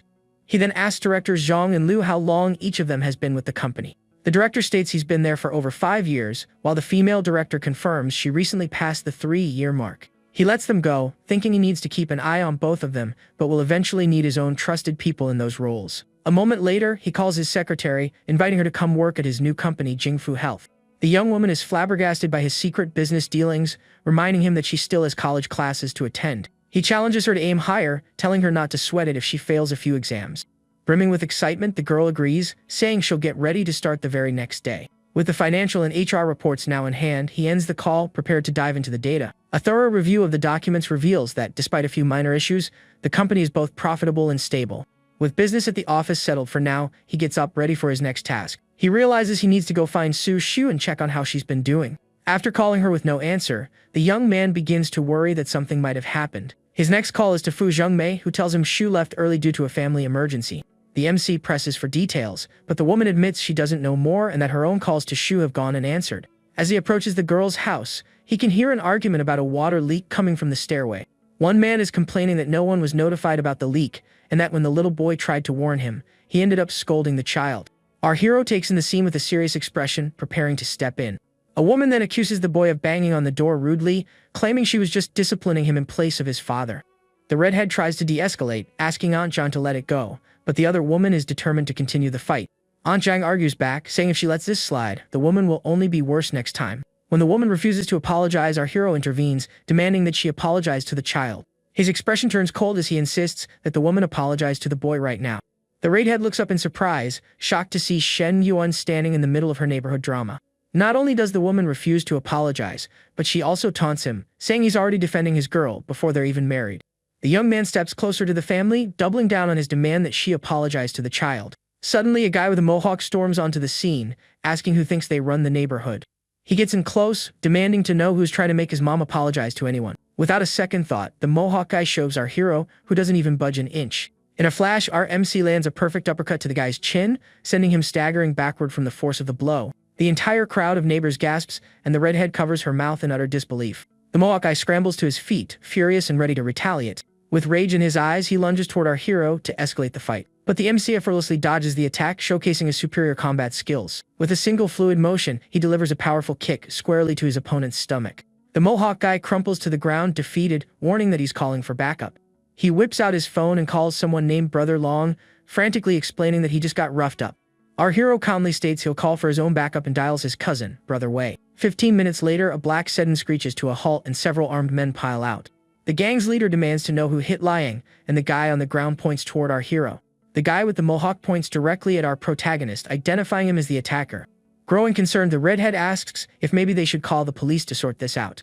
The gang leader and his cronies start closing in, ready for a brawl. Unfazed, the MC tells them not to be in such a hurry, as his reinforcements are on their way. Just then, a police car pulls up with sirens blaring, startling everyone present. The gang leader is furious, turning to the Mohawk guy and demanding to know why on earth he called the cops. The guy stammers that he didn't know the other side was also calling for backup, earning him an idiot from his boss. An officer named Shen Yuan, who happens to be our hero's cousin, steps out and asks what's going on. The gang leader quickly tries to play it off, claiming he and his friends were just passing by to see what the commotion was about. His cousin, the officer, walks over to our hero and asks for his side of the story. The gang leader gives the Mohawk guy an earful for dragging him into a situation that involved the police. His police cousin smirks at him, teasing him for playing the hero and saving the damsel in distress.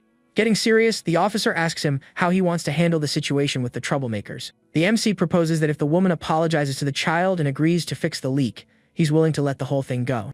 With the officer's intervention, the matter is quickly settled, and the group of thugs gets a stern warning. The woman reluctantly apologizes to the little boy for speaking so harshly to him. The boy quickly hides behind his sister, still shaken by the whole ordeal. The officer declares the case closed and orders the woman to get the water leak fixed immediately. The guy with the mohawk and his mother head upstairs to take care of the plumbing issue. Aunt Jung follows them, offering to help get the leak repaired as quickly as possible. The officer then turns to his cousin and playfully asks if the redhead is his girlfriend, causing him to blush. Over by the sidewalk, the redhead gently approaches her little brother and tenderly wipes his face. The MC asks his cousin to keep things quiet, adding that Shu's family shouldn't have any more trouble from now on. The redhead watches as her little brother, looking much more relaxed, runs playfully down the street. She turns back, looking at our hero with a mixture of gratitude and admiration in her eyes. Her cheeks tinged with pink, she thanks him for everything he did to help. A sense of satisfaction washes over the MC as he sees her affinity score finally appear in the system. Flashing a charming smile, he asks just how she plans to thank him for his help. The young man extends his arms, inviting her for a friendly farewell hug. After a brief hesitation, the redhead agrees and steps into the goodbye hug. As they embrace, the redhead feels the surprising warmth of his body against hers. He can't help but notice her curvy figure, while the redhead is startled by their sudden proximity. All of a sudden, her little brother runs up, holding out a bag of eggs as a thank you gift for our hero. She asks about the sheer number of eggs, and the boy explains their aunt had brought over a huge batch as a present. The MC then leans down and tells the boy that from now on, he should call him brother-in-law. The redhead's face turns beet red at his boldness, while the little boy asks what a brother-in-law is. In a daydream, she pictures herself in a wedding gown as he greets her, his beloved husband. The fantasy shifts to a steamier scene where she calls him darling husband, and he approaches with a seductive smile. Snapping back to reality, the redhead is left pondering his true intentions behind all this talk. He then brings up the idea of them moving to an apartment closer to her workplace. The young woman thinks about how much she wants to give her family a better life, but she knows she can't afford it. The young man says he'll help her find a place and will cover the rent until she's able to pay him back. She tries to turn down his generous offer but feels flustered by his gentle insistence. The redhead watches his car disappear down the street, his proposal echoing in her mind. Her little brother tugs on her sleeve, saying that his brother-in-law is gone and it's time for them to go home too. Elsewhere, our hero arrives home to find one of the girls waiting, asking what took him so long. He takes a seat and tells them that in the future, if they're hungry, they should go ahead and eat without him. One of the young women explains that her sister-in-law told her to eat first, but she felt too awkward to eat all by herself. The other girl teases her, asking why she's still living there if she's so easily embarrassed. His sister then changes the subject, asking when he plans to introduce his sister-in-law to their parents, and if Coach Lee will be there too. With a sly grin, his sister says it's doable, but it's going to cost him. The young man immediately offers to buy her the car she's been dreaming of if she can smooth things over with their parents.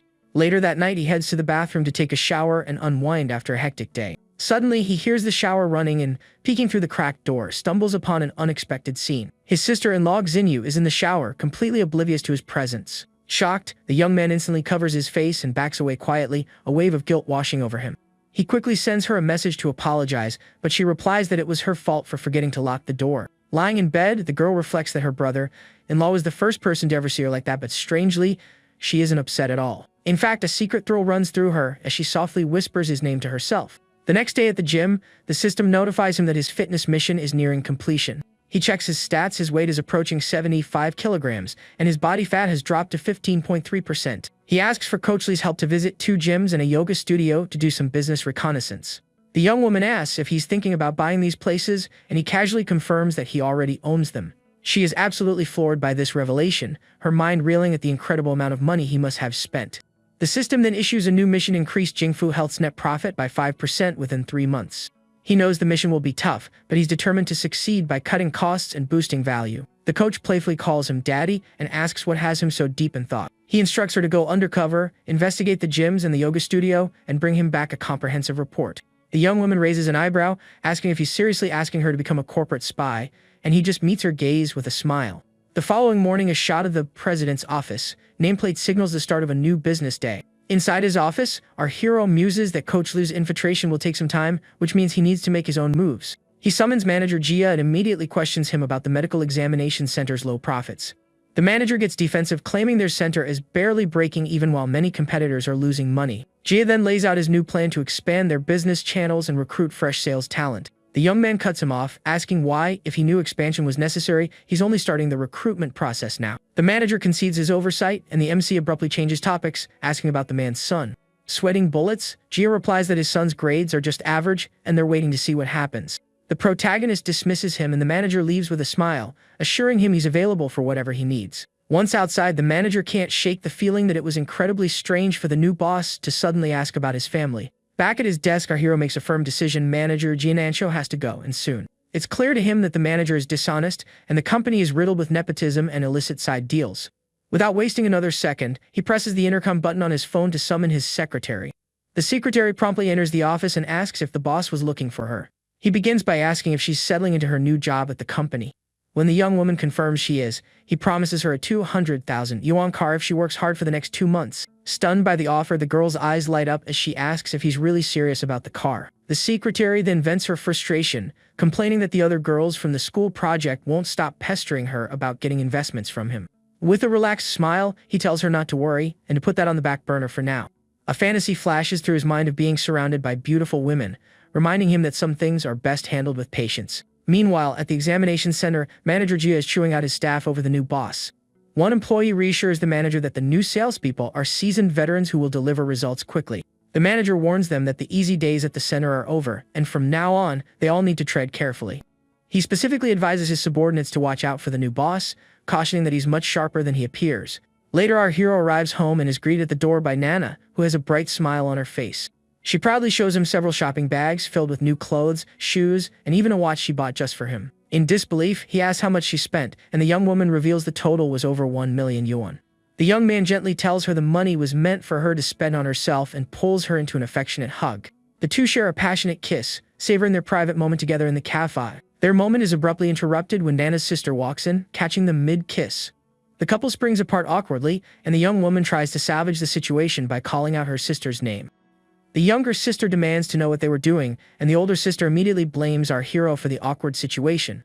She mentions that her sister has been acting strangely lately, but she hasn't been able to figure out why. Our protagonist plays dumb, denying he's noticed anything, while his mind flashes back to the scene in the shower. He wraps an arm around her, suggesting it's probably just her imagination, and the young woman reluctantly agrees. The next morning, he wakes up impressed by Nana's work ethic, as she's already left for the cafe.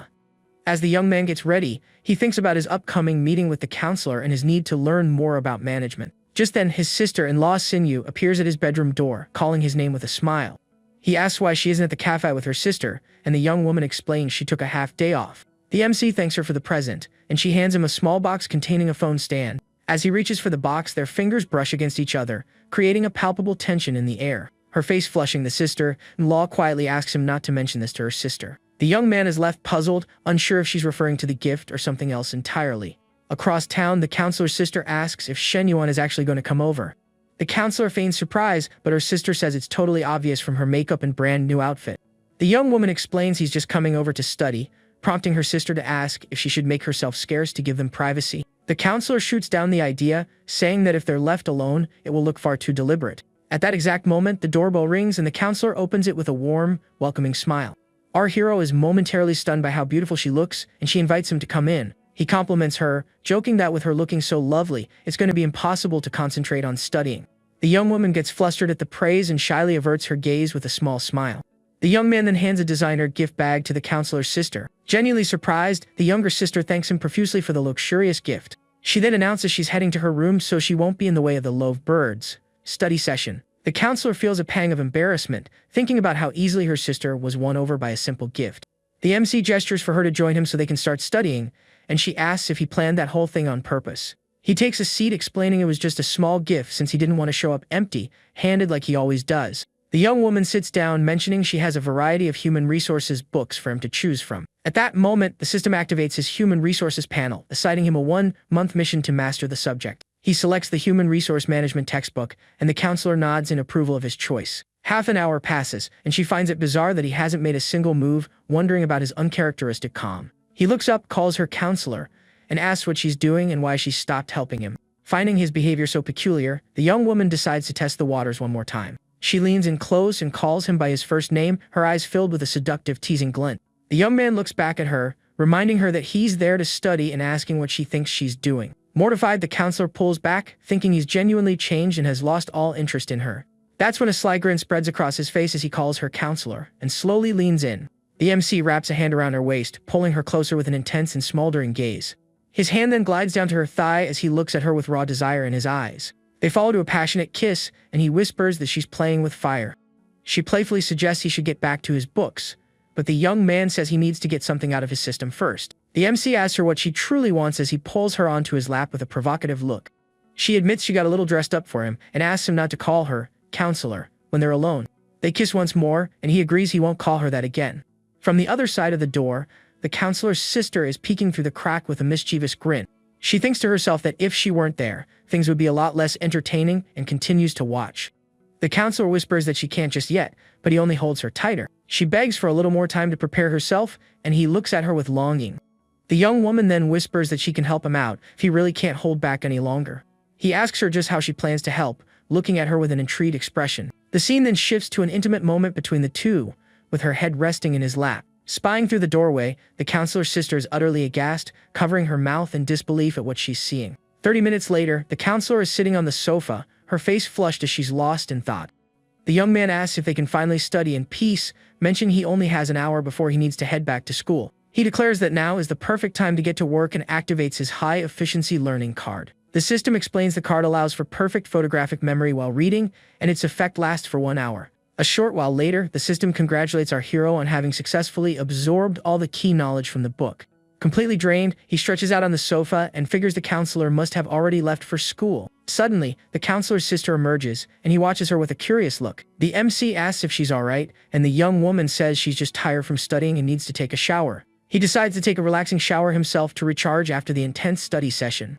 The counselor's sister hears the water running, and her heart begins to pound at the thought of having a man showering in her home. Meanwhile, in the shower, his phone on the counter starts ringing off the hook. He answers the call, and it's the school's vice dean asking him for an urgent meeting at a hotel. In a rush, he hops out of the shower and announces he has to leave immediately, leaving the counselor's sister behind.